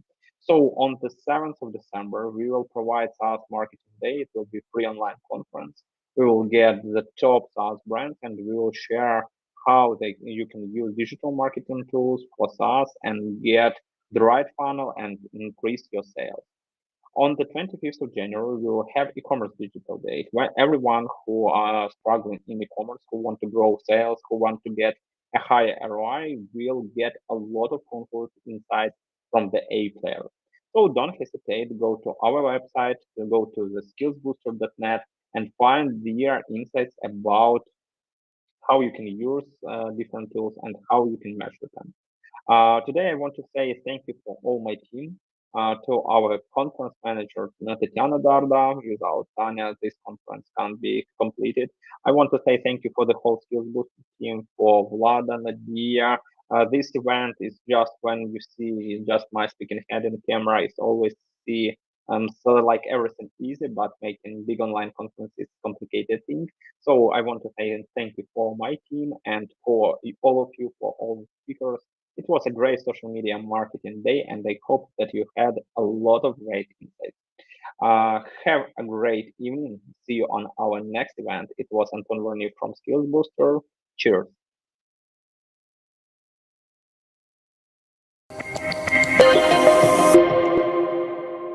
Thank you for joining us today on Social Media Marketing Day. It's really great news and gifts for you. Our courses about social media marketing, content marketing, Facebook, TikTok, and Instagram, they can be get with the biggest discount on Udemy. So try to search for link in chat or in email you will get after the conference. And the biggest news, you will get one course for free. So find the link and see you on our courses.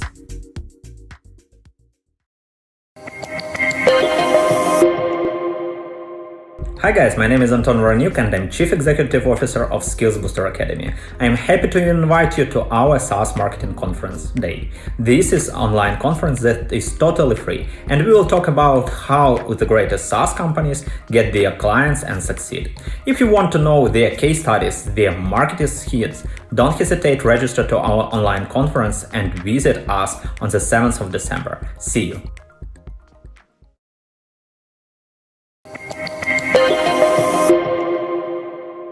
Do you want to succeed in e-commerce? Hi, my name is Anton Voroniuk and I'm Chief Executive Officer of Skills Booster Academy. On the 25th of January, we will provide the great conference online about digital marketing in e-commerce.